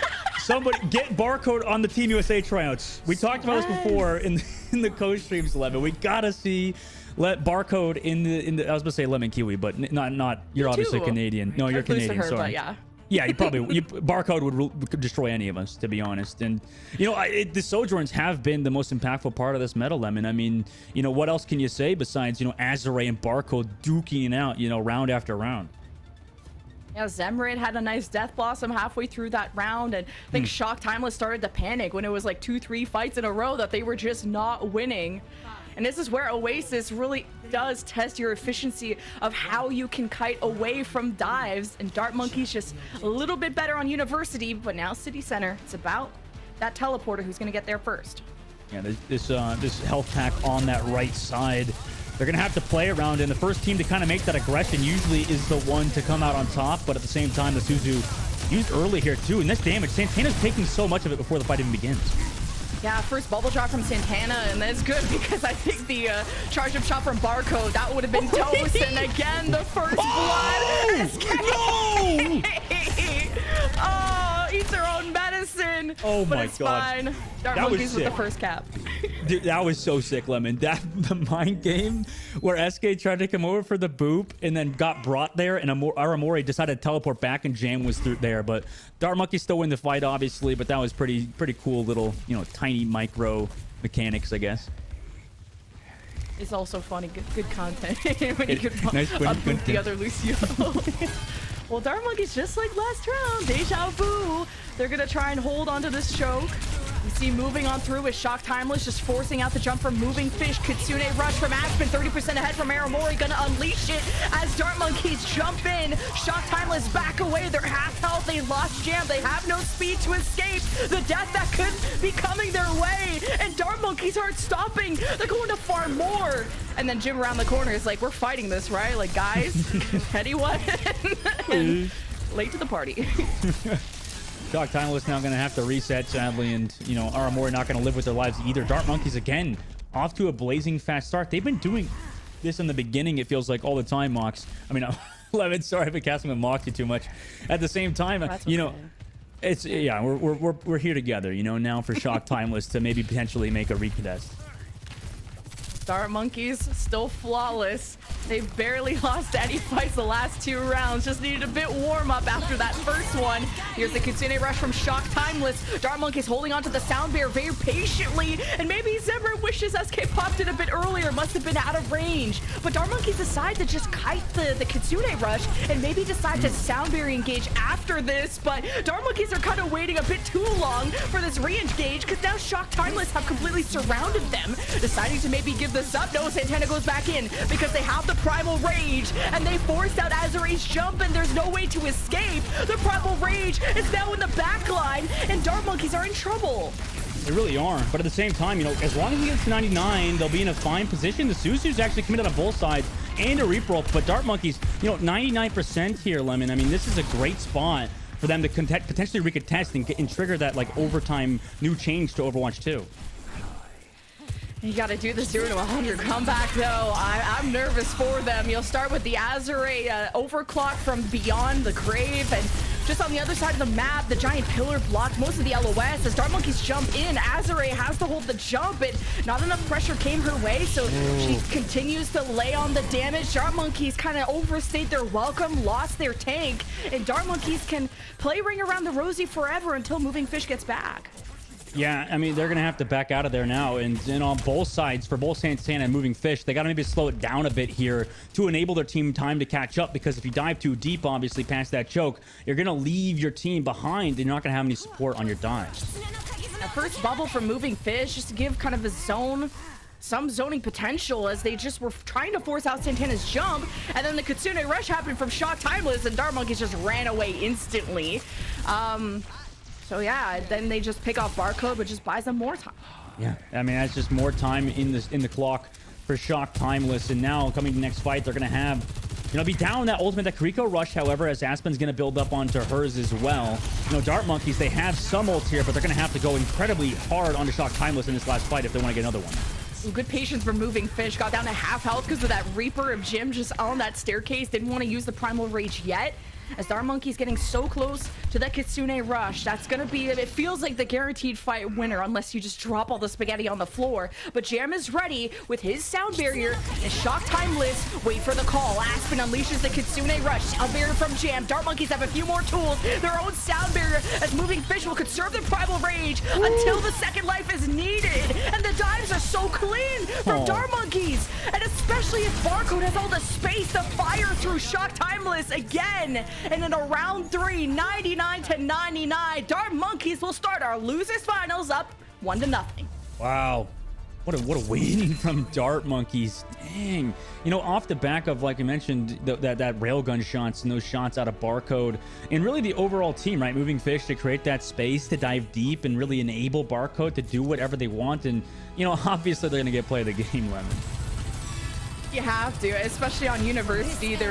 She got like a 3 or 4K and got a lot of first bloods on City Center, and I think that's really tough for Azure because, like I said on Oasis, it's not a map that you can sit so comfortably back on. There's not the amazing sightlines if you do want to play that far back. You saw it on City Center with a giant pillar. University has that small doorway. It's very precarious for the Sojourn players, and where the Reaper players I thought were going to shine more. And I think the main objective for both teams were to force out the Winston jump. That's step 1 of the other team, and then you can kind of build that space for the Sojourn. And it felt like Barcode and the Friends of Dart Monkeys did that a lot, or at least were able to achieve that goal a lot more consistently. It felt like Shock Timeless were starting to do exactly what you mentioned a bit better towards the end. However, you know, at the end of the day, Dart Monkeys had that big time bank, and it's hard, you know, like you mentioned, to make that recontest when you're down 99%. You know, what are you going to do? How are you going to play perfect for that long of a time? You got to win like 5 fights in a row to potentially come back there, and it's incredibly hard to do so versus a team like Dart Monkeys, who's really leveled up since the qualifiers. And we're awaiting the map pick from Shock Timeless. So during that time, we can kind of look back at the map set. The last time these two teams faced in the qualifier 2, when it went all the way to a game 5, we were screaming our lungs out. We got everyone super hyped about calling all heroes, and it was Dart Monkeys that went all the way and won in the game 5. But it did start out Timeless Ethereal's way, formerly known, with the control map win. And ended up being a draw on hybrid after that. So these teams really went back and forth, and you could tell it's that same fashion. The fact you went to 99-99 round 3 control, and it looks like we have our map choice, Dustin. Ooh, maybe. What is that? King's Row. Oh my God! Of course. Why would it not be, right?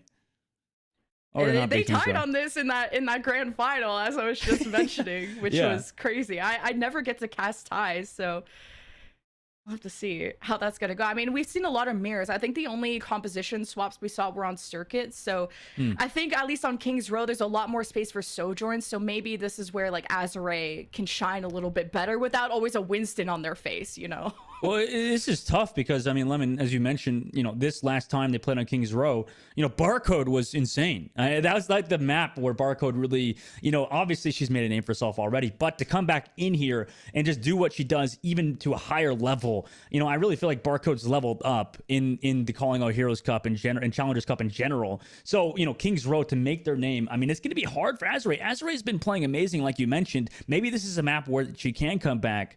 But at the same time, you know, how are you going to deal with Barcode when she's playing as well as she is? Yeah, it's tough. Like, just the raw mechanics, I'm giving Barcode like A+, S+, if that's even a letter grade I could give them. And Azure, like, obviously not shining as bright, but I'm kind of contributing other factors to smaller map, a lot more difficult to play any range characters. As an Ana main myself, like, I hate playing control maps, especially Oasis, because as soon as you see anyone, you're probably getting dove on top of. But then there's also the comparisons of Kiriko efficiency, where it felt like Aramori was a little ahead in round 1 by 10 or 20% ult charge generation, but then the last 2 rounds Aspen was ahead by 10-20%, and that was because of kind of that consistent fight win. Dart Monkeys were winning first and second fight, so it was putting them ahead in that snowball race that control game types are known for. Yeah, it really is off the back of Aspen in that last map, like you mentioned. And, you know, to go up a map for Dart Monkeys is amazing. I like how you mentioned, by the way, I want to touch on this real quick. Let me what you mentioned on Oasis.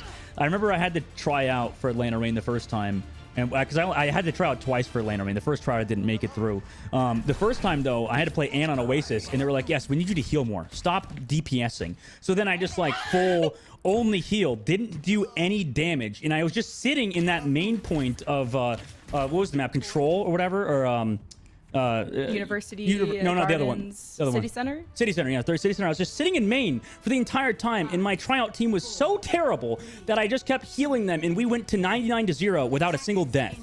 But we still lost. So you're goated, but now retired. You gotta return. The goat has to return. No, please. Well, Dart Monkeys are the goats, at least in this series. Up 1-0. They go through Hotel, try to come up from behind. They almost snuck up on Jim. And Jim dropped down to like half HP, if not less, and somehow didn't result in that first blood. And that's giving maybe a bit more space for Barcode if she wants to play all the way in that archway, but she's kind of following along with the team. Being able to sit in that Winston bubble is great. And this is kind of a cat and mouse game, but Dart Monkeys have the first pick. And they've rotated all their run around, but now they're going back into the hotel. I mean, that is very unique in terms of the rotations from them. No deaths yet, Lemon. I mean, this is unbelievable. Era Murray's already having that Kariko rush as well, and Dart Monkeys, they're not even close. And because they've healed all this on Shock Timeless, they know that this Kitsune rush is about to pop. Yeah, it's kind of like during the bat meta. You just wait for the amplification matrix, or you wait for the Kitsune rush. The support ultimates are usually coming online first, unless your DPS are absolutely carrying. And Dart Monkeys, through kind of this ring around the rosy we did for the first minute or so, they got themselves the first tick, but not the whole thing. Yeah, not great, honestly, for Dart Monkeys. I mean, it seems like that rotation around the backside and maybe to commit back towards the hotel wasn't really the play. They kind of split up there, too, and went back archway. Shock Timeless now on the opposite side. You know, they have so many ultimates. It's so daunting now for Dart Monkeys to come back in. But with the Kitsune Rush, they might be close to even. However, with the overclock out of Azure, I'm imagining that's going to pop off this fight. Like ASK is doing a bit of scouting. This is my statue, okay? No, do not touch it. Or that's sorry, that was Jam, wrong color. But either way, Dart Monkeys, Kitsune Rush, not met by Aeromoris, but the sound bear from Jam in response as they disengage, use that jump from the Sojourn to get back into Archway. Ooh. As Zembra's trying to deal with the Winston from Santana that jumped in, and Dart Monkeys come out ahead. Jim, Death Blossom ain't gonna do much, but Dart Monkeys also have respawn advantage through the offense. How is this a comeback? Santana just killed like 3 people. What the heck? A Primal Rage now required for Moving Fish. What the heck? How did they do this? Moving Fish did get Santana. If they could pick off the Lucio here, but Zemra in the last, or Jim rather, is still in this fight as well. I mean, Dart Monkeys, they're not out of it, or Shock Timeless is not out of it yet. This ends now. Sending now, Barcode. Using the overclock ultimate on the point just to really zone off and ensure they can get the final take, but Shock Timeless jump in, more focused on the front line, and even Jim, or sorry, even Barcode, as she's able to back away, and Shock Timeless not able to keep touching. Oh, that's terrible. Jim traded back SK, but you know, you thought you win this fight. Jim did get Zemrat too. However, you know, Constellation Primes, they did hold for a bit. They're sure to get delayed here by Moving Fish and the healing that they have as well. But Jim, you know, really wants to live towards this back end area. They may not lose anybody as they fall back. Not a bad contest, yeah, but Dart Monkeys got that done pretty quickly. When it comes to King's Row, though, it's about that snowball. If you can win the first, second, third fight, you could go all the way and have these crazy time banks at the end. So Dart Monkeys want to keep up this momentum. They do not want to return to fight at that chokeway. Barcode starts off with dealing with Azure, free space, but it's Jim that sneaks into the back with a Death Blossom and goes after this Kiriko of Aspen and gets help from Santana. Shock Timeless are missing Aramori, so as long as they aren't too crazy, they should be okay. But Moving Fish realizes the low amount of resources that Shock Timeless has, commits the Primal Rage to help Dart Monkeys finish off the fight. Yeah, I mean, that's pretty worth it, I think, for their aspect. Now they can get some delayed kills potentially, or at least take some pressure here to build up into the Primal Rage punch. It was looking a little bit dicey there, and with how close the fights have been, oh my god. You know, I'm a little worried every time that a Winston almost misses that jump and could fall into that lava pit, but, you know, Shock Timeless on the opposite side, Lemon, I mean, they're going to have that Primal Rage that Moving Fish just committed, so they're going to have a little bit more of a better engage, I guess, versus Dart Monkeys, but these Reaper ultimates have been huge. Ooh, no Suzu from Dart Monkeys as Zemrat used the Death Blossom, but Shock Timeless tried to come through, and it forced out the Sound Bear of Jam, and the rest of Shock Timeless surged forward off of the Kitsune Rush, so a heavy investment from Shock Timeless, but most importantly, if you just stop the momentum from Dart Monkeys, that's really rewarding in itself. I mean, exactly. It's on Dart Monkeys to keep trying to come towards this payload. Maybe if they get down, you know, a minute left on the clock, it'll be a bit more worrisome. But Azure actually decides to pop that overclock in this fight against the beat drop. I mean, this is a great position. This is a great sound barrier from SK. It saved Moving Fish from dying to Azure, and Dart Monkeys now just kind of backing away, just trying to group up against the Shock Timeless wave of ultimates, including the Primal and the Overclock. Now the clapback ensues as Dart Monkeys use the Kitsune Rush and the Overclock. They've zoned Shock Timeless through the right side, and they're getting kills. You gotta be wary of the re-engage, but not if Barcode shuts the door on point B and sends Jim packing too. GPU overclock for the side of Barcode. Just disgusting with the overclock. I mean, what an insane play. Dart Monkeys get that third point, 2 minutes and 45 seconds. Amori does get Barcode on the trade back, but it feels like, I mean, Lemon, every time we see Barcode's POV, just immediately pops at overclock and gets a 3K. It's almost destined to happen every time. It's scary, and the way that she doesn't even need that much space, she can kind of sit in her Winston bubble and have the safety of, what is it, 700 HP? That thing's just like an additional body block hero. But yeah. Dart Monkeys just kind of pushing this card, seeing if they might want to engage the high ground where maybe a soldier is sitting from, and Azure just gets squashed like a bug, a little too accessible from the Winston. But they were able to somehow get a trade on Zemrat, who was maybe following up with Moving Fish, and I thought that started so well for Dart Monkeys, but not sure how it's going to end. Well, it did, and they're still down 1 in this fight too, so Shock, they can still be pushed back, and they actually are. So Dart Monkeys really, Moving Fish has been the one to create that space, to get that opening pick, and Zemrat there with the follow-up damage. Now a reroll is committed by Jim into this fight where, honestly, it's not winnable for them, Lemon.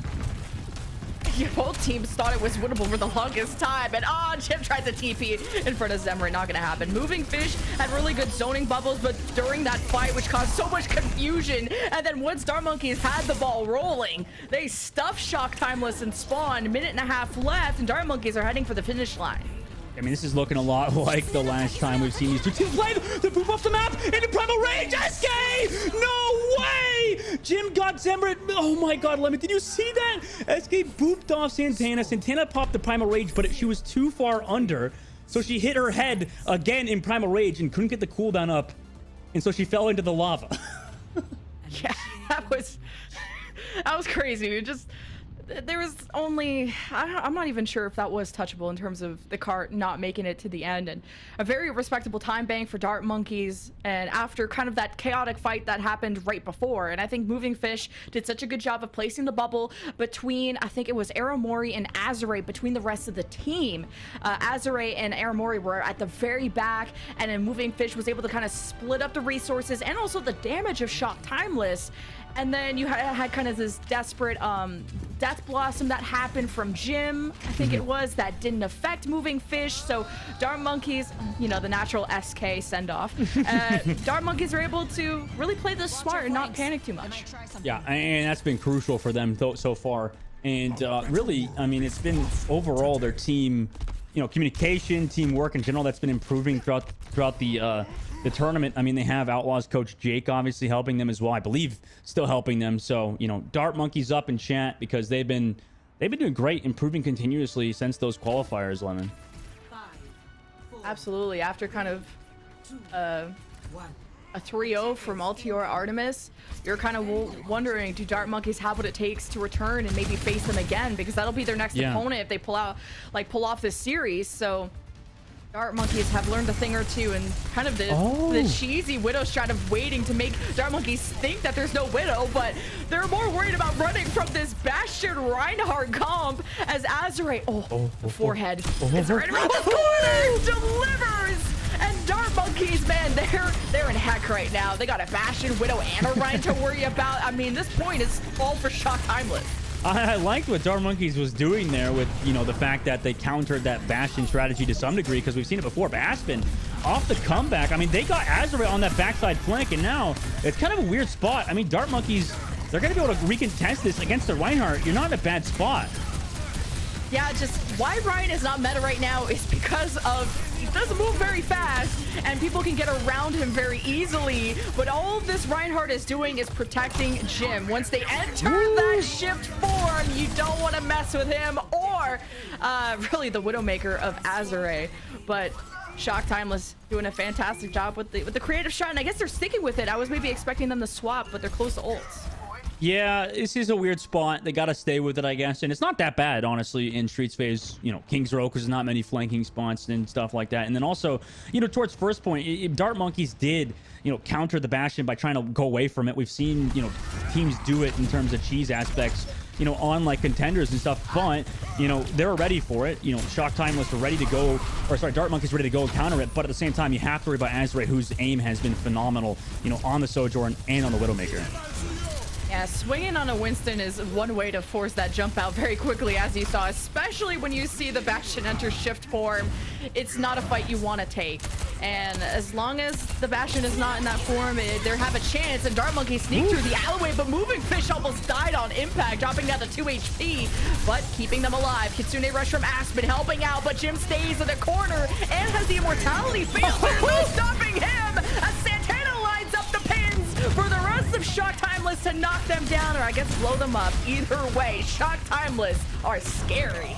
It opened up that Azure pick at the same time. Moving Fish took that damage from Aramori over the top side. Took about 5 different shots, but on the backside, you know, 1 kill for Barkout. However, they're a weird spot. They decided to commit beat drop actually here, Lemon, but is this a good position? Azure get Barcode as well. I mean, Dart Monkeys is not in a great spot. They have to commit the beat drop because they lost Moving Fish, but they're not going to be able to win the fight. And now you don't have beat drop coming in the next one. Yeah, that was like a risky investment for Dart Monkeys, right? Because they were 3v4, 4 being Shock Timeless, and really thought if they can just slow them down, they thought it was winnable. I think they might have had Zemrit up either way. Dart Monkeys are going to wish they had that one back. They'll have the Primal Rage to sustain if they can get Zemrit in a good position. There's the initial jump by Moving Fish, and really it just forces Shock Timeless back. Amp Matrix plus Bastion. Dart Monkeys are trying to hide, and man, they're actually getting shoved out of their cover. So this is scary. Shock Timeless are about to cap, and this timing is going to be out of control. Sound Bear from Jam, and that barely saves Azure. Zemrit tries to go through all of those shields with the Death Blossom, and it's not enough. You're just going to shatter Aspen because you're just a mean person trying to stop her before the teleport happens. And Dart Monkey somehow pulled out ahead in this fight. I mean, 2 things, obviously, there. Azure just went aggressive. Unfortunately, couldn't find those kills. That's number 1, right? You want your Sojourn to find those kills, but also, you know, because they had Santana on Reinhardt, they didn't have any follow-up from that Winston dive to be able to find those low HP targets. You know, that just puts so much pressure on Azure, who has to hit those headshots, and if they don't, you know, they don't have the consistency of that Winston to follow up on those body shots. So Azure, unfortunately, not able to find anything on that overclock. And now Dart Monkeys are in a great spot with 2 ultimates. Stopping that momentum again. Shock Timeless used so much this last fight. You gotta hope that get a good eco push going. Build up towards some ultimates, and I guess catch the forehead of Barcode. 5v4 for Shock Timeless, which starts the Kitsune Rush from the defense to use on the 4v4. But we have a disconnect from Shock Timeless, and we'll have to call for a pause after this fight, but Dart Monkeys also hold them at bay. Yeah, I mean, that's a good hold for Dart Monkeys so far. Shock Timeless, at least, you know, consolation prize, they have some time on the clock, so it's not entirely over for them just yet, especially since they are a great team. And, you know, for Shock Timeless in general, Lemon, I mean, they've been doing a great job in general, like throughout the entire tournament. So to actually follow through with what just happened, guys, we did have a DC on the side of Shock Timeless, and, you know, they do have 2 minutes on the clock. On the opposite side, Dart Monkeys steamrolled on their offensive side, right? So you gotta come up with time here now coming into 3rd phase. This is gonna put more pressure on Shock Timeless, don't you think, Lemon?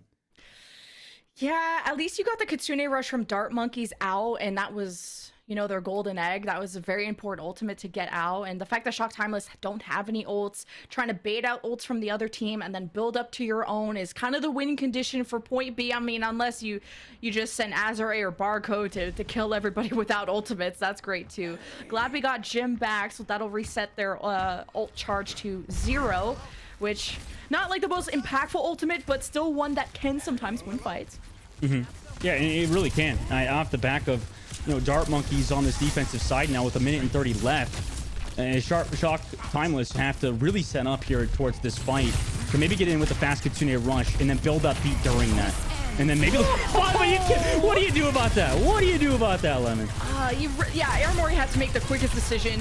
Do we pop Kitsune Rush in a 4v5 and try to turn it? But before they could really make up their mind, Dart Monkeys just jumped on top of them. And that's kind of the decision that Aspid made a lot quicker. When they lost Barcode to Azure, they popped Kitsune Rush in a 4v5 and ended up winning. So you have to be quick on those decisions and can't hesitate.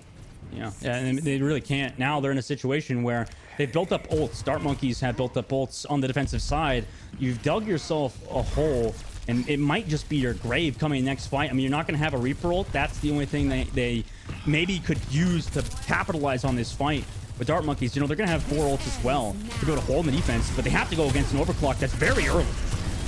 Overclock from Azure will force Dart Monkeys to thought back away, but they said, all right, bring it on. Use the Salver Primal Rage and only sets up Zemrit with the Death Blossom.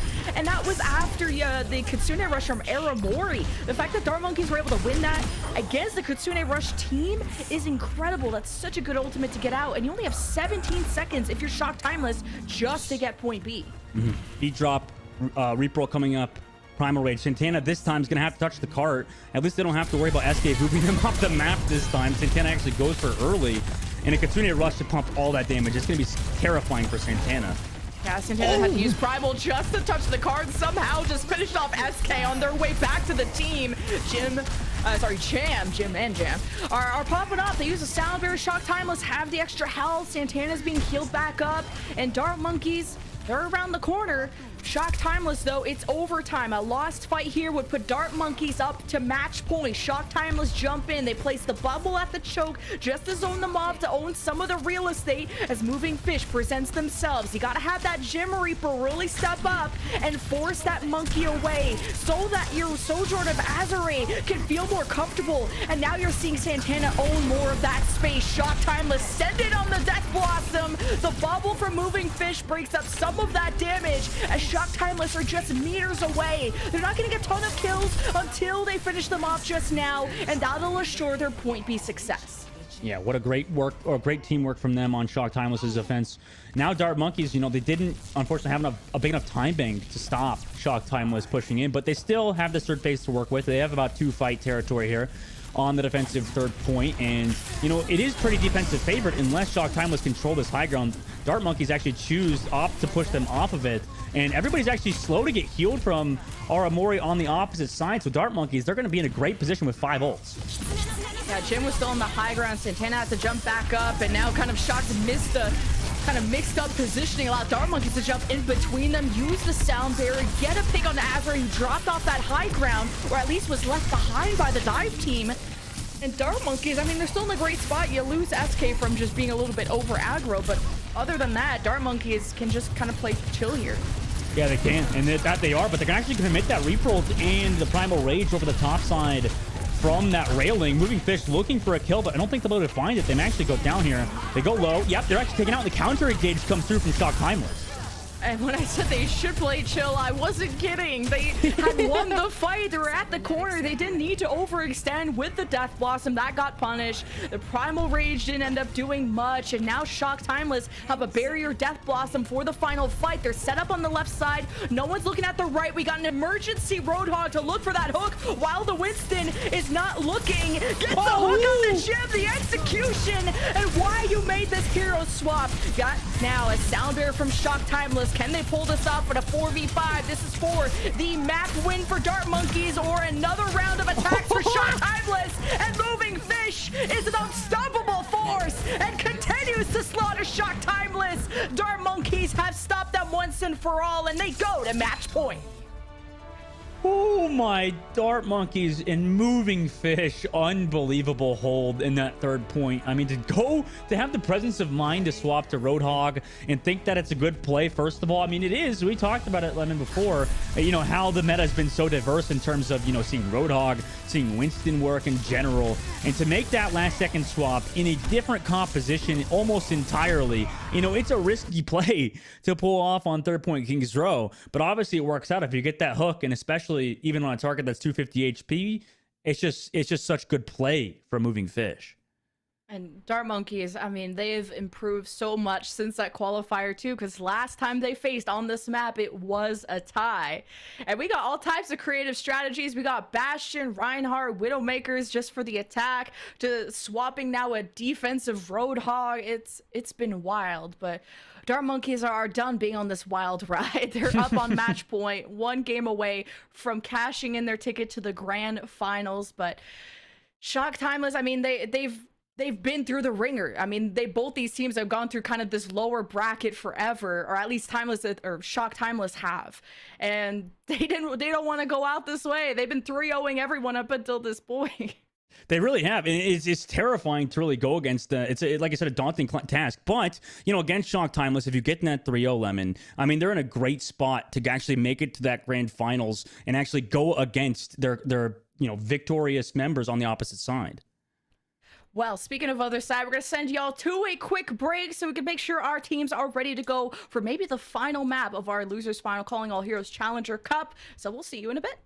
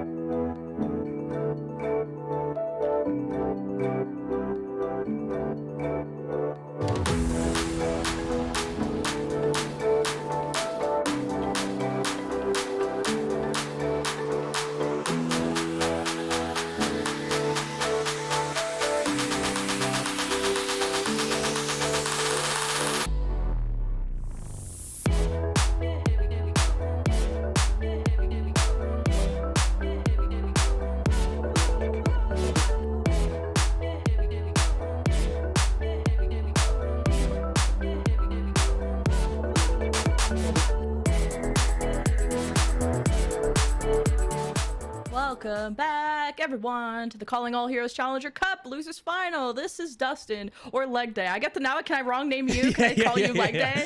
And you call me Moxie? Is that fine? We look the same. All guys look the same, obviously, right? It's just not all men. Hashtag, okay?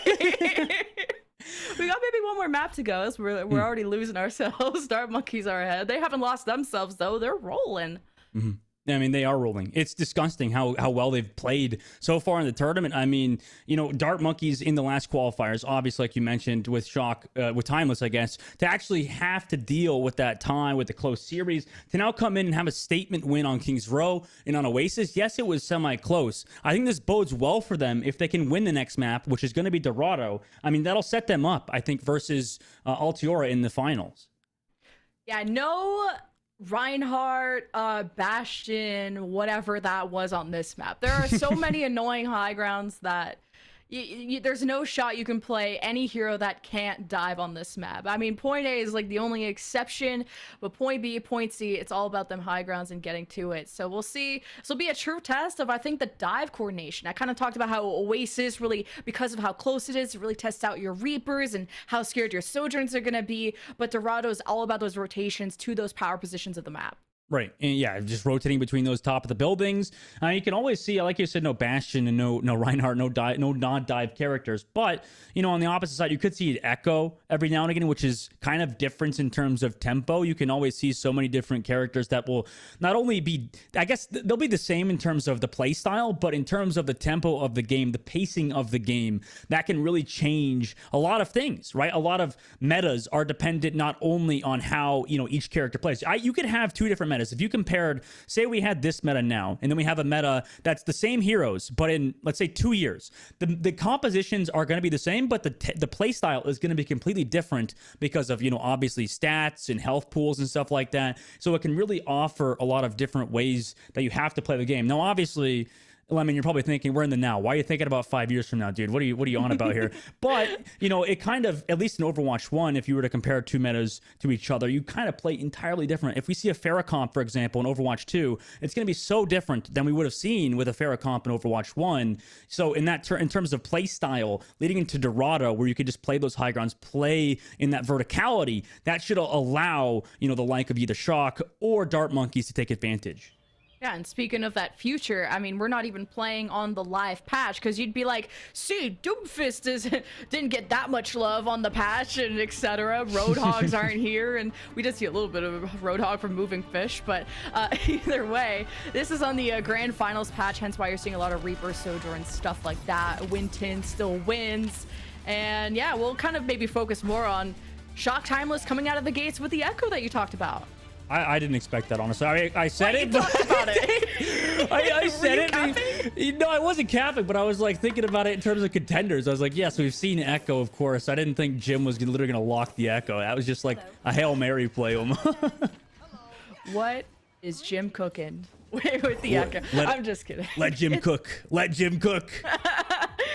Yeah, they could kind of just fly up into the sky, but what I really like about Echo in most metas is when the tanks are really oppressive. If you can hit all the stickies onto a tank, it's a killer. It's so much burst damage, especially with that focusing beam on top. Got that initial Symmetra teleporter. What's interesting is that a lot of Owl teams used to do it into all the way in the top right on top of the orange building, but they just kind of let Dart Monkeys go into a safer position on the bottom side.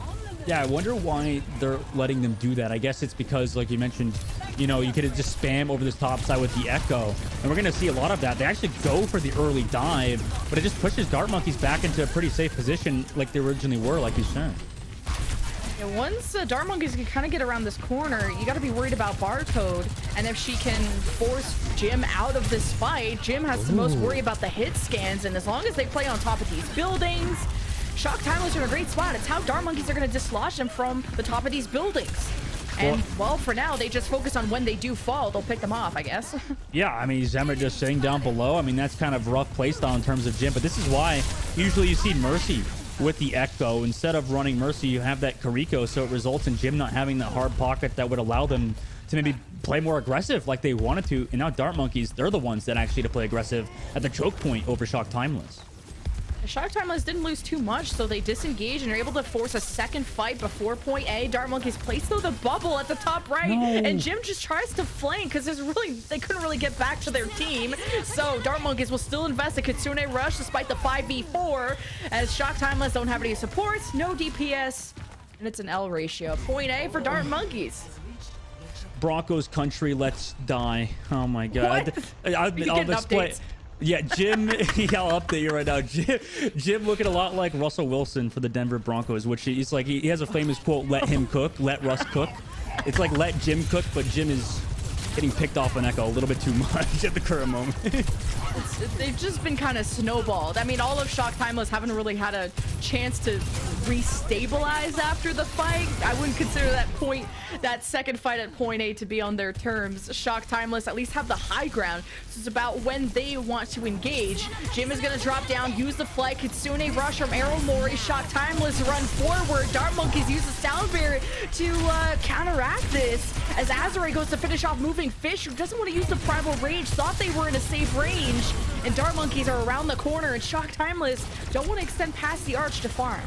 Yeah, what a great beat drop from SK, but unfortunately they don't commit any more ultimates towards that fight, which is actually kind of beneficial to them now. You know, in hindsight, like you said, I mean, they used that overclock on Shock Timeless, they used the Kitsune rush, and now Dart Monkeys, you know, they have 3 ultimates to be able to crack open the top side of Dorado and boops off of SK. I mean, that should allow them that space that they require to push this payload. Shock Timeless able to shave off some time after that one. And now they kind of have to decide when they want to drop. It starts now. Jim copies the Winston. You got 3 Wintons for the price of 1, but Dart Monkeys use the Death Blossom as they drop, and Shock Timeless are shredded. Dart Monkeys waited patiently, and it pays off. It just keeps working for them. I don't know if it's because Jib is on Echo, why this isn't really working for Shock Timeless, or just Dart Monkeys are in their head at this point. 3 minutes and 13 seconds left. And, you know, we've seen this show before. We've seen Barcode with the overclock before. Can they even touch it? They can't. They got booped up. SK again with these huge boops. SK, she's just a Lucio demon. I love casting her because she has the funniest boobs, and then she made me laugh on City Center when she got booped off herself. You got the Winton Zap, Winton Slam. Winton wins. Dart Monkeys, man, staggering out. Oh, Moving Fish couldn't get out though. Where was Aspen? Yeah, where was Aspen, huh? Where's Aspen at, huh? That sounded so aggressive. She's underground right now. No, actually, she is uninvolved. Oh, no way. Could she get a pick? No, she's going to back out of there. I mean, that was great, though, for Dart Monkeys to push in towards their Moving Fish, showing the mechanics with that right-click shot onto... I didn't even see that Lucy on our screen, if I'm going to be honest with you, Lemon. I mean, that was a snipe of the century for Moving Fish, right? Who would have thought Winston and Overwatch 2 would have snipes? Oh, no, Aspen dead early. Dude, Aspen's voice line didn't even finish. It was like halfway through. And Kitsune Rush still stays online, though. It doesn't get canceled no matter what. So Dart Monkeys kind of use this moment to send Zemrit, make sure they go farming. But Moving Fish is the one whose primal is popping off. Remember, you have haste, which means your cooldowns are reduced during that Kitsune Rush. You get to jump, you get to slap, and you get to win. Dart Monkeys take that fight. Pretty easy for them as well, coming now with 4 ultimate. Shock Timeless, they'll be down in 1 ultimate with Santana using that Primal Rage in that last fight to try to deal with Moving Fish. And we've seen Moving Fish yet again before deal so much damage with that Primal Rage. And same with Barcode, actually sticks down lower for an engage, but the Kitsune Rush committed for Memorial on this defense. You need to win this fight if you're Shock Timeless, and I don't see how you don't. Kitsune Rush plus Jim equals pain. That's all the math you need to know from this stream. Shock Timeless, though, they've been absolutely rolled this whole defensive round because Dart Monkeys had 3 minutes going into C, and Shock Timeless need to shred that all the way down if they want to climb back in the series. And now they're like overcommitting almost for these wins because, you know, like you said, they got snowballed through the streets phase through third point as well. So now to come back into third point, they feel like they have to use so much, but now it's put them so far behind. Okay, who jumped behind them? Santana was in the back line, and it made space for Jim. Jim Overwatch, baby. Death Blossom gets Aspen, and without Aspen, there's just no pulling through. You don't have enough healing, so Dart Monkeys will reset. Yeah, I mean, so far it's working for Shock Timeless. They'll have that beat.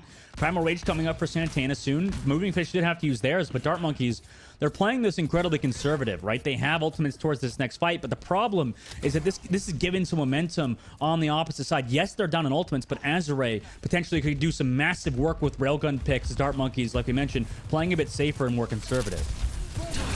Dart Monkeys drop the sound barrier, and they send the Death Blossom of Zemrit to the bodyguards of Shock Timeless, who were holding the door. And they've already gotten 3 kills. I mean, Shock Timeless needed to disengage a bit quicker, but maybe Dart Monkeys were too quick to catch them. And with 90 seconds remaining, Dart Monkeys will probably have to win 1 more fight before the cap. And they're against Kitsune Rush and a Sojourn ultimate from Barcode too. Could Boops come through? They already popped the overclock and the Kitsune Rush. Oh. Oh god. What happened? I said one more fight. I was not capping.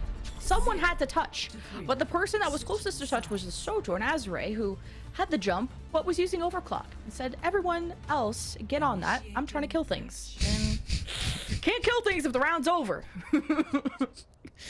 Maybe they're gonna tab out and like open up one of the aim programs, you know? Maybe that's how they'll kill things. Yeah. Yeah, if you want us to say which one, you got to sponsor Calling All Heroes, all right? Yeah.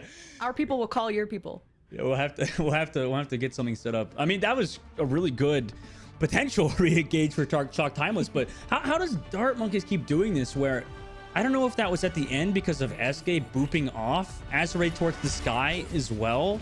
You know, just booping up that Sojourn, that could have also been a thing. I'm trying to like rewind it in my brain, but I feel like I've just Men in Black like flashed myself, you know, because I want to forget that moment for Shock Timeless. Because Dart Monkeys kept trying to go through main, and the issue they kept facing was Santana would just see Dart Monkeys and then jump behind them, and then Dart Monkeys would get confused. They would want to do jumping themselves, and Moving Fish would have to turn around, deal with Santana. So Shock Timeless, when they have the space to jump behind them, they were doing work. So Dart Monkeys instead went to the top right, and then that tiny doorway, Winston's ain't jumping to nobody's backline. So Shock Timeless just tried to stuff the choke, and it's them that got stuffed instead. And Dart Monkeys just rolled them in the blink of an eye. I mean, I blinked, I got, you know, Flash Men in Black style, and I forgot everything happened too. Well, now they're going to pull out the Echo at the beginning here for Jam. I would like them to stick with it, but they're not going to. They're going to put back Jam on the Lucio. It feels like the damage output's just not enough for Jim. It needs the damage, or they need the damage boost from that Mercy Pocket to really do enough damage to Winston, who's low on the opposite side. They do create some space off of it, but it's kind of hard to support Jim on this high ground without your full supports like pocketing him. Yeah, Jim wants to get a little bit closer before flying in, so I kind of like this, either staying behind the card or using the bubble from Santana on the top right to avoid any hit scan shots. Then they kind of had this initial soft dive to force Dart Monkeys away from that main archway. But now that Dart Monkeys can play so far back, Jim is now, I think, gonna have a hard time. Yeah, Jim looking around that back right, the top right angle specifically, but you know, has to drop down below. They're just going to farm ultimates right now, looks like. Lemon, but Azure with the shot of the railgun to take out Barcode. Dart Monkeys after that, I mean, what do they do? I'm just surprised Dart Monkeys engaged here. I felt like they had the range advantage of just trying to poke them down, but I think Shock Timeless, they knew they were going to get sniped at range, so Jim just committed damage into Moving Fish, which I think made them panic and forced Dart Monkeys to take a fight that I don't think they should have. You're 100% right. I mean, they have already a minute and a half off the clock. You know, they're doing a great job just defending there. But, you know, how do you defend against Azure, who's lurking with that railgun shot on the opposite side? You know, you give Azure enough chances, they're sure to take advantage of that. Jim did some scouting too, knew exactly where Dart Monkeys were coming from. Kitsune Rush from the defense. Jim snipes Barcode, who somehow jumped behind them. You ain't getting past this wall. Shock Timeless so close to point A, and half their time bank is gone. Dart Monkeys still invested ultimates, even a Primal Rage on top of the Kitsune Rush. And Shock Timeless, they stay vigilant. They really haven't used much besides their own Kitsune Rush. And with everything they've banked back up, this could be a snowball for Poi B if they do this right. I'm gonna take a little bit of analysis from chat. I saw that comment earlier I told you about where, you know, one person in chat said all Altiora has to do is not choke. You know, maybe all Dart Monkeys have to do is not choke. Yeah, tell that to literally the San Francisco Shock. I mean, it's tough. Everyone's trying to take that lesson, but Barcode snipes Jim, and finally they get punished. They were flying a little too free at this point. Shock Timeless, this was kind of their momentum push. I talked about this bank of ultimates they had, and they'll have to do it without Jim, and Soundbearer drops. Azure's 1 HP. Shock Timeless are still uncomfortable, but they'll keep this going because they killed the supports of Dart Monkeys, so as long as Shock Timeless don't feed, you know, some advice from chat there, then all damage is permanent. Yeah, all damage is permanent. Now they have to fall back low on ultimates as well. You know, Shock Timeless, they're in a great position with no beat drop, even though that doesn't really matter because Dart Monkeys on the upper side. Moving Fish has been doing work against no beat drop, or against beat drop rather. Same with Barcode. So now they don't have either ultimate. Zemrit, they're gonna have to go huge with the Reaper ultimate. But on Dorado, I mean, the map's so open, especially if you know where he's coming from, towards that bank side. It's gonna be tough to deal with Dart Monkeys. Azure knows maybe someone could come through the top bank side, so they're respecting that space. Kitsune rush from Aramori, countered by the sound barrier of SK. Aspen gets low. Azure hits the final shot. It's a double kill, and she doesn't stop here. Shock Timeless need to finish this fight and make up for really the lack of time bank to see if they can do better than Dart Monkeys and climb back in the series. I think they can, honestly. I mean, SK just used that B drop. Aspen gonna have a Kitsune rush. They're gonna touch last second. They used the Suzu already. And down in that fight, Jin uses the copy too. So you're just dealing against moving fish. The delay though, Dart Monkeys has the ultimate, but SK gets picked. Ooh, Death Blossom out of nowhere. Good boot from Jam. Shock Timeless. Just have a few more meters to go, and Moving Fish is buying time for Dart Monkeys to get back. You don't have Aspen, you have limited heals, but if Aspen gets back, can teleport in time, the Kitsune rush would be a win condition, but Shock Timeless are killing too quickly, so Dart Monkeys will not be holding this. And looking at this time bank now, 3.5 is pretty good for Shock Timeless. It is. I mean, 3.5 minutes to capture out third point Dorado. This map is not... I mean, it is pretty defensive sided on third point, but, you know, it gets a bit easier for the defense or for the offense compared to a map like Kings Row, you know, where the spawns are that close. They're so close on Dorado. It's still really hard to cap out on third point, but with 3 minutes and 12 seconds, I mean, Shock, don't choke. Shock, don't choke. We'll see. If they can finish faster, they'll give them an advantage. There's the initial jump there. And jumping back as Santana didn't want to use the Primal Rage, wants to get more free space. Now Dart Monkeys are contesting. They'll have to force them out, but it's almost like Santana should have stayed there with the Primal, because then Jin didn't have any space, must have used Flight already. And Shock don't want to have to fight their way through this choke. You saw how kind of awkward it was for Dart Monkeys on the last round, and every second counts for Shock Timeless. Every second is ticking now for Shock Timeless, and 2 minutes and 30 seconds left. You know, they're going to have to really recoup together and maybe pop this Kitsune rush on the engage, maybe get an overclock there as well. I mean, they're up in terms of ults, but the cart, it's so far away. Dart Monkeys could take a dry fight if they wanted. Both Kitsune rushes, but one sound barrier for Shock Timeless. SK 20% behind. As Shock Timeless are now getting sniped as they're disengaging. Barcode jumped away from the initial dive and punishes them for even approaching.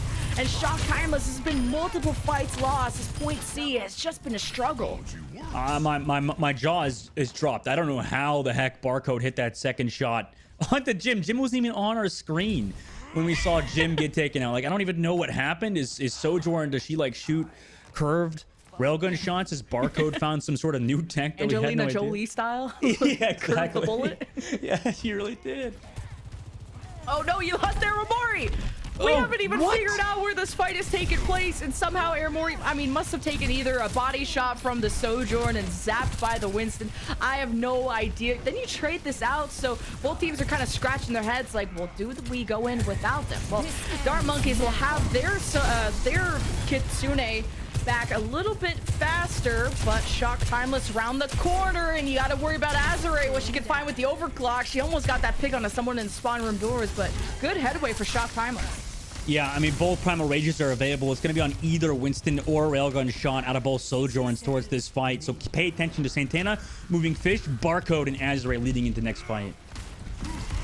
Okay, whose Reaper is teleporting up there? It's Zemrit. You really got to make sure that no Sojourn or Reaper is comfortable up there. It's how you can access either team's backline. Speaking of backline, Santana is making room. A setup camp and almost killed SK. Just couldn't get the juggle right off the wall. And a great boot to send away Zemrit. Everyone from Shock Timeless focused them down.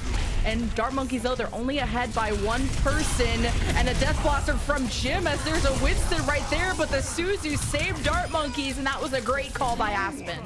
20 seconds left. No ultimates on the board besides one support out for Shock Timeless on Aramori. So that should allow maybe Azure to build up that ult. Same with Jam. And on Dart Monkey's side, I mean, Barcode with an overclock. Up 2-0 over Shock Timeless with a Primal Rage. They're in a fantastic spot to end it now. Will this be Dart Monkeys going to the grand finals? They have to hold one final time. Moving Fish has already killed Santana. Shock Timeless have the Kitsune Rush advantage, but they gotta send the Reaper of Jim to do the work. We gotta worry about Barcode behind. Can she hit the snipe? Well, Azure's dead either way. It doesn't matter. Dart Monkeys don't have their supports though, so Shock Timeless, they have to finish this off quickly while they're lacking the resources. The box is right at the end, and Shock Timeless clutched it after starting the fight 4v5. Unbelievable closeout from them. I mean, what a great push at the very end to come back, like you mentioned, down 2. I mean, how do you do it?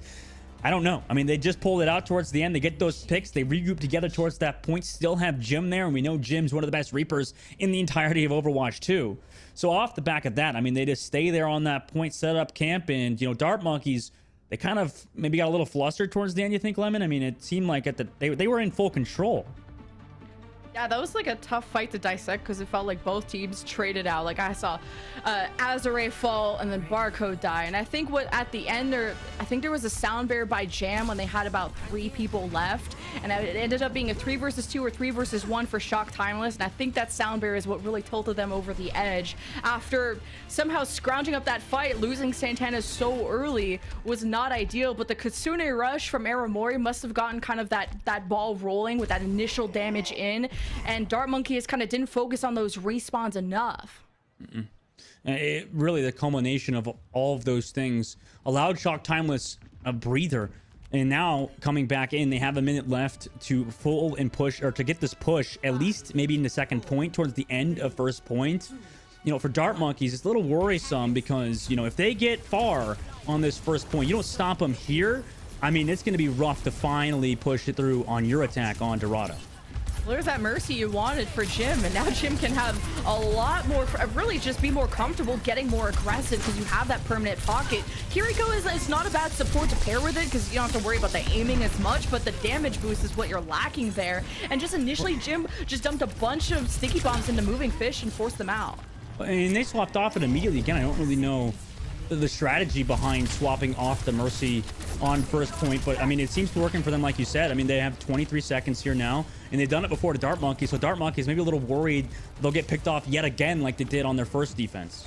I'm just sure you have no room or time for res, and Soundbear is just a better ultimate if I had to just give you the cliff notes on that. But Barco with the first blood, the Shock Timeless, they don't have many seconds remaining. They got to stay on the cart on top of that while hoping to dislodge Dart Monkeys from the high ground, and they just collapse onto them. But it's Shock Timeless with the better punish, and the burst from the Echo is just too much. Jim Overwatch has woken up, and they're coming for your backline. Dart Monkeys better run, because Shock Timeless are coming for point A. Jim just disgusting every single time, just able to get those opening picks, able to do work on the Echo. You don't really see, I mean, most Reapers doing what Jim does even on Reaper, but now swapping over to Echo. Dart Monkeys can't even touch. It looks like they're just going to try to take a win fight towards, or a fight to try to win here, but they're down in ultimates. I don't know how you do it versus Shock Timeless. Yeah, Dart Monkeys want to maybe... Looks like they're posing themselves to just hold the choke. They can't get back to the high ground, or at least are choosing not to. Kitsune Rush, I think, is the big ultimate that'll spark up this fight. Aramori a little bit quicker than Aspen. But how quickly do they want to use it? With Moving Fish this far committed forward, they want to punish them. Yeah. But it's Moving Fish that gets the finishing blow onto Azure. Aramori was maybe more focused on damage than trying to Suzu their Sojourn. And so Shock Timeless will just punish them in the end. The Kitsune Rush didn't even net them any kills. And the Primal Rage from Moving Fish don't Shock Timeless from the cart. Oh no, Santana had the Primal Rage at the very end. But unfortunately, I mean, that overtime, it ticks down so fast now. I mean, it just really, it's so quick. So Santana's not even allowed to have a breather off the payload. Maybe if they were playing Roadhog, they could take a breather, right? Yeah, just literally. Is that low-hanging fruit? Yeah, that's okay. Moving Fish heard you, and they're probably laughing. Yeah, thank you, Moving Fish. I mean, they're laughing at what just happened too. I mean, Shock Timeless should have stayed on the payload there at the end, but you know, Shock Timeless at the same time laughing all the way to the bank, in which they're going to respawn to the bank now. Is that also low-hanging fruit? But they're going to also spawn at the bank now and come towards this point in which Dart Monkeys, you know, 2 minutes and 16 seconds. It's a good time bank, but on the side of Shock Timeless, you pushed it into this second phase, which you got to feel good with that. with only having a minute in your time bank. I'm just surprised, like, kind of that Kitsune Rush from Aramori, like, Shock Timeless couldn't do more. I wonder if the disengage was too strong for Dart Monkeys, but I swear they were still on the card. So whenever that occurs, I'm thinking there must have been split focus, whether it was maybe panicking, okay, that Azure isn't here, what are we doing? But whatever the call is, you got to look at what Jimothy Christmas is up to in the Kitsune Rush, because that is why Reaper is so meta with Kiriko, is the amount of damage you put out on that hero. Jimothy with the damage boost. I can't stop thinking about that now. I love that nickname. Shock Timeless over the top side. I mean, they're just going to keep spamming on Dart Monkeys down below here, Lemon. And, you know, it's tough to deal with this choke point, with that red building, with that other side, too, on the other high ground. You just keep jumping from side to side. The box of victory right at the end of A, but at least after the cap of A. But I think if Shock Timeless get wiped there, Dart Monkeys, the respawns for point B are quite far. So Dart Monkeys, they have a chance to go to the grand finals, but not that much extra time over Shock Timeless. So they're taking a slower approach, just working off of picks. Shock Timeless, they might have, you know, ice in their veins because they keep doing these like reverse sweeps almost, and it doesn't feel out of the question for them to actually shut down Dart Monkeys right now and make this a reverse sweep in the series. Just great usage of the Suzies from Aspen to save moving fish. It feels like that's why they maybe have lower deaths per 10 and Santana in that case. Sometimes it's the people around you, not necessarily like what you're doing on the Winston. Dart Monkeys, they do at least are starting to get through this archway. You use the Reaper Rage just to get away from the Disruptor shots. So some important cooldowns being used, but Azure's on the high ground, seeing if they can snipe the backline, but it's Barcode that's just more efficient. Mechanically, she's unstoppable. 2 kills already, including one on Azure, who was above her the whole time. Dart Monkeys can conserve the Kitsune Rush 2 if there even is a recontest for point A, which I'm sure there is. Maybe. I mean, they're going to have to come back as fast as they possibly can, but that's got to feel terrible, right? They use the Kitsune Rush, don't even get a win off of it. A lot of people consider Kitsune Rush to be that ultimate that you can just get free fight wins. Well, they're going to recontest, like you said here, Lemon, and they're actually getting it pretty fast. Can't even tell if they capped or not. Dart Monkeys, though, they are using their Kitsune Rush, so cap or not, Shock Timeless. Feel like they're taking an L. Sound Barrier, Primal Rage. They're sending Shock Timeless to Narnia. 13 seconds left, and Dart Monkeys have the box of victory around the corner, but the doors of point A are still opening, and maybe Dart Monkeys went a little too deep, but Shock Timeless have lost too much. Around the corner, there will be someone to contest, but it's not a tank, and I assure you, it's not going to be good. Jam is there for the initial boop. Behind is the death blossom from Zephyrin, and Dart Monkeys Primal Rage the other team off the cart, and with a swift 3-0, Dart Monkeys are going to the grand finals. Oh my god, Dart Monkeys, what a series from them. How do they keep doing it? I swear we've seen 4, maybe 5 boops off the payload. I mean, it just seems to be continuously either from moving fish, either from SK, to just keep watching that payload, and somehow, some way, Shock Timeless just kept contesting last second and putting themselves in a really hard position. Dart Monkeys, they get that rematch you talked about earlier, Lemon, and, you know, how do you think they fare this time around? Maybe they needed that warm-up to go into the grand finals, you know? Oh, they are on fire. This was more than a warm-up. This was the ultimate challenge. The rematch from qualifier 2 grand finals ends in the same fashion but in a different way. Dart Monkeys won both times they faced Timeless Ethereal, formerly known, and then now Shock Timeless. Even with the extra branding, wasn't the buff that they needed. Either way, it was a 3-0 instead of a game 5, and still a big congratulations to Shock Timeless. $3,000. I'll lose any. I'll get slapped by anyone for $3,000. Okay, well, really? You mean that? Well, by you, it wouldn't hurt too much. So. What? Oh my! And with that, we're going to a break. We'll see you all for the grand finals. Wipe. Oh.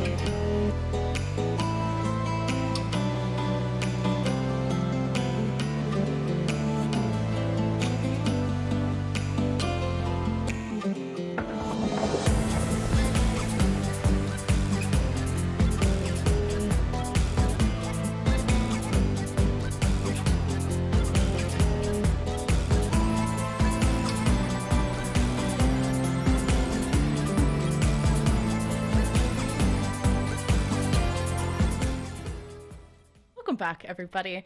Me and Dustin has settled it behind closed doors. I'm now $3,000 richer. And look, no mark on my face, but I have brought someone very important, the Lucio Demon herself. SK is on the line for our winner's interview. Congratulations. How's the tournament been so far? Hello, I missed you. I missed you too. It's been great. It's been good. We have been playing Overwatch for sure. SK, Overwatch no did love, occur. no love for me, man. Or do you? What the heck? Where's my love? I missed y'all. Sorry. Excuse Thank me. you. Thank you. Aw. Yeah, of course. That's my SK, bad. I wanted to bring it back, honestly, real quick. To just a real question for you. When you were booping, I mean, how many times you booped Santana off the map? First of all, on Kings Row, can we talk about that one? That was insane. That was What'd you feel sick. after you booped off Santana? That was crazy. I was just laughing. I thought they were definitely gonna jump back Such a on. gremlin. You got Uno reversed, then you got booped off the map. That was pretty funny. Yeah, I was didn't like oh, laugh on at you. It was with Oasis, you. I was trying to Yeah. head stomp the Kiriko on her wall climb back up, but she just teleported and then I got pooped. Oh no. Oh jeez.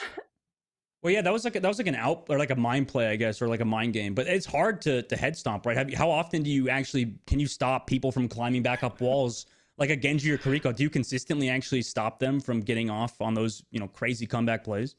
Yes, if they don't have abilities, but if they just wall climb, it's really easy. You just Goomba stomp them. You step on their head. You were in Goomba stomp position so many times. I saw you on like King's Row. You and Jam fighting for the statue. It's pretty funny, but it's not the first time y'all have faced Shock Timeless or Timeless Ethereal. Like the last, we actually casted your final against them, and it went all the that way was to a good game game. 5, and now it was a 3-0. So what was different between y'all, like from the qualifier 2 to now? Because y'all look so much stronger. Oh, we scrimmed this week. That's the difference. Is I that all guess. it takes? Yeah, last tournament we didn't have any practice at all. It was our first time playing together. And then this week we got to work. We did like 3 or 4 scrims. Jake was there helping us out, and we've improved a lot for sure. Yeah, it really looks like that. I mean, like generally it seemed like they have so much, or you guys, I guess, Dart Monkeys in general have really improved since that first qualifier because of the scrims like you mentioned. And I mean, to actually close it out with so many times, to really have a lot of, pressure on you guys, obviously, to make it to those grand finals and finally shut out at the end. How are you feeling, I guess, going into those grand finals? How are you feeling at the end of the day coming into the matchup versus Altiora yet again? We're excited. We want revenge. Timeless was in our way. Sorry, Timeless, but we're gonna get our grudge match now.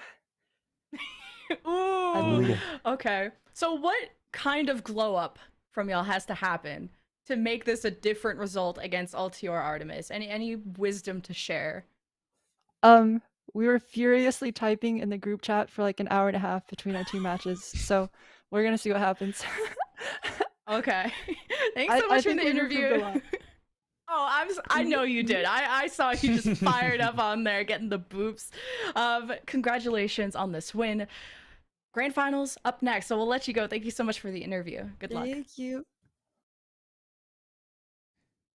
Well, I mean, Lemon, a great interview with the with the homie over SK. I mean, getting that boop off the map, really playing as well as they had the entire tournament. Dart Monkeys, that 1 week of scrim, it was enough, right? I mean, it was enough to get them towards that grand finals of the Challenger Cup after qualifying through the second qualifiers, not even the first one. I mean, to be one of the underdog seeds, it's a crazy storyline for them. Just the brainiac answer from SK. All it takes, y'all asking in chat, how do I become pro in Overwatch? You can hear from Dusty, you can hear it from SK. Practice makes perfect. And typing in a group chat and being cooler than other players, according to SK from her interview earlier. But we're gonna take a for real break. No slapping break, just a normal break this time for y'all to get your popcorn, because on the other side we have the grand final for the Calling All Heroes Challenger Cup. For a minimum of $5,000, the winner gets $10,000. You won't want to miss it.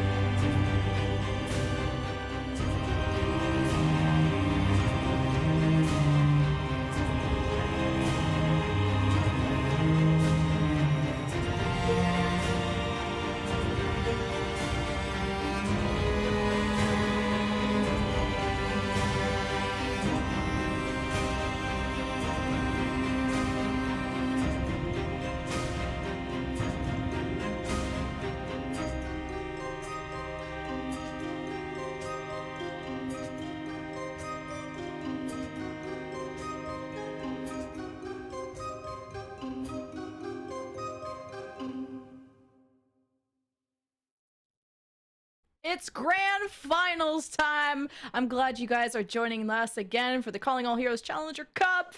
$10,000 goes to first place, and not a bad $5,000 for second, Dusty.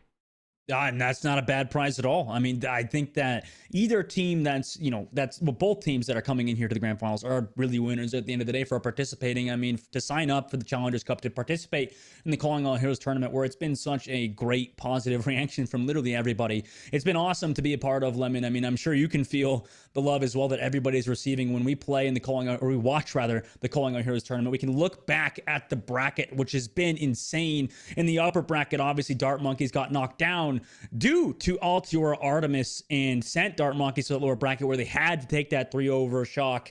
And now they're back. They made their way back in towards the final bracket after playing against Shock Timeless. Shock Timeless, people on Twitter thought they could pull off, that similar Shock vibes where they make it to the lower bracket. Sadly, they do fall to Dart Monkeys. But now, Dart Monkeys' revenge, like SK said, I mean, they're looking for that revenge against Altiora. And the script writes itself, Dustin. The fact that we have our first place from Qualifier 1 being Altiora Artemis versus the first place of Qualifier 2 of Dart Monkeys facing off in the grand final for thousands of dollars. They should make a movie about this. It writes itself, but we'll get into our map shortly. By the way, this is a 1st to 4 instead of a 1st to 3, so more Overwatch. Woo! Yeah, I mean, for a grand finals, it's warranted. I don't think there's been a single grand finals that's been 1st to 3. If there have, probably been the worst grand finals ever. This one, not going to be that.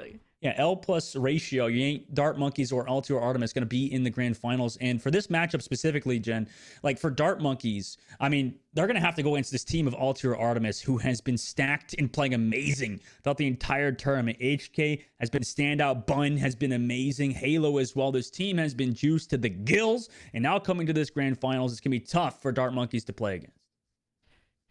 I remember Halo from the Boston Uprising days. Great to see her again. But you're going up against quite a force of Dart Monkeys who coming off of a momentum win. But as a player, Dustin, by the way, whenever you would win a match and you have to play another one right after, are you getting the vibe of like maybe you're just running out of energy a bit and maybe you're getting a bit exhausted, or is it like a fire in your belly at that point? Well, you know what's interesting is you have to do like all of these things. I know I'm not directly answering your question yet. By the way, we're going to Busan to kind of dodge Stonewall. Okay. No. I was gonna say in the Overwatch League you don't play 2 matches a day, but back before the Overwatch League, that's like years ago at this point. Like we said, I'm ancient now, I guess, compared to a lot of these players that are 19, 20 years old. A lot of them actually, going back then, yeah, it kind of does light a fire under your butt to actually have to come to that grand final. Sometimes you're tired. Sometimes you use it as a warm-up. A lot of the times, like you're at the other team, maybe you didn't get a good scrim because a lot of the teams aren't practicing anymore after coming back to the grand finals. Everybody got knocked out of the tournament, so why would they want to come back to practice against you? And that's a lot of your practices against those teams. So for Dart Monkeys, they get a warm-up against the top-tier team, one of the top 3 teams that have placed in this tournament. So they get to feel pretty good coming into that. That's like their match to use coming into this one, feeling nice and ready to go versus Altiora, maybe they're cold. Maybe they're not ready for this match versus Dart Monkeys, who has been warmed up and ready to go for this match on Busan, in which first match is going to be Busan, and on the first round, it's going to be Mecha Base.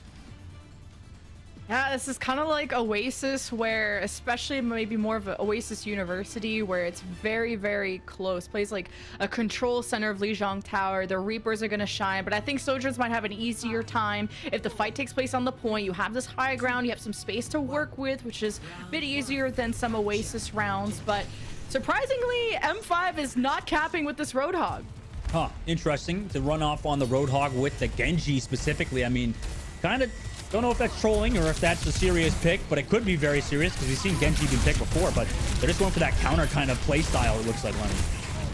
Oh yeah, just Roadhog is the ultimate Winston counter. You hook them in before they jump. You do insane amounts of damage close to range. The only thing inconsistent about Roadhog is measuring the distance between when you want to use your primary fire, which is, face first, or your alternate fire, where it's kind of this sweet spot where you can max out the damage. Altiora, they floss Bun. I don't think they give up hope, though. Having the high ground's not too shabby. They'll hang around, and Dart Monkeys will get the point first. That was almost a bit of an ego check there for Bun to try to shift into a Reaper and a Sojourn. That's just not going to work out for you. Altior Artemis now have to be the ones to reset, in which they do have that upper seed. They actually go aggressive again.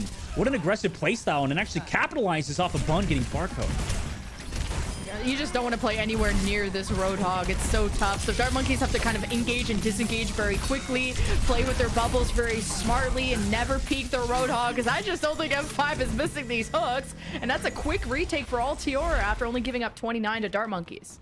Yeah, that's great for Altiora. Now on the defensive side, they're going to have that Kitsune Rush. Dart Monkeys don't have theirs just yet, but on beat drops, they're about even with Halo and SK on the opposite side. Dart Monkeys coming back into it. Gonna build that overclock, but you always gotta watch for railgun shots as you move in for the recompense. Now it starts with the Kitsune Rush from Wicca versus Aspen. You got the whole hog, though, and in Overwatch 2, it sure bangs. It's not cancelable, and Dart Monkeys just get sent away physically. Come back with vengeance. They have not been slain. A sound variant engage is called by SK as the rest of Dart Monkeys just try to coalesce on a single target, but it was a little bit tough against the Halo sound barrier. But as the dust settles, Altior Artemis are on top. I feel like Dart Monkeys still played that pretty well in the re-engage. Unfortunately, didn't work out for them, but Altiora Artemis looked like one well-oiled machine, just be able to counter dive that Dart Monkeys push and then re-engage it. Now, of course, is moving Fish over to the Roadhog on that re-engage, so maybe a bit of change up in terms of the comp. A Dragon Blade. I just can't even believe I'm casting Genji in the year of our Lord after all the changes we've been through. But HK proves to me it works. Yeah, it'd be too easy saying SK, you say HK. I know, there's SK and H key. My brain can only handle so much. That was great from Altiora on this defensive side, that blade. And then also the disengage of what it looked to be Barco got split off from Dart Monkeys, you know, push inwards. And now 20% left on the board now for Artemis to actually fully cap out. Dart Monkeys with no ultimates, it's looking rough for them. All right, my bad, Mari, aka M5. I just kind of wanted to call you some kind of gun name, like just like we did to poor old Sam when we called him the S9mm. It's because you're good at, man, you shoot your shot, you almost hooked in the other hog. Moving Fish had to swap just to try and match you, and Bun gets to come alive on the Sojourn, the double kill with the overclock, as you had SK just try to bait some attention, keep that overtime wick burning, but Altiora Artemis with a dominant first round. Yeah, pretty strong start from them. I mean, 100% to 29. They did lose the point first, but that was really because Bun kind of, well, you know, put it in layman's terms, inted, right? I mean, just kind of ran towards. Gotta call him a feeder, Dustin style. Well, they're the ones here in the grand finals, and I'm sitting here casting, so I don't think. I think they're winning. Bun is crazy. I mean, just the fantastic Sojourn. And I mean, to be honest with you, Lemon, I switched off of Flex Support onto full-time DPS gameplay because it is, gonna be honest, way more fun than playing Flex Support right now in Overwatch 2 for me, because I always just get dove and destroyed by Sojourns with railguns. So I said, why can't I do that? Why can't I be the Sojourn that railgun shots? You know? Why can't you ever not lose a map the way Altiora Artemis is doing right now in playoffs, huh? Like, Altiora Artemis are unstoppable, and Dart Monkeys, they thought that they think they're cooking up a glow up. I mean, SK had the wisdom to share. It's all about scrimming, which sounds really simple. But two Roadhogs face off, Mari versus Moving Fish. And you don't really have like an Ana, that instant kind of kryptonite to either anti or sleep to stop the healing. So much sustain is available for a Roadhog. And he's gonna actually move forward towards that other side. The Hog pushes back now towards the backside of the point, and it's pretty much a stalemate here with Altiora actually the ones in charge of this point, and with the point first in their control, but Moving Fish doesn't decide to hook first and actually gets the kill on Damari. Now it's the first couple of picks, and Moving Fish, it's like, okay, I'm gonna swap to Roadhog, and I'm gonna teach you how it's done. Mari has already conceded and has swapped to the Sigma. Literally L ratioed at this point. You bring the Sigma out to just have that flexible shield to block some of these hooks. Yeah, I mean, that's fine on a map like this too, where you can spam and get away with it as well. I mean, so Sigma specifically has been a great hero, where Mari, you know, she's decided to actually swap over to it. And really, a lot of teams in contenders and the calling all heroes have made the Sigma work just to run at this hog with that shield up. Sigma's such a good brawler too, but Moving Fish snuck into the backline and just hooks the Kiriko. And Mari just has to be so careful of that, but you just always have to be front-facing your Hog, or the Hog is just going to get around you, because the Hog does not want to brawl a Sigma. You know, so far so good for Dart Monkeys. They're gonna have to win this map to make a statement to Artemis to come back in the series, and with HK onto that Genji as well, maybe gonna get a big blade. There's no support ultimates to negate it, but with how large this map is, you know, it wouldn't be a surprise to see Dart Monkeys speed boost away and disengage the blade with relative ease. So, but HK is super good at just closing distance with that blade as well. So, okay, as I say that, Moving Fish gets the hook.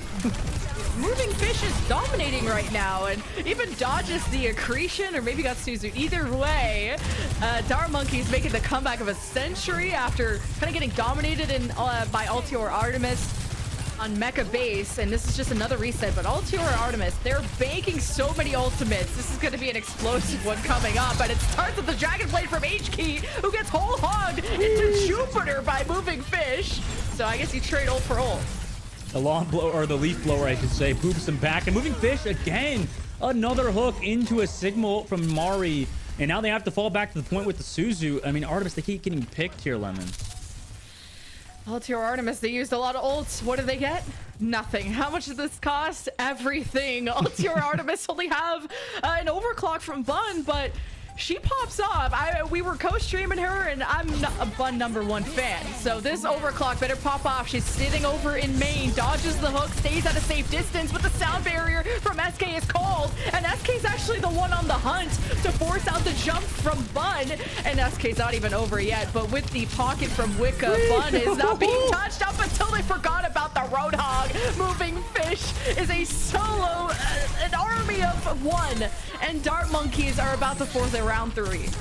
I mean, that was an army of two moment almost there. A little bit of a callback because SK just dodged forever and Moving Fish came back out from the top side to slam dunk. Now, I mean, they have to touch the point. Otherwise, the quick overtime is sure to go.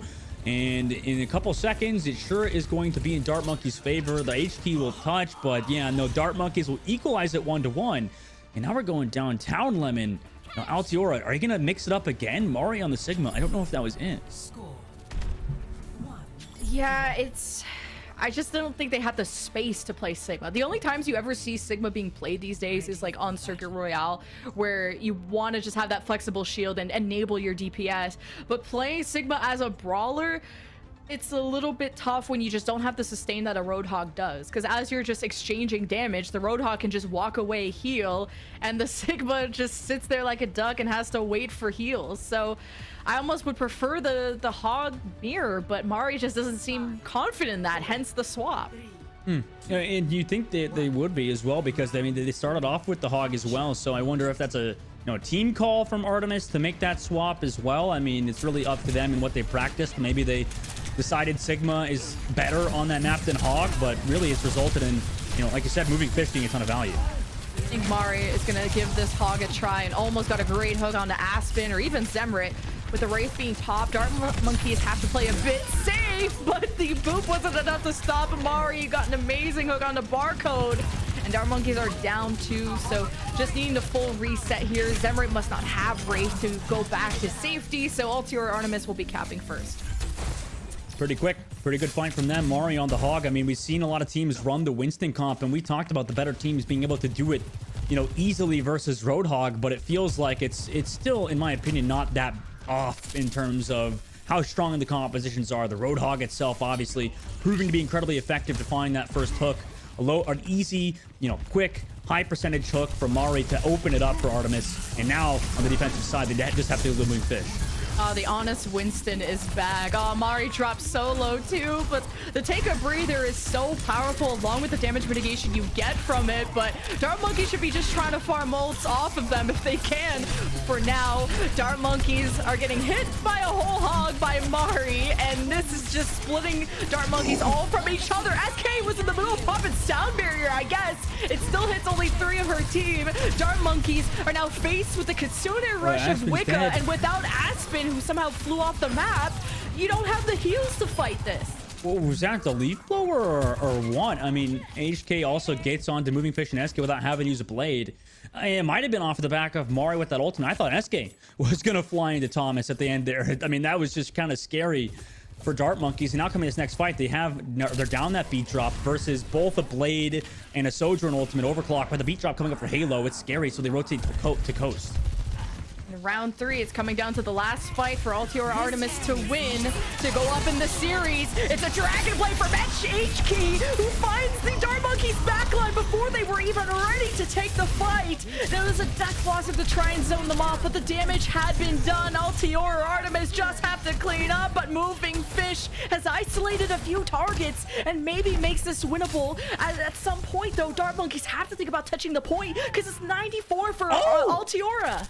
Moving Fish, though, with some great movement over the top side. They actually come back, cap this point, because Moving Fish jumped towards the point with the Primal cooldown, got the jump back out of Primal cooldown. So now into regular Winston, got that pick, but now SK's the one picked by Mari. That's terrible for Dart Monkeys, who had such a crazy comeback potential. The 0 to 100 comeback. Dart Monkeys have done it before without Moving Fish, though. We'll have to see. It's a sound grade from Altiora. While Dart Monkeys' backs were against the wall, they all implode. And Bun is just untouchable at a distance. That's a clean fight win and a swift one. Moving Fish is back, just a touch on the Doomfist. And he's got the nice schmoves, but all they got is an L at the end. Altiora Artemis walking away quite literally with a game 1 win. Wow. I mean, just clean from them. Overall, a little bit of emo at the end, huh?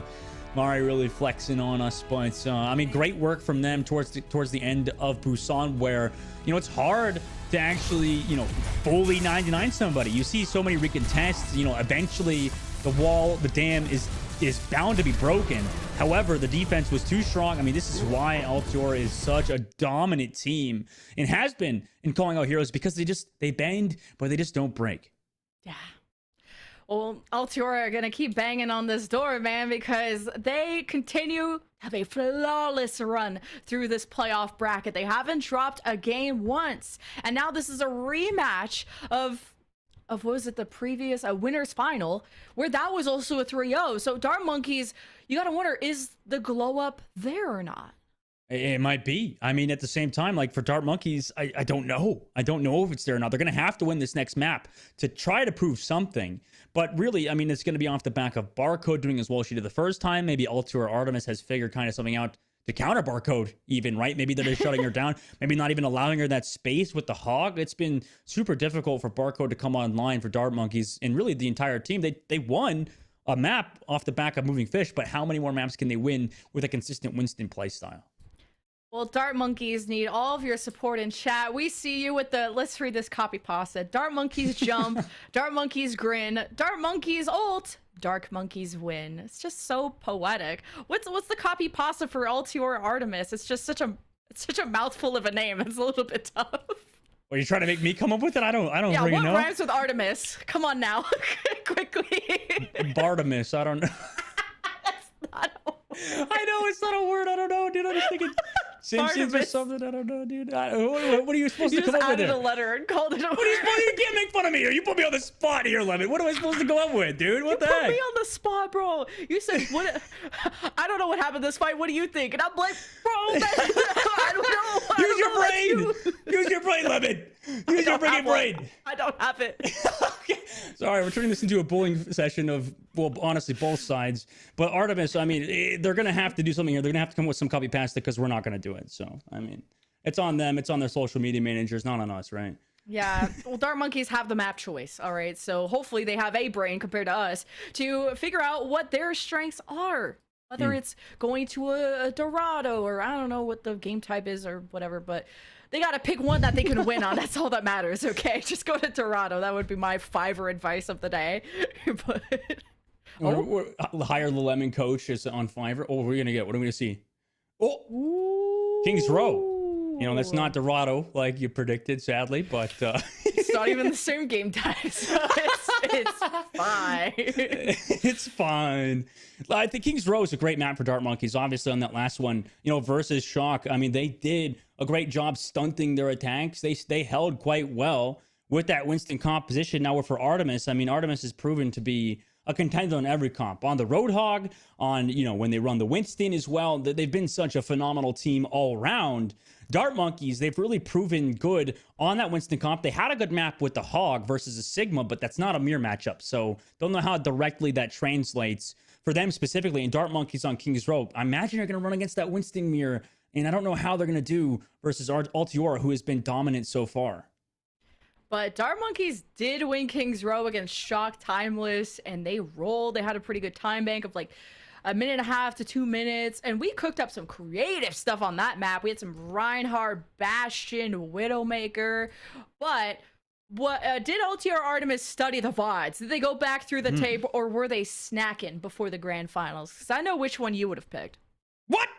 Whoa, whoa, whoa, whoa, whoa, whoa, whoa, whoa, whoa, whoa, whoa, whoa, whoa, my God. You got to energize before a match. Lemon You look like much more of a snacker than a studier. Is that really that bad of an insult? Yes. You're just part of two camps. Yes. Yeah. Yes, that is an insult, Lemon. That is Oh my God, I just got called fat by Lemon Kiwi on broadcast. Jesus. Anyway, I guess I have. This is why I'm out of Overwatch League. I'm too busy snacking instead of studying. You're right. You're right. God. You're right. You're right. 100%. Dart Monkey's doing our typical SK rollout into the pit. You know, just a little bit of analysis for you guys there for Dart Monkey. Every time she does that, she grows stronger. Yeah, she just does the hitbox get bigger too? You think she's snacking? Yeah. A good players snack, okay? I'm trying to dial up, trying to rewind. Okay. Somehow you made snacking fat phobic, okay? I'm just saying. You don't look like you study. It's okay. I'm only digging further. Both are worse, honestly. But Dart Monkeys, yes, for SK to actually, get stronger. That's what they need right now. Dart Monkeys needs SK to get the boops that she had previously on King's Row, right? That's where SK had a lot of, prevalent work, is where she booped off the map so many players. Same with Moving Fish on both sides. But I don't know if Altiora are going to fall into those same pitfalls that Shock Timeless fell into earlier. Well, wow. Evie just fell over. So substitution 2, Evie over in for Mari, who, welcome to Overwatch. You're dead already. We got to bring the Roadhog back in. But I want to see Evie's Roadhog if this Winston shenanigans keeps dominating. But Dart Monkeys, do not touch the spawn room doors, okay? This ain't that kind of match. Yeah, honestly, they just have to keep backing up here at the choke point. Obviously, it's not a showdown. It's for a lot of money, like you said. I mean, that's a huge amount on the line. 10,000 for the winner. So for Altiora, I mean, they got to kind of focus up here at this choke point and take Dart Monkeys around this outside towards that statue. Gotta be careful of the burst. Look, Evie is so low, and you just need Wicker to also be on the ball of Suzu. Your Winston dying is not just all of your Winston's fault, but everyone around them to enable them. And H-Key, as soon as kind of the cards fall, they're finishing off every kill. That's a 3K for H-Key. Make it a 4th, so Altiora cap. H-Key is just a standout player, really, just off the back of a teleport. You don't really see a lot of fight wins just off the back of Reaper play like you do with H-Key there. And Dart Monkeys now on the opposite side. They're going to build that Kitsune Rush. They're not going to get a recontest. They know that. So they're going to just set up at this choke point, pressure out Altiora, and try to take control for the counter engage by Altiora. It's so smart. There's a primal. Yeah, they forced the there primal. it is. It's gone. Come back. Oh, it's back. Jump scare. Oh, they're gone. Well, they forced it out. I mean, that was so smart from Altiora Artemis because they just pressured Moving Fish, scared them to flop out of the water there and just keep, going back and forth between the archway. Now they're down in ultimate because of it. Gonna wish you had that back, yeah, for the choke hold. And Aspen will pop the Kitsune Rush second after Wicca throws theirs down. But as the Dart Monkeys went through the choke, they just walked into HK's Death Blossom. 3K, 4K. Man, HK is a monster. Really is. I mean, just dominant. Kariko Rush there. I don't use that word a lot to describe Altiora, but that Kariko Rush, the Kitsune Rush rather, with that Reaper ultimate just follows through on the Dart Monkeys. After they used a Kitsune Rush of their own, they didn't have any other ultimates to counter the side of Altiora. They just decided to brawl, and it results in them losing. Now in the next fight, they're going to have to come in with a great overclock. But against Bun and Altiora, they just seem to be completely shutting down, Barcode's ultimate, especially with the Primal Rage out of Eevee. It's going to be scary for Barcode.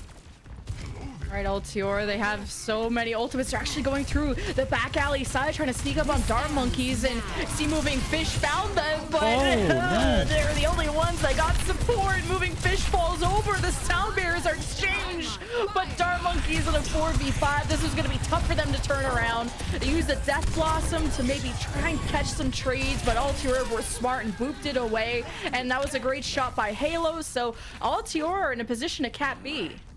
I don't know if that was a preemptive play from Eevee, but Eevee actually bubbled off the beat drop from SK. Now that Moving Fish was a little bit aggressive, they thought they would get the beat drop, but HK just decided to keep pressuring into them. And they're going to get this point, by the way, moving forward in the third phase with 4 minutes and 32 seconds off the back of a great bubble and great plays from HK and a simple overclock and beat drop. 4.5 minutes is so much time. Like, Dart Monkeys, I didn't have this tough as a time last time, and then they lose H key to SK. My brain is computing. Just from that kind of peeking around the corner. And that'll just kind of slow down Altiora's momentum there. Yeah, HK's been playing super aggressive in the entire time. Generally, has been trying to just get away with as much as they can. But in that situation, finally, Dart Monkeys counter it. Kitsune Rush exchange and Altior were first to fall. Great focus from Dart Monkeys, and it's not even over yet.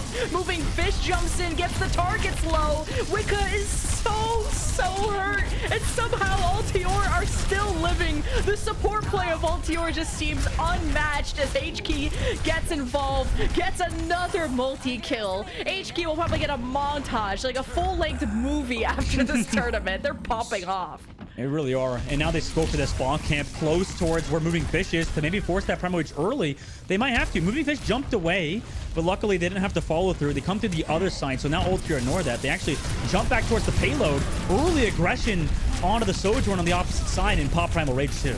Moving Fish told Bun, you're not getting out of here alive. And just popped the Primal just to get the extra jump. But Altior had amazing peel, whether it was a Suzu from Wicca or, well, I guess a dead Wicca now after Barcode shoots her in the face. So Altior with a quick reset. And there we go. That's exactly what you need for Dart Monkeys to find those picks through Barcode. That Barcode has been a factor, a massive factor in Dart Monkey's success thus far in the tournament. So Barcode really needs to come online and continually find picks like that. And with an overclock coming up, no, really? Yeah, we're gonna have to call a pause, make sure everyone gets back. That's so unlucky. I'm not sure how far along they were on Kitsune Rush, but that is a tough one to race. I'm okay with Reapers losing their ults, because Reaper Death Blossoms are like, unless you're HK, then it's pretty good. But so you're biased then, right? I mean, you're biased towards Kitsune's and Kariko. Oh yes. Okay. I see where your heart lies. But on the opposite side, I mean, Dart Monkeys, that's good for them, right? To be down that Kitsune Rush, like you said. And I know why you like Kitsune Rush so much, because it's such a strong ultimate, right? I mean, that ultimate is so crazy that people consider it team fight winning. Like, at any time, people pop it, right? I mean, it's just so hard to play against the Kitsune Rush when everybody's just pumping in that damage, has that attack speed increase, has, the reduced cooldowns as well. There's so many factors that lead Kitsune Rush to be one of the best ultimates in the game compared to Reaper Ultimate. And now that you're down that coming in next fight, Dart Monkeys still have an ultimate lead. It's got to be scary for Altiora now to cap out in third point. Yeah, Altiora, though, I mean, they're doing well in the series so far. I mean, it did have to go all the way to a round 3, and they haven't dropped the map yet, so I don't know why I would ever have a doubt or be worried about my Altiora stocks at all. It's just, how much time are they going to finish with, or really how far can they get? And Dart Monkeys, at least they were able to slow it down a bit, because on the defense, they got rolled through point A and through point B. The fact that we had, 4 minutes, like an insane time bank for C, whatever it was. So the fact that Dart Monkeys are able to take a couple of wins here is nice, but losing again that Kitsune Rush buildup, it's just more sacrificing time on building that up again. Yeah, and that's going to be good for Dart Monkeys for sure on this defensive side. But, on the opposite side, 2 minutes and 30 seconds, that's a lot of time, Lemon. I mean, that's a lot of time to capture out King's Row. I mean, at worst, Altiora, they're going to lose 1.5 minutes, but then you're down to a minute. If you can keep it over a minute as well, I mean, I could see that happening for Artemis, especially with how good they've been playing.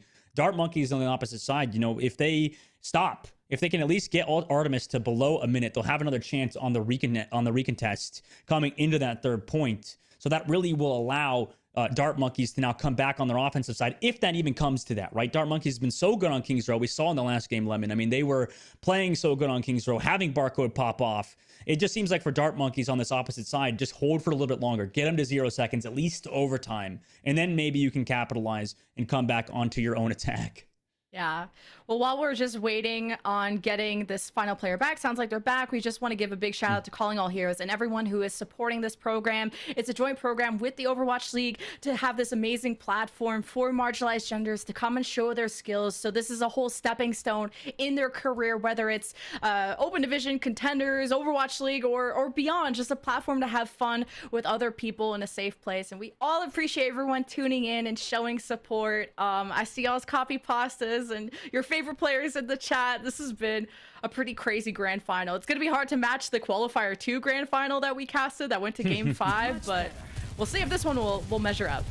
Yeah, we'll have to see. I mean, we're going to come back from the unpause now, and SK with the beat drop, Reaper ultimate as well for Dart Monkeys. They're in a great position, but at HK with that Reaper ultimate, we've seen them pop off with before. I wouldn't be surprised to see it again.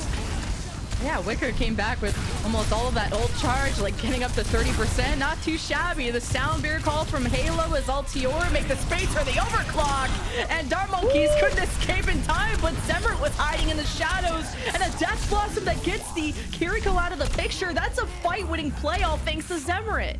Slowly but surely, you're witnessing Dart Monkeys gain their confidence back off of the regional fight where, you know, you had Barco get that pick off. Now you got Zemrit with a big Reaper ultimate. I mean, things are slowly working together. And third point, where you really need things to capitalize and culminate together, where you have 1 minute and 46 seconds. Hold one more time and you're in a great position. Altiora, how can they kind of put H-Key in that same position? Going through kind of that mega pack side is the only way to sneak there. As Dart Monkeys playing passive up until Altiora are the ones that want to pull the trigger. It is the Kitsune rush from the defense first and a quick disengage from Altiora in response. Yeah, pretty fast. I mean, that's smart from them to avoid Dart Monkeys ultimate. We've seen Dart Monkeys actually do it in the qualifiers, this time really not doing it as much to Altiora, who has now coming back with their own Kitsune rush. Kitsune rush from the attack this time, and well, Moving Fish is just getting out of dodge. Did not want to be overwhelmed by all of that damage. Trying to heal them back up, but Altiora, they decide to jump in and just Goomba stomp Barcode. So Altiora can start that snowball. They're so close to capping with 55 seconds left. Can Dart Monkeys get their stuff together? Barcode's back on the Bastion, but someone has to touch the card, and everyone's getting shredded by this Reaper until the Bastion of Barcode is finally here, but it's too late. 44-second cap for Altiora.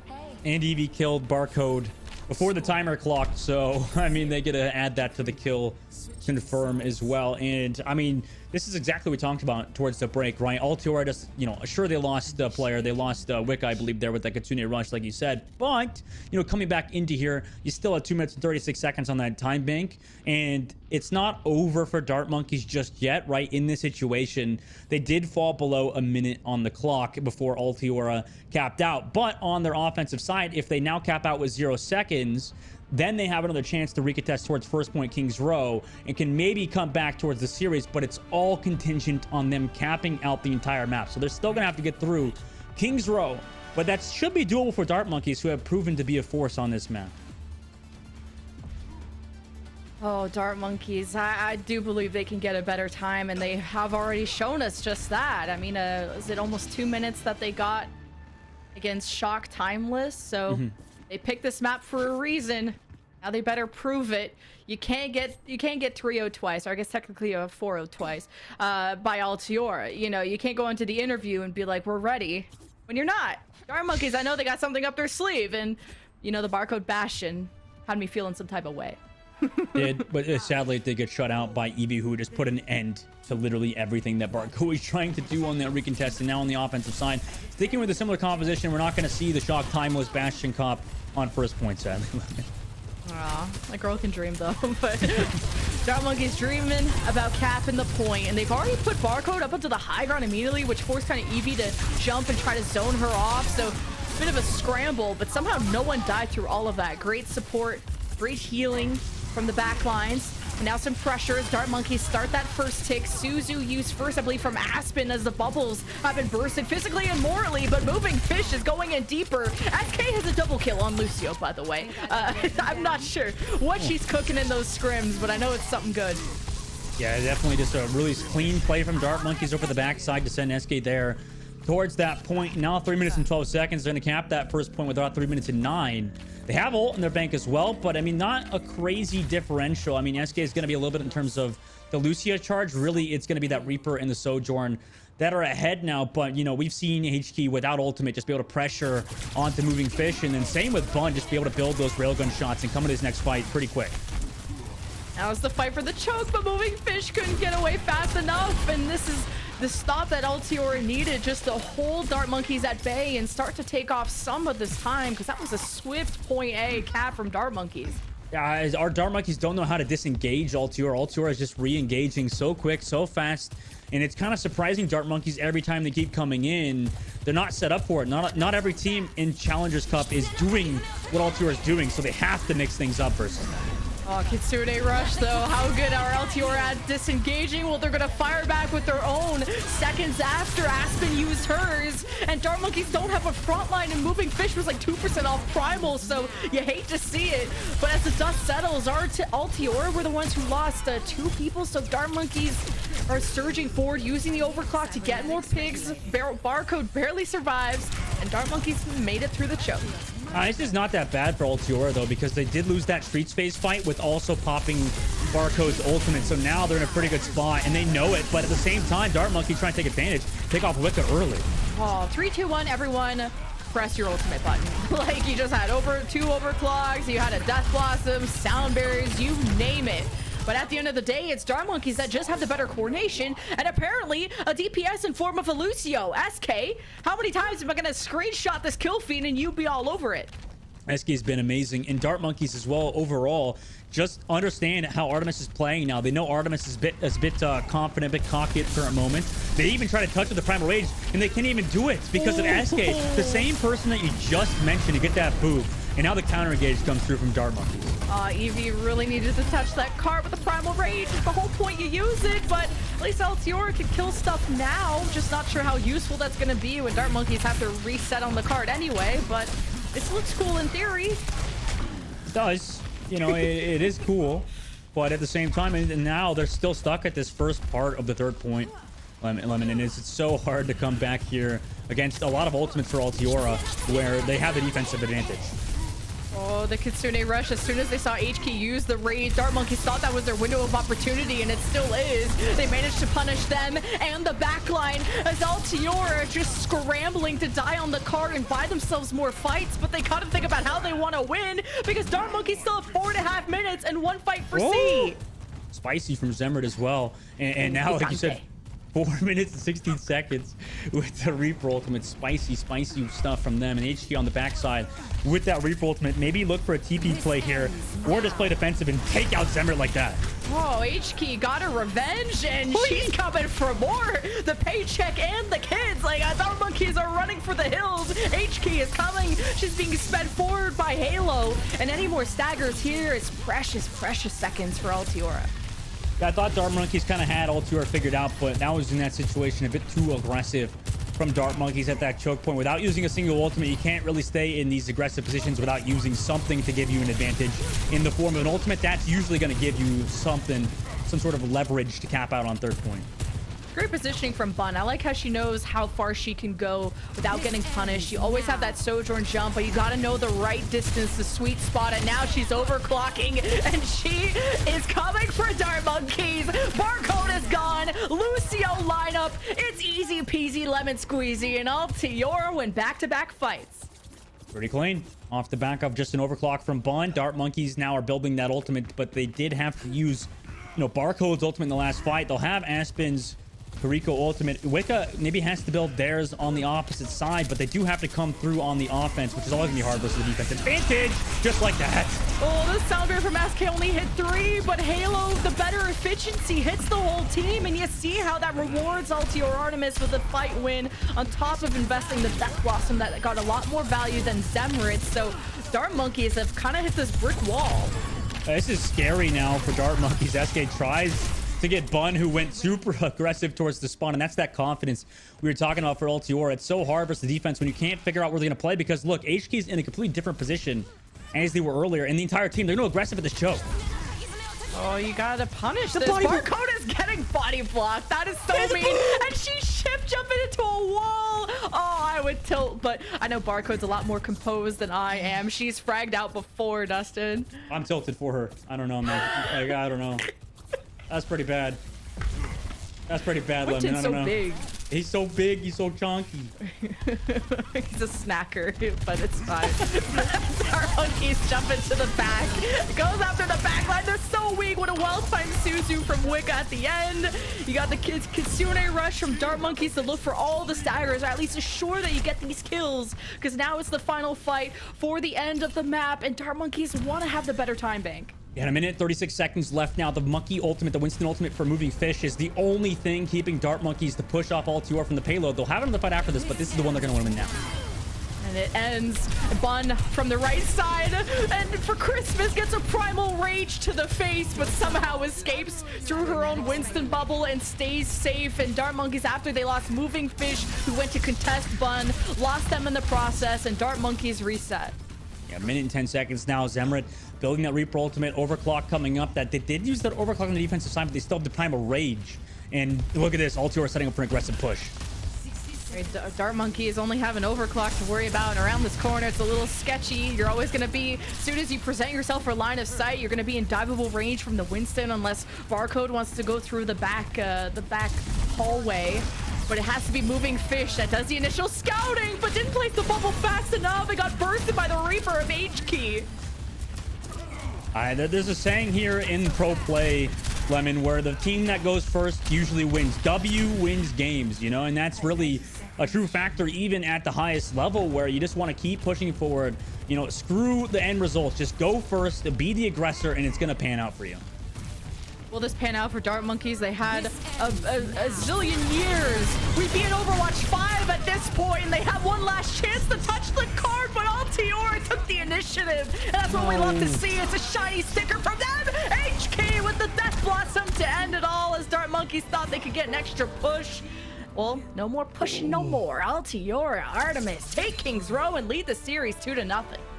And I don't mean to coach Dart Monkeys here, but I hate that for them, honestly, towards the end. You know, it seems like on the opposite side, Altior just knew exactly what to do to push past that choke point. And at the same time, you know, they could have easily came back peeled, but they decided to leave, you know, Barcode for just the pickings. It was just nothing going to happen there for the side of Dart Monkeys if they didn't help Barcode. And because they didn't, they located the payload together, they lost Barcode, and then what do you do with on your Sojourn? It's just over for you at that point. And when the sun's out, Bun's out too, because she popped off on Sojourn, but not just like in terms of getting 4 or 5Ks. That's maybe more of Barcode's alley, but when it comes to Bun, her positioning is so smart. You're never going to see her die first in a fight. She's always like getting her ults very fast because of how far forward she goes, but not in an inty way, as you would call it, but more always far forward enough where she can be valuable and then get out in time with her shift jump. So Bun's a very smart player that I can appreciate. Yeah, Bun's been amazing and also very, like we mentioned, confident. They've been going forward.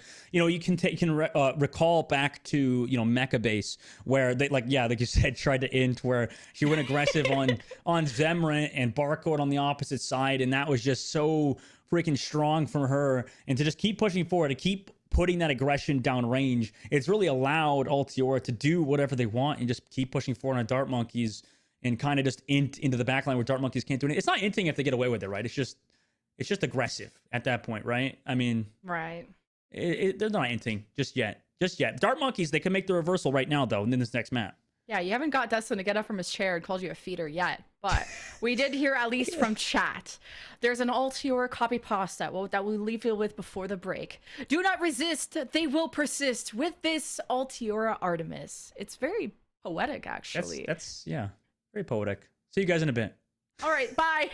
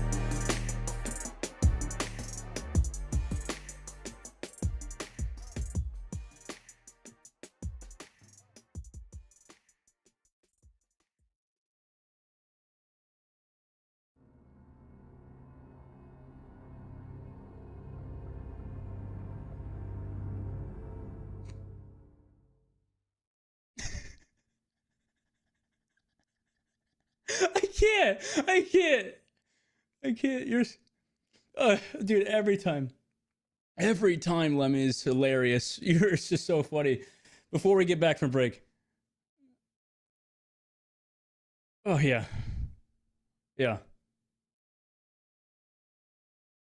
Okay.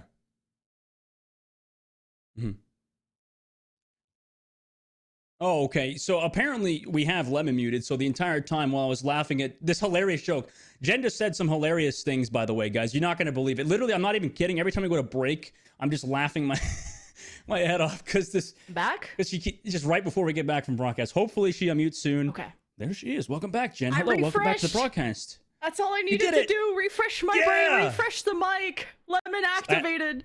At home casting Lemon. It's just scuffed to ungodly levels. This has been okay. I guess we could just like do the animation all over, kind of re-intro this whole thing. But either way, what I was saying is we're in the grand final for a lot of money. So yes. Altior Artemis are looking pretty undefeated. Yeah, they are. I mean, they look so good. There's a reason they've been dominant throughout the entire tournament because, you know, something I was talking about during the game, Lemon, but I did want to kind of touch on it, I guess. First of all, I mean, like everybody knows, I feel like Overwatch players in general, it's said, you know, the team to go first was going to win most of the time, right? This has been always like a general play style from Overwatch players. It's just kind of a confidence thing. It's to gain confidence, but also to continue going forward. It's just a good feeling, right? This is why you play Overwatch. It's just snowball to be able to get that damage down range, to be able to get those team fight wins. And really, when you're the one to go first, to make those plays first, to know that your entire team is on the same page, that's why we play Overwatch. And Artemis, playing together, playing as unit, you could tell they're feeling good. I mean, they've gotten some baggage online, you know, in the actual game. So together as a unit, they just keep pushing forward, going first. And Dart Monkeys, you know, all they could do is play balloon. I can't. Route 66. There we go. Route 66. You saved me there from saying a copyrighted game. They'll play Route 66. They're at least all on the same page when it comes to the map. And it's got to be heartbreaking for Dart Monkeys. They looked really good on King's Row. I mean, they had, what, 4 or 5, a zillion years for point C. It's just the initiative that Altiora Artemis was taking. Like, it felt like Dart Monkeys couldn't get their stuff together before just dying. Yeah, and I don't know what they're going to do differently on route, if I'm going to be honest here. Like, it seems like Altior are in a great spot. I guess to maybe think about it from their perspective, they need to do a bit of a better job to disengage, right? I think they got to do a good job peeling those dives from Artemis, because Artemis, you know exactly what they're going to do. They're just going to keep going forward, keep going first. And if you're the one to actually back up, or, you know, vice versa, you got to be the ones to go first, go immediately on Artemis, and maybe they're not going to expect it either. So really, it's on that decision. You just got to make one. You can't be split.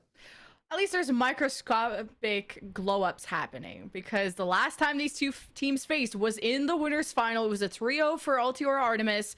They went to King's Row, and Altiora won 3-1, so they stopped them before point B. And guess what map they played third? Guess what map Dart Monkeys wanted to go to? Route 66. And it was a nail-biter 3-2. But Dart Monkeys, I'm surprised they keep wanting to go to the same maps they lost on.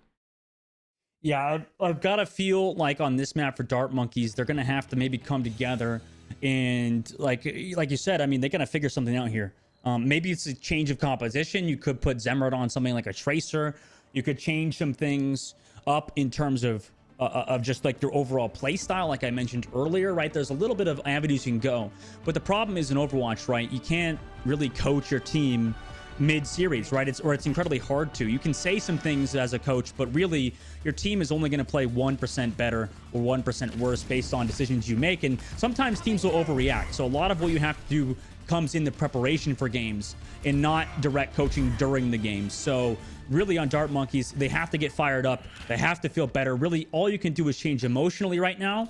In Altior Artemis, I mean, maybe they're not expecting Dart Monkeys to go for this aggressive hold. This could be a game changer for Dart Monkeys if they successfully pull off one fight.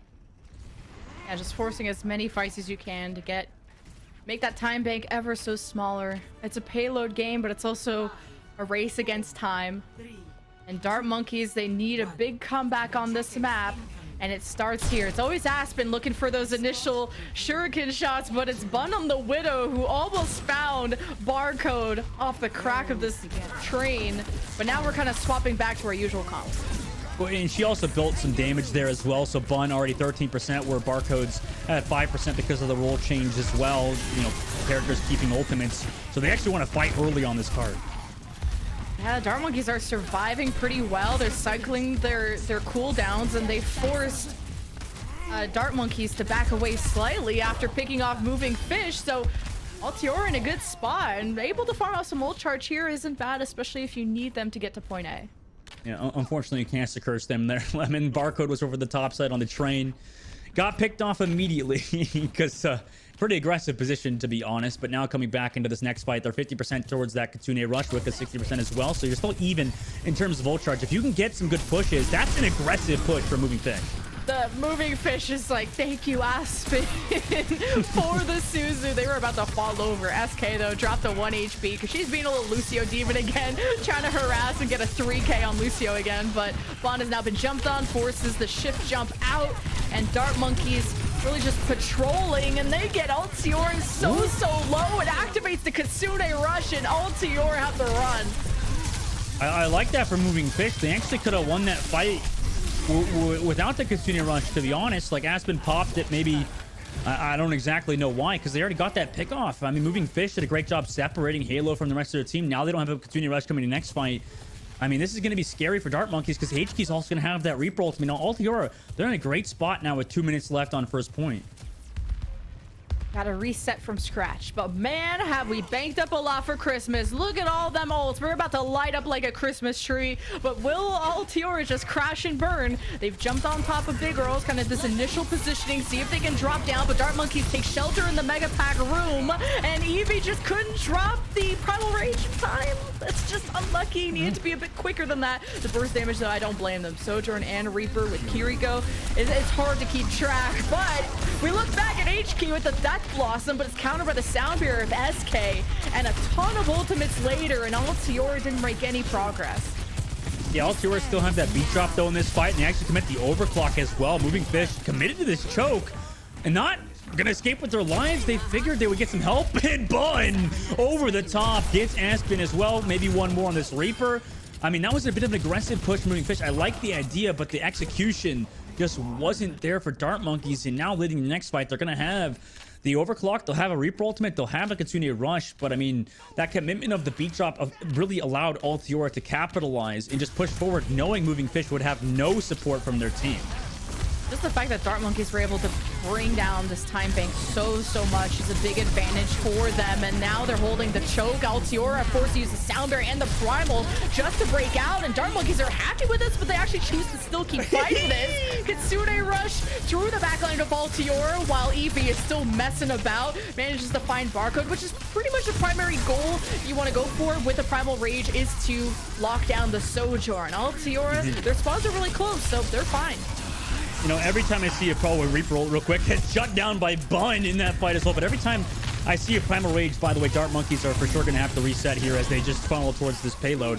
Every time we see Primal Rage, Lemon, I just feel like so happy because I literally scream inside because I realize that's not me getting Primal Rage, you know? So yeah, I feel good about it. You know, every time there's a Primal on somebody else, oh, good. That's not me being Primaled. I'm glad I don't have to deal with that ridiculous ability. And that's why you got 2 support players casting instead of getting Primal Raged in the game. Yes. Thank God it's not us. Oh my God. That's just, it's horrific to watch, honestly, every time. It's like close, you know, blank the screen out. It's like a horror film almost. Rated R, please don't watch. Well, you're gonna have to watch this next fight. Dart Monkeys have made their way under the saloon, trying to creep up on someone who's on the payload. Kitsune Rush is activated from the attack of Altiora Artemis to sustain against this Dart Monkeys push, who escaped to the high ground because, of course, you don't want to fight a Kitsune Rush. They're just gonna be better. And Barcode trying to prove that she's better, strikes through Bun, and Altiora Artemis don't even want to keep staying here after that.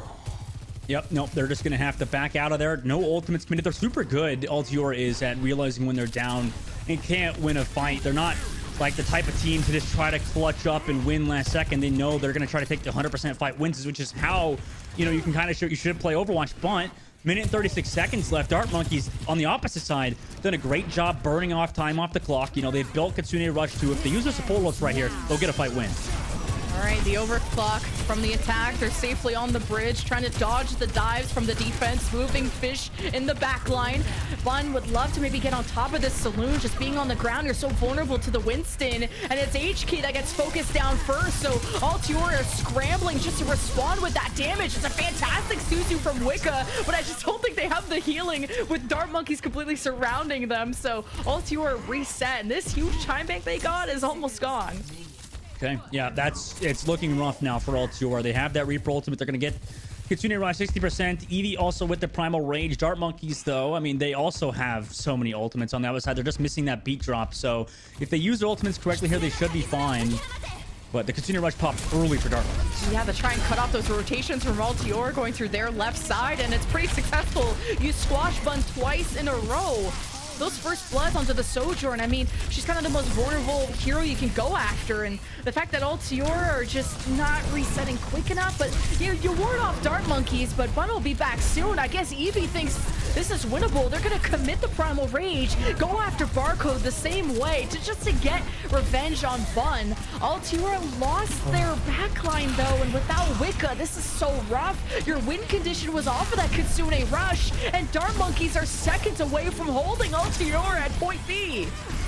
All right, this is great for Dart Monkeys. Beat Drop comes in through the sky, but that was a great job from Dart Monkeys to stop Altiora there. And that's kind of, okay, we're kind of noticing something, a little bit of a crack in the armor of Altiora, is that, you know, Artemis, they're not good at winning fights that they're gonna lose. You know what I'm saying? Like, they can't come back in fights. Once they're down one member, they can't make those clutch plays. So if you get them in those situations, if you just commit ults one after one after one early on Altiora, get them down one member, put them in a weird position where they don't know what to do, then you can get that win. Because as we saw, I mean, Eevee popped the Primal Rage in a 4v5, got no value. You know, Altiora pops H-Key's Reaper Ultimate, got no value. You know what I'm saying? Like, those type of things are what's leading Dart Monkeys into getting a win there in the Streets phase of Route 66, which you can assume that's why Dart Monkeys picked Route 66, is because this is a great map for them. They're practiced on it against Altiora Artemis. Whereas Artemis on the opposite side, you know, they really either need to shore up their offense, where they just got to win fight after fight after fight, or they got to get better in those clutch situations for them on this defense. I think Altiora, their best pushes were coming through the cave side in the top right. I think that was a safer position for Bun to be in, because when they went through main and tried to go through that mega pack room, it felt like Bun was always jumped on by Moving Fish, and Altiora were always starting these fights 4v5s, a little tough, but I felt like HK was still a star that Altiora can depend on, and even though they didn't get point B, you just have to have a better defense. Exactly. I mean, H-Key is crucial right now for Altiora to keep popping off as well on this offensive side, and Moving Fish with the hog hook immediately. There's no way they keep with it apparently though, right? Yeah, you go for that initial hook, and now that they know what you're up to, it's usually countered. I was gonna say, if HK would have got the hook there, that'd have been hilarious. Just the ultimate caster curse. But yeah, back to the tried and true. Yeah, quick little, you know, Symmetra TP hook, you know, never hurt nobody. But it does hurt your time bank. 30 seconds off the clock already for Dart Monkeys. Like this position Barcode is in too. You get great sight lines onto where Altiora's safe position is on the defense. Just have to worry about if Bun would be doing the same thing on the other side, and losing Barcode and not ideal. And the defense continues to thrive. I mean, you called the Bun in a ridiculous position. Just getting these pickoffs after pickoffs, one after another. Uncontested in the background. This is where a Sojourn loves to live, and just play above as these train sides, as Altiora set up aggressively still on Dart Monkeys. It's rough. 1 minute off the clock. Just the fact you're winning a couple of fights off of this positioning is not ideal for Dart Monkeys, but they're forced to use the Kitsune Rush just to finally break out of spawn and start to make some progress over at A. And Barcode's gonna look good doing it. Yeah, Wicca got Eska on the trade back. I mean, I know I've been talking about it where it seems like Dart Monkeys are in a rough position every time they use ultimates early, but it actually could capitalize for them. This could work out for them if they get ults early, maybe with this Primal Rage for Moving Fish next fight and onto Altiora's backline. But Altiora had built up the time bank, and we talked about Altiora super good in these team fights where they just commit ultimates and understand what Dart Monkeys are trying to do. The time bank is now cut in half, and you have Bun overclock on top of Big Earls, and anyone pushing this cart is just dead. And Bun proves me right. Without Aspen, this just seems so chalked. You don't have the healing. She'll teleport back soon if Dart Monkeys can buy time, which involves not taking a lot of damage. But Moving Fish with a great responding pick makes this very winnable for Dart Monkeys. Aspen is surely back, but you can't heal through this Death Blossom. H-Key spins to win. But I like this for Dart Monkeys, though, actually. 1 minute and 45 seconds now. Moving Fish got that pick onto Bun, and it made Alturia freak out. So they committed both that Reaper ultimate and that Kitsune at the same time. Dart Monkeys have an ult advantage leading next fight because of Moving Fish's aggressive Primal Rage pick. Now Dart Monkeys, they gotta just work on getting on top of Big Earls. They're close to their own Death Blossom once this bubble pops. You could see Zemrit really let it rip. Finds their way to the back line, but the Halo boop is too strong. What a play! Altior, because of that denial onto Zemrit, they live another day. Oh, that was their fight to win. And just when you think Altior Artemis is slipping, they don't. They just know exactly where to dive behind that billboard. You know, how many teams do you see go for these aggressive dives in different locations? Not many. This is why Altior Artemis are in the grand finals and up 2-0 in the series so far for $10,000. All right, another jump on top of Big Earls, and Barcode is in the middle of a storm trying to overclock. She got the sound barrier, though. So does the other team. Now that that's gone, she gets a body shot onto Bun, but it's not enough. And Bun is the one who hits their shots. SK down. Dart Monkeys 4v5. They have the Kitsune Rush, 10% faster than Wicca, but at what point do you want to use it? They're kind of still stabilizing, figuring it out, and Aspen lets it rip. Altior, they escape, they respond with their own, and Dusty just simply doesn't approve. But Dart Monkeys just have to prove it wrong with a 0.8 cap, but we'll find out if that even happens through all the chaos. Moving Fish has to use the Primal Rage to keep their own life. Returns to the team. Dart Monkeys put Altior Artemis's backs against the wall, but kills evade them. No kills either. Now they have that overclock you said, but Barcode on the opposite side got Wicca. Moving Fish does get Bun as well, and now in comes a Reaper with HK. Can it be big enough to shut out this attack? It is! Oh my god, HK and Eevee with the Primal Rage just shut down Dart Monkeys last second, and there's no opportunity to even push this in 3-0 so far in the series, and now they're in a huge pit. SK did try to go for the boop off the payload just for some potential recuperation, but 3-0 now and moving into map number 4. They gotta make the reverse sweep, Dart Monkeys. Oh boy, 3-0. After all that, the full hold on Route 66. Dart Monkeys, it's what's the definition of insanity again? When you keep doing the same thing and they expect a different result. They return to Route 66 just to lose again, but it wasn't a first to 4 in the winners finals, so we're gonna cook up a new map after this one. H-Key about to rename themselves to W-Key if they win this next game. Yeah, I mean, that's what exactly their team should have been called, W-Key even. Like, at that point, they've been doing such a good job just shutting out Dart Monkeys. That's why, I mean, and I'm not like rigging or hating on Dart Monkeys' last second play, right? That Kitsune Rush, yes, it was not optimal because they were down 1, obviously. And then, you know, with Altior, they've been doing a great job just shutting out down a member every single time. And, you know, Dart Monkeys is scared because with 30 seconds left at the reset there, they have 30 seconds left on the clock. They come back now. And then what? Altior is going to engage you on another crazy spot, probably towards the train side. I mean, it's just going to feel terrible for Dart Monkeys there against Altior, where they know, I mean, at this point, it's just they're in their head, right? Altior, Artemis are just in Dart Monkeys' heads, you know, have an entire, you know, family, a whole house and everything planted in Dart Monkeys, knowing exactly where to dive on them. Dart Monkeys, they're going to have to get this funk right now, Lemon, to make a comeback in this series because down 3-0, this is a huge deficit to come back from. Yeah, living in their heads rent-free in this economy is pretty nice. And if they pull it off, they'll be $10,000 richer. This has been an amazing program, and I'm looking forward to what's next. And just to see all of the talent that Overwatch has that I don't think we would have ever really known about if it wasn't for Calling All Heroes. So again, shout out to them. Shout out to everyone supporting, because all these people are...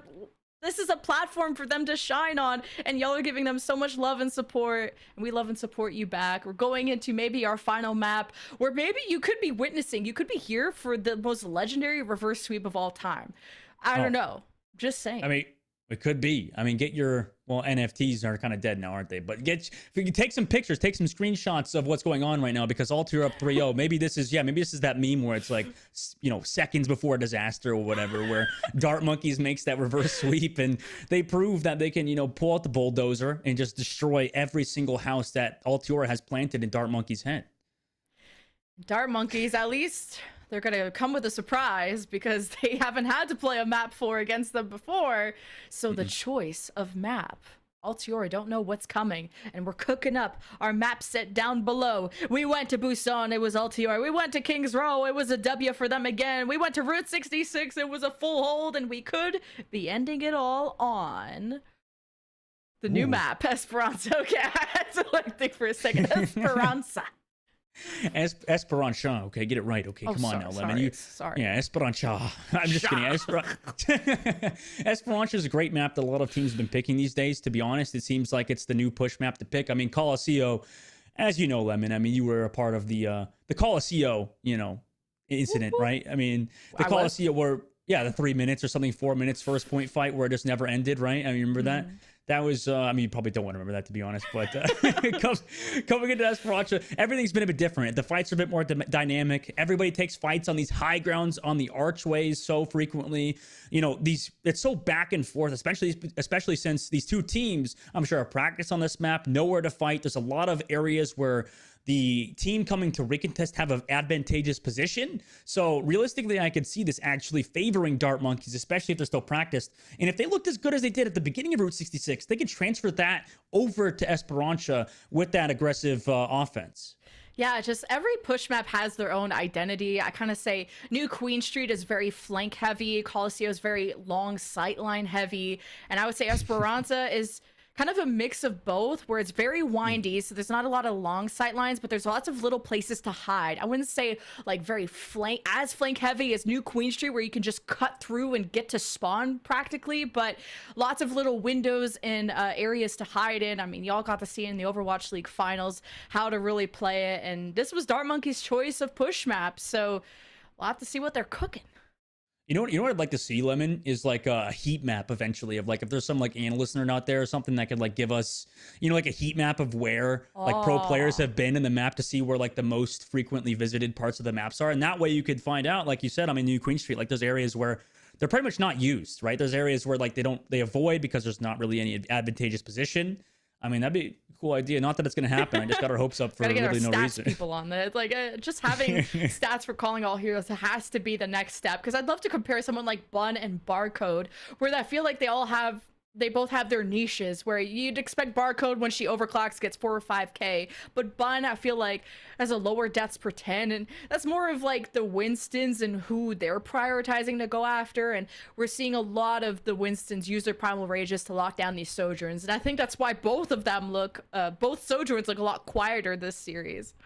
Yeah, it really, I mean, yeah, you're right. The team play has been phenomenal at shutting down both Sojourns. And for Dart Monkeys, unfortunately, as a team, they've been shutting down Bun in some locations, but like you said, doing a great job playing their lives. Or the top side of big Earls, for example, just understanding the angles to actually shoot and actually, move around and use the shift cooldown to avoid, Moving Fish, because Moving Fish hasn't been doing a bad job. Moving Fish has been great so far in the series, but right at the same time, Bun just avoiding that primal rage, sliding away at the last second every single time. It's just, I mean, Moving Fish is shooting and moving, is trying to chase a moving fish, really. And if y'all are having some favorite plays, favorite moments from your players that you're supporting here, make sure you tweet it at us. And also Overwatch League is retweeting some awesome content from the Calling All Heroes tournament. So make sure you show them some love on socials. So, while they're playing, someone's clipping their cool moments and they can kind of just go and grab it from you, put it in the video. We're going into our final map shortly. Dart Monkeys are just brewing up their strategy, because getting full held, you kind of need to mental wipe everything. The Men in Black thing you brought up earlier, that needs to happen again. Yeah, I don't think they have that on standby, sadly. I don't think the technology's there for Dart Monkeys. They're going to have to evolve their tech tree to unlock that, right? That's a certain tower for Dart Monkeys, I think, to progress through. And there's the tower in the middle of the map, obviously. So, okay, maybe they can do it. Maybe they can erect that tower to come back in this series down 3-0. Yeah, it looks pretty sturdy. And this is the most annoying part of the map, honestly, for I mean, as a support player to fight, because you think you just want to go automatically left towards the bot, but the right side of that pillar is where a lot of Reapers like to flank from to access that backline. So you don't want to just automatically forehead go into the objective. You have to assess where's the best place to take that fight from. And it's, as much as Overwatch is about shooty bang bang, you're just like killing things all the time, it's also about information gathering. This is the map where it always attests to, you know, how synergized your team is in ranked, right? If you see your team, like you said, if you see your team and you go left, and then your other team goes right towards the bot, like, it's just over. Like, your team's on the same page, it's done. So, you know, the moment you see everybody go towards the same side, that's when, you know, the dopamine sets in. You're like, okay, yes, we're on the same page. We're gonna win. We're gonna win. This time, Dart Monkeys, you know, maybe they're gonna win if they go on the right side together. That's some cope. We'll have to see if they can prove you wrong. So that bridge too on each side is a good place to own. If you lose control initially of that bot, to fall back onto the high ground, but you lose control of your tank. Dart Monkeys aren't starting off on the best of foot. Barcode has to jump away, but took initial damage and was finished off before she could escape. And Aspen will teleport. Oh, I guess into her death. I thought I was gonna say back to someone safer, but all right, full wipe. Well, your spawn doors are pretty safe, and they can't kill you there. Bun can't rip your head off in the spawn doors, right? True. At this choke though, Moving Fish drops the bubble. Just like, did you see how Moving Fish thought they would have like a second to breathe there, but Altiora decided to push forward and just like, no, you can't do that. I'm gonna farm ult charge off of you. Just no time, no downtime for Dart Monkeys to even think about, you know, life or, you know, anything outside of the game. Think about life sometimes. Some dark times when you're respawning, but taking control of the bridge is a good starting point for Dart Monkeys, but you lost some people on the way there. Halo besting SK in that moment, but not the end of the world. Dart Monkeys are still gonna maybe hope to get control of the top bridge. Moving Fish jumps back up there. That's why Bun doesn't want to stay too comfortable, but still good 25 meters for Altiora. Dart Monkeys are really just existing. I don't see like a really convincing push going in either direction. No, the wind, you know, it's being slowly taken out of their sails. I think that for Dart Monkey, they're gonna have to come in with this Primal Rage now and get something big. They'll have Kitsune Rush. I mean, as you mentioned earlier, this might be some cope, but Barcode's gonna have also that overclock. So Bun doesn't have that overclock, and you can find some big shots even through beat drop with overclock. Well, but Bun's positioning is so much better on top of the bridge, and Dart Monkeys will have to, they're more focused on just the low ground, and HK snakes up behind them with the Death Blossom. So Altiora taking back-to-back wins, and this is the snowball that push creates, and why some people get scared of just making mistakes early on, because if this lead gets to 70% plus, it's gonna be scary for Dart Monkeys fans. Yeah, it really is. I mean, once you get to that mark, like you said, I mean, Altiora, they're going to be terrifying, and Dart Monkeys, you know, they're going to have to get a solid fight win here, but especially since they use that Kitsune Rush, they're only 73 on the beat drop right now. SK needs to do a good job building that up. They'll have the reroll. Look, HK just used the reroll. He's already they're already 60% on another one. Ooh, Dart Monkeys, how much do they want to invest at this point? Whatever it is, you cannot afford to lose. This will just be insurmountable, but not with the time that they have left, I guess. It's still 7 minutes, what? but everybody's like stuck towards the pillar, and Bun, there's no pressure on the front line. What do they do? Just both teams seem to have this reactive play style of basically saying, no, you do something first, no, you, in order to kind of jump Winston-wise in the back second. But Dart Monkeys, yeah, they lost Barcode and a 5v4 happened. Altiora investing ultimates just to guarantee this fight win, and Altiora at a 62-meter start are only getting better. I mean, SK just a bit too far forward. At the end there, they hand that fight under lock, but unfortunately, Altiora just able to clutch out towards the end there. SK just a little bit too past that archway, sadly, and this is kind of a test, not in terms of mechanics, but right now, Altiora Artemis, 70 meters. This is the danger zone that you mentioned earlier, Top Gun stuff right now. And Dart Monkeys, they're in a rough spot, you know, as a team. Maybe Altiora Artemis just practiced way more together and are ready in this grand finals. Yeah, oh, Halo dropped the sound barrier. Altiora lost H key, so the Kitsune Rush might lose some value when you don't have all your DPS online. Dart Monkeys, this is how they clap back. Their Kitsune Rush obviously doing a lot more damage with Zemrit fully involved, and staggering out Altiora is only going to benefit Dart Monkeys, but you have to make that 0 to 81 meter comeback. All right, they're doing it. Well, this is step number 1. Push the robot into 1 meters. We're going to have to celebrate in a second here. Okay, Lemon? Okay, I'm ready. Here it is. Here it is. Pause champ. I'm waiting. Wait. Yeah, look! They have a meter! Wow! Clap emojis in the chat. Dart Monkeys, though, they're going for more. They're going for the 100 meters. They're going all the way. Dart Monkeys, they're prowling off the bridge. I don't even know where Moving Fish went. They just escaped into the shadows, which gives Altiora control of the bridge. And, well, Barcode ain't gonna find nobody with the overclock after Altiora got scared and ran away. Well, they were running for Moving Fish, who came around that left side and then got picked off afterwards. Now Eevee has to deal with Emma on the payload, but HK yet again with these Reaper ultimates been so impactful, and they're just going to take control of the robot yet again, bring it back around the entire map. 4 minutes 50 seconds now. We are halfway through the map. And 32 meters for Dart Monkeys. They've banked some time, so that's something for them. And they're going to actually make a Hail Mary play here. They're swapping to Roadhog here, Lemon, to try to do something, try to shut down Eevee. But with the Primal Rage, Kitsune Rush, pretty much every ultimate, Altiora is scary to deal with this one. I think this is a great way to make sure Altiora are not going to overstay their welcome when they do dive in. The Roadhog holds space a lot better than a Winston. Soundbear and Death Blossom, yup, that'll do it. But kills my check, I don't see any. Dart Monkeys are somehow losing this after the initial investment, including a Soundbear on top. But the revenge is even sweeter for Altiora with the Kitsune clapback from Wicca. So Altiora now reaching 90 meters plus. Yeah, that's a lot of time or meters on the clock here for Altiora Artemis. They did use a lot of ultimates, though, and Dart Monkey's going to keep running this Roadhog composition. They're against the Beat Drop coming in next fight as well, so Altiora know that they're going to back up, have to farm some ultimates, play this choke point. It seems like every team likes to fight around this archway here, so we're going to see Dart Monkeys kind of group up together and they get ready for next fight as Altiora are looking for an opportunity to push with maybe a Beat Drop with Halo. Oh, Dart Monkeys have to make up for so much space, going all the way to 100 meters. It's a fantastic job from Altiora. Great hook. Okay, Halo's gone. No sound barrier from Altiora. And you see how they're running away because of it. Not before Bun gets a revenge. Oh, the hook at point blank misses. You hate to see it, but a Suzu, I think, would have blocked it anyway. Moving Fish now gets to work with the Kitsune Rush of Aspen. See if they can find any other hooks. And hello there, Eevee. What's up? If I'm Moving Fish, I'm committing more. Yeah, throw the whole hog and the kitchen sink at him. Altiora getting physically zoned off, but not killed yet. Good race from HK to avoid the hook. And here comes Altiora with their revenge. The sound bear to deal with Moving Fish. And Dart Monkeys really got to keep going. Their momentum just keeps being stifled every time.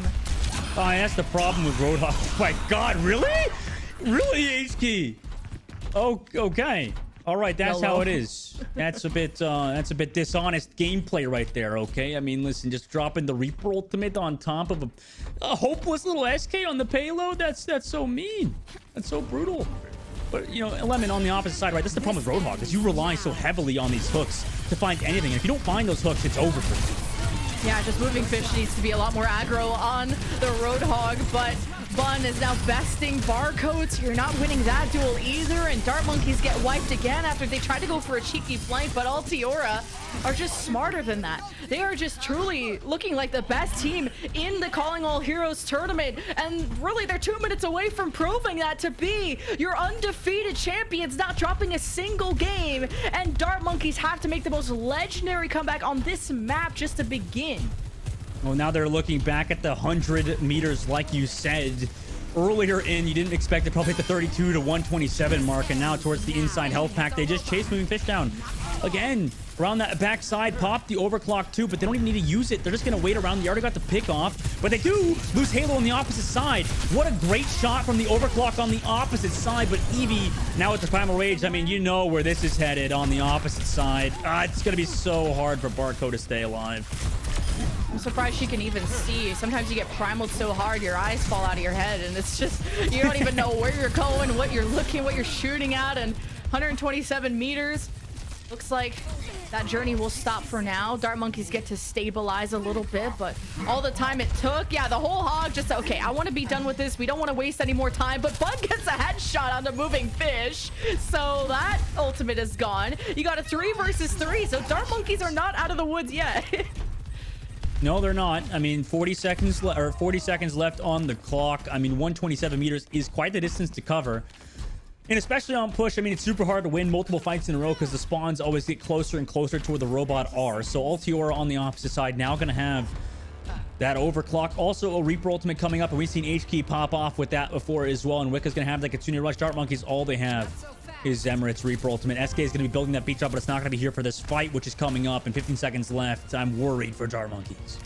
They don't only just have a Death Blossom, they have Hope and Cope on their side, okay? Dart Monkeys, they're just waiting for Altiora to jump on them so they can kind of be this anti-dive composition that they were trying to be. Someone has to stay on the cart or on the bot though, and it's Zemmer popping the Death Blossom there. Altiora popped the Silent Barrier just to negate that, and Barcode doesn't have that much space to work with. Moving Fish is overwhelmed on the front line, and everyone in chat, you are looking at your Calling All Heroes Challenge Your Cup champions. It's Altiora Artemis, and they are undefeated and $10,000 richer. Altiora Artemis, insane games from them throughout the entire tournament. Not to drop a single map is crazy. I mean, think about it. I mean, we've never seen a team in Overwatch League do it. Never any contenders besides maybe British Hurricane and stuff. So this is an absolute dominant team. I really hope, you know, they keep it together after this, because I mean, yes, that's money in the bank, but they got to keep winning more tournaments, right? We want to still see in the next Calling All Heroes tournament, we're going to want to see these same players run it back potentially with Bun, HK, Mari, Halo, Wicca, Evie, Anna, and Anayun. This team has been absolute dominant and well deserving of that $10,000. And they were able to make all the other Altiora teams happy, knocking them out. At least they made it through to the end. And look, they even grew a 6-pack after all the work and all the crunching they had to do today. Man, I wish I had those, but congratulations, Altiora Artemis. But of course, the biggest challenger, their toughest opponent, Dart Monkeys, in second place. Don't walk away with nothing. $5,000 to them. And in third place, Shock, Timeless. And also just a shout out to the Overwatch League teams that stepped up to the plate to represent a lot of our teams. I know we had the Vancouver Titans, maybe Toronto Defiant, just a ton of Overwatch League teams supporting this movement, supporting this platform. Here are all the teams that you saw. Riz Sorority gets a special place in my heart just for the name. Well, I mean, for the, what was it? We need the resume. The resume, but yeah, the resume. But you know, on the opposite side for Dart Monkeys, right? And like you said, every other team to actually join us here. I mean, that was awesome to see so many Overwatch League teams, and also come up with the individual unique logos. That's really cool. I like Shock Timeless. It's a very unique logo as well. I mean, they're all super, super good looking. And for Dart Monkeys to get second place, I mean, for what they were saying, for how much practice SK was saying they got a week of practice before this. I mean, that's a dang good placement. I mean, that is really good from Dart Monkeys to actually put up a fight against Altiora Artemis, who, yes, was dominant throughout the entire tournament. I mean, shout out to them for playing as well as they did, just as a unit. Just so amazing throughout the entire tournament to actually clean things up for the finals, for the grand finals, and close it out in that fashion. It just speaks to their dominance. It's crazy how they just didn't drop a single game. Because I know there's a lot of discourse in the community of like, okay, like, who would you pick up from a marginalized gender? Like, and it's like, this is why this platform exists, so they can have a place where they can show off those skills, and there's no excuses of who else carried them or who else did what. This is all about them and their success, and Altiora Artemis prove that. I mean, I hadn't heard of them because of like maybe not competing in contenders and stuff like that, and for a platform like this, now everyone gets to know their name, look them up on socials, and keep track of their journey. And not only just Altiora Artemis, but everyone else that competed in Calling All Heroes. And we're gonna have a winners interview shortly before you close out the stream.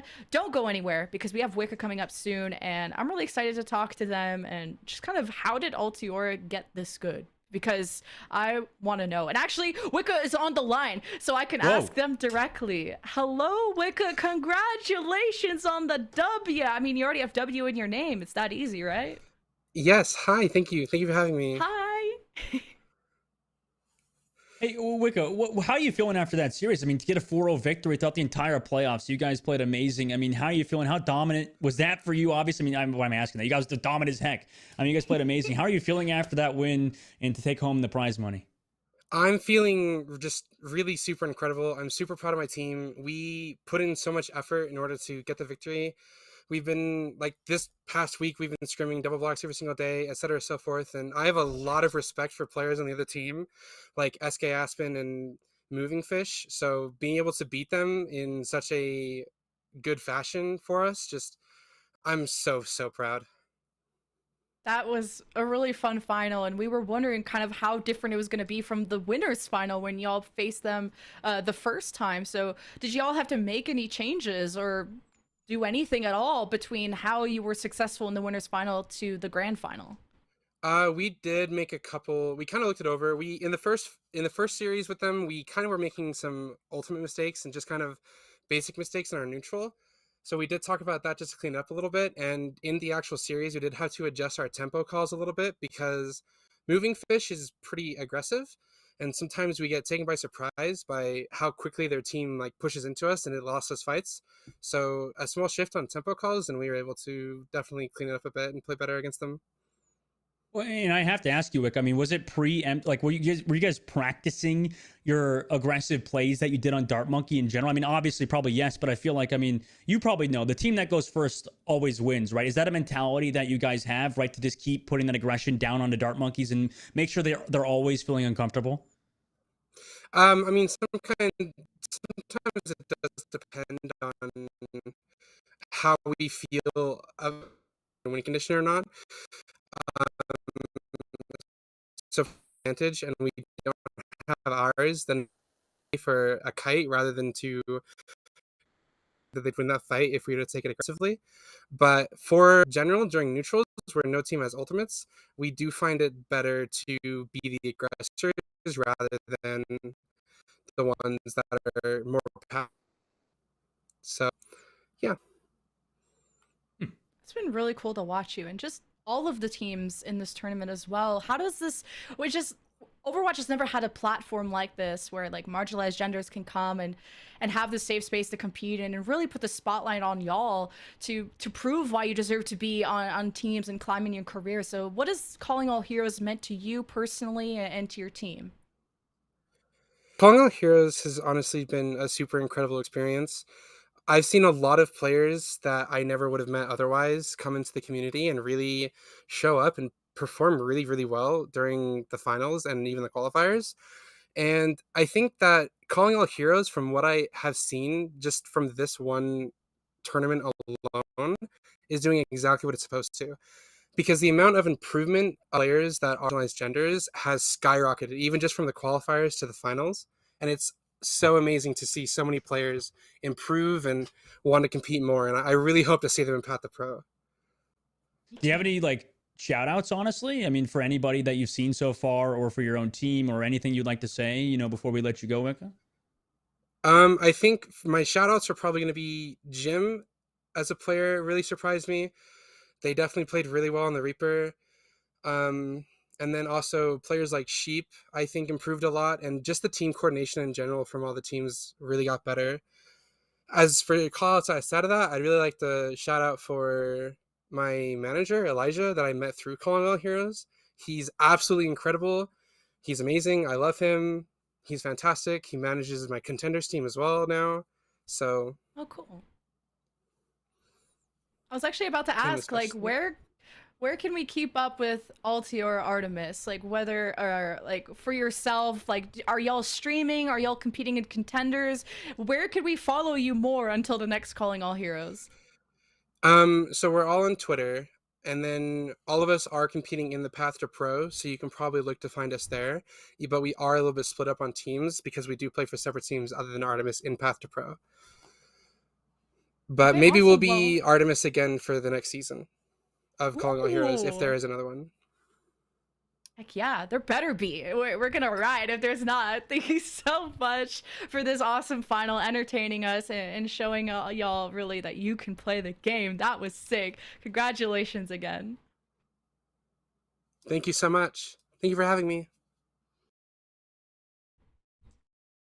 What a great interview. What a great interview, honestly, Lemon. I mean, this has been a fantastic finals, and for Altior to do it in that fashion, I mean, it couldn't have ended any other way for such a phenomenal team this year, honestly, Lemon. They've been so freaking good, so dominant. It can't, like, you looked at any other team, any other series. I mean, there's not any team that would dominate as much as they did throughout the entire tournament. 3-0 versus Kaiju in the quarterfinals, come into semifinals against the just signed Washington Justice Red, then go on into the winners finals against Dart Monkey, win 3-0, and then come back into the grand finals to close it all out with another 4-0. I mean, that's flawless. It's just beautiful to look at. And the fact that they just didn't drop a single game in the main event is incredible. It's unheard of. They are going to be the team to beat in the next Calling All Heroes, whenever that will be. You'll have to stay tuned. Follow Calling All Heroes on socials. And of course, thank you for Overwatch League to have this on their platform, on their channel. If you want to catch more Overwatch League, just more Overwatch action, I should say, the Pacific Showdown for Contenders, it goes live tonight. That's going to be at, well, 10 p.m. Pacific. But basically, go check out that schedule, Dustin. Where can we find you? What are you up to these days?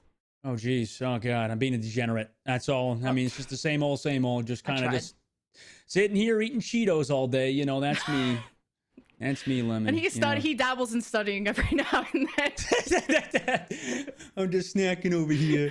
I'm just snacking. You can also, by the way, I'm glad you shouted out a Pacific Showdown. That there'll be 2 new skins as well, 2 new contender skins that you'll be able to get in terms of drops. I mean, everybody loves their drops, right? Yeah. You can't miss those. Well, if you're not catching Dustin Bowerman on Twitter or on his Twitch, you can catch Pacific Showdown tonight. Big Hungry Phil, Chef Billy, LaFawn, Paul, Pixie, and of course, you know, Avril from the Overwatch League will be casting that. It's going to be a banger. We got O2 Blast and all types of awesome teams, including T1 playing tonight, so you don't want to miss it. That's all for Calling All Heroes, though. Thank you all for supporting this platform, Overwatch League, for the partnership, and the other casters, Moxie, Sid, and others who helped out. You're all incredible. I hope we can do this again. Let Overwatch know if you want this to happen again, okay? Let's write on socials. Thank you all so much. Have an amazing night.